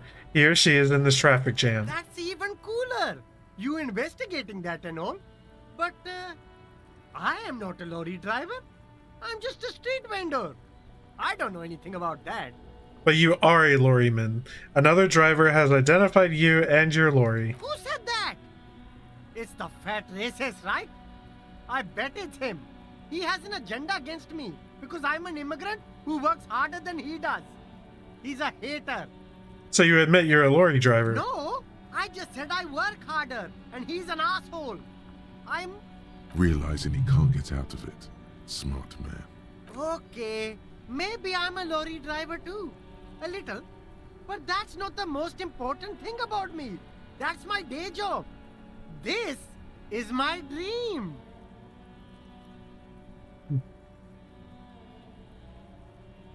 Sealing, my source tells me you're the one transporting drugs for the Union. No! That's insane! It's the fat hater. He's been eyeing me for a week and he sent you here. Maybe he's the one, huh? Have you thought about that? Stop squirming. What do you know about the drug operation at the harbor? Nothing. I told you. I'm not a dumb guy. I don't get involved with that crowd. Whoa, what crowd? Crowd! You know, the drug crowd.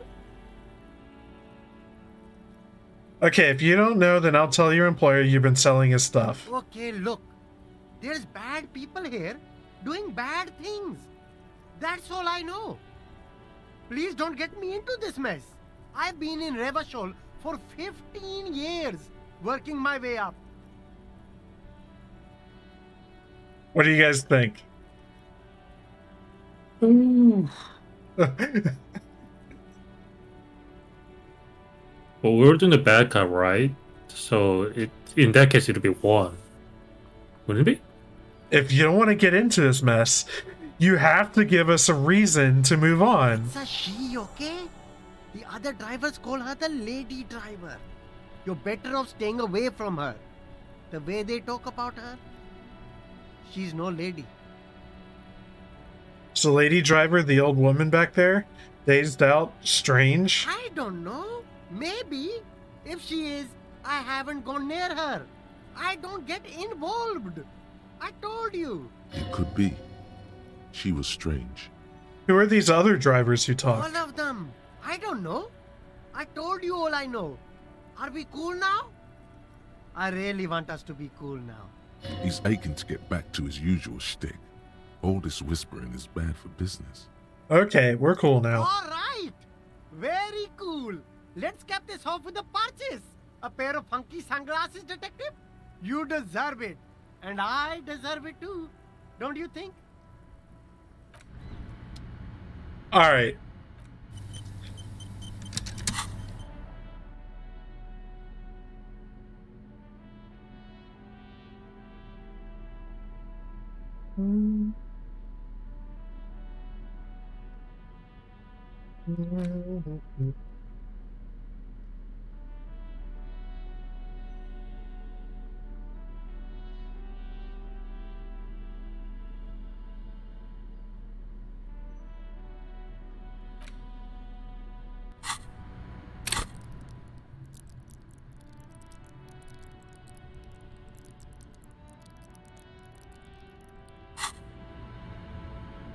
Everything still.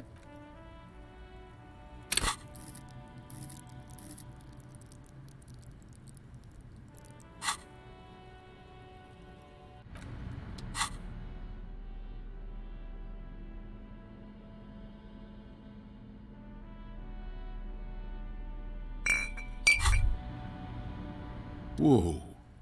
In your hand, Pyrrolidon, the double rainbow of synthetic hallucinogens. Let's look at What it. a funny little cap. Hell It's yeah. not gonna. Hell the yeah. container is warm to the touch. Slurp it aggressively. You suck a manly dose of the extremely chemical smelling liquid into your mouth. There, it seeps into your tongue. When you swallow, it's already almost all gone. Tastes like a kiss. It tastes like many things, all melted into one conflagration in the back of your throat. As you look around, the world slowly exists as it did before. Only now, gentle flames lick at its edges, as though it were a photo burning. Really? No, of course not really. It's just a metaphor. The effect of that otherworldly drop of liquid is slower, more subtle than that of real flames, yet just as warm. Will I be able to stand straight and walk? Why not? This government-developed substance seems very non-intrusive. You could even operate heavy machinery, fire machinery. It's going to be so useful in my line of work. Already you can tell you're going to be sloping a lot more Pyrrolidon. This stuff is going to give you insight into that little flickering light hidden in all human beings. In the bottom right corner of the screen, there's a Pyrrolidon button. It gives +1 to psyche skills. Empathy. Cool, cool. Everything's still cool here, officer.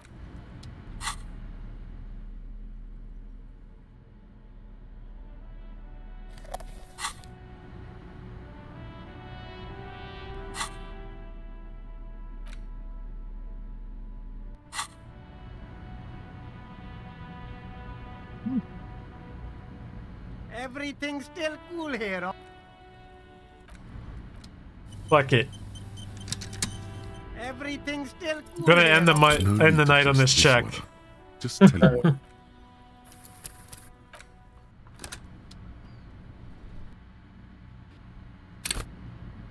Everything's still cool here. No need to dress this one up.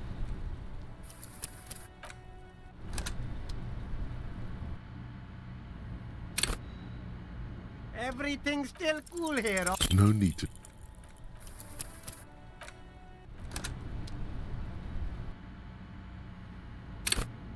Everything's still cool here. No need.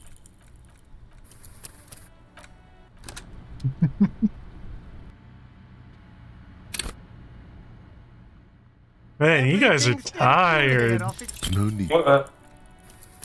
No, just not necessarily for me at least.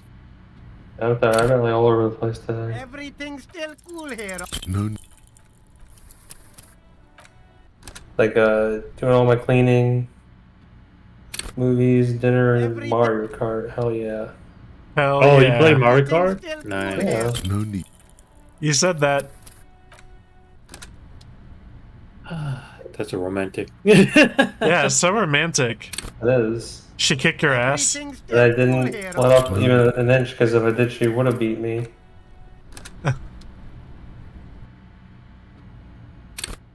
Everything's still cool here. No need. What is this check? What are we trying to accomplish? We're trying to get him to give us money. I need money. Everything's still cool here, officer. No need. 8%. Less than a 1 in 10. That's right. What's the stat? Can we buff it? Rhetoric. Everything's No. still cool here. No. Yeah, I get a book. I mean, I guess I can level it up, but I don't want to. Waste no point. Fuck that. Everything's still cool here. No need.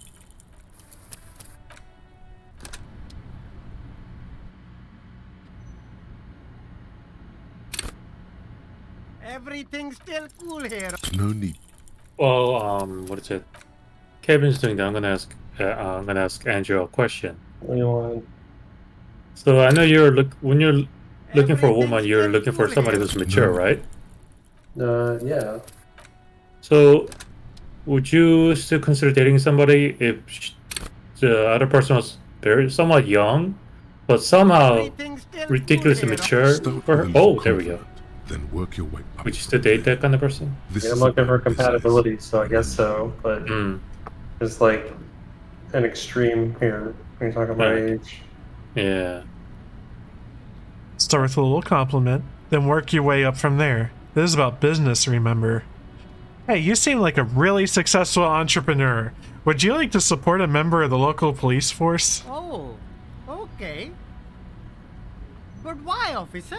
Oh my all god. This mess, the broken seals, lying to you. Come on. Think of it as an investment. An investment? What kind of investment? Don't leave this shit up to us. Yeah, I'm reading them.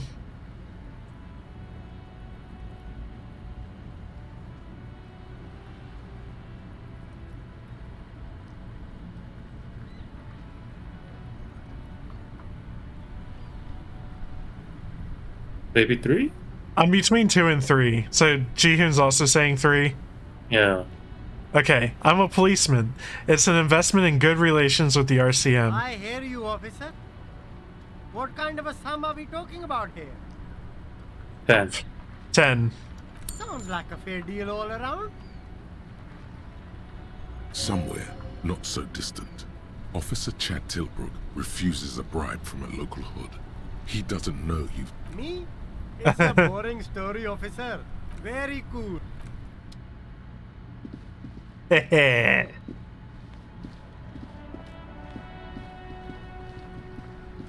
about to go back in there and buy something. It's gonna be like a Naked Gun gag. He passed in the 20.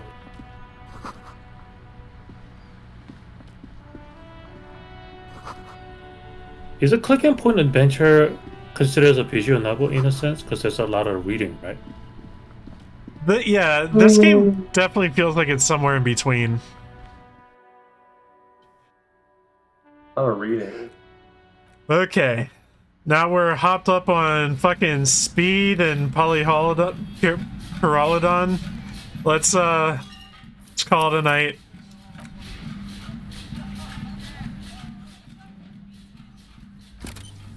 How you guys feeling about the game so far? Next time we'll actually progress. Yeah, maybe that's why. I appreciate the characters. And Yes. how No, fucking I probably weird mentioned dialogue this. can be had.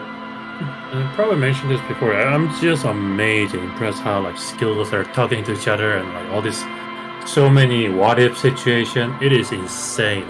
Kudos to the developers. Yeah.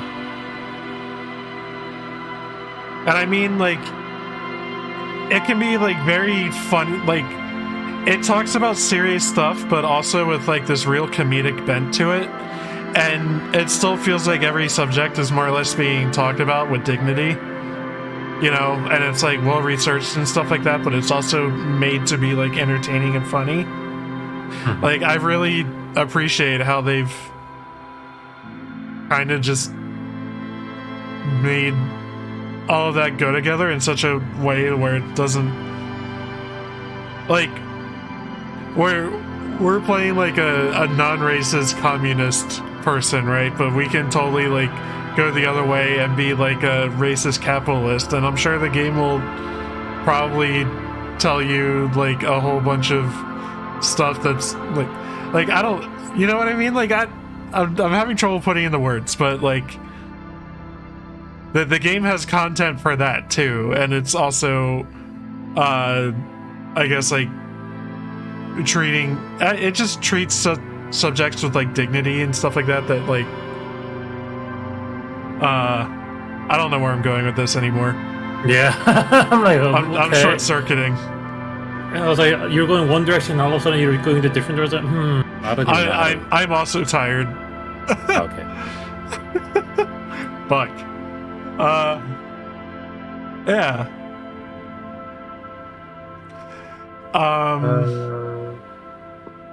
Yeah, we're fucking tired, man. I'm gonna go have a snack and lay down. I'm gonna go to sleep. Yeah. Yes.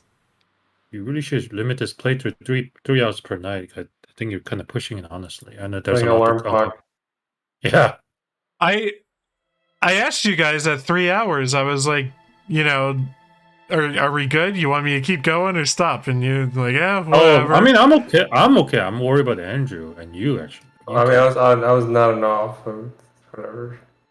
Okay. Okay, bye! Bye. Love doesn't give a fuck.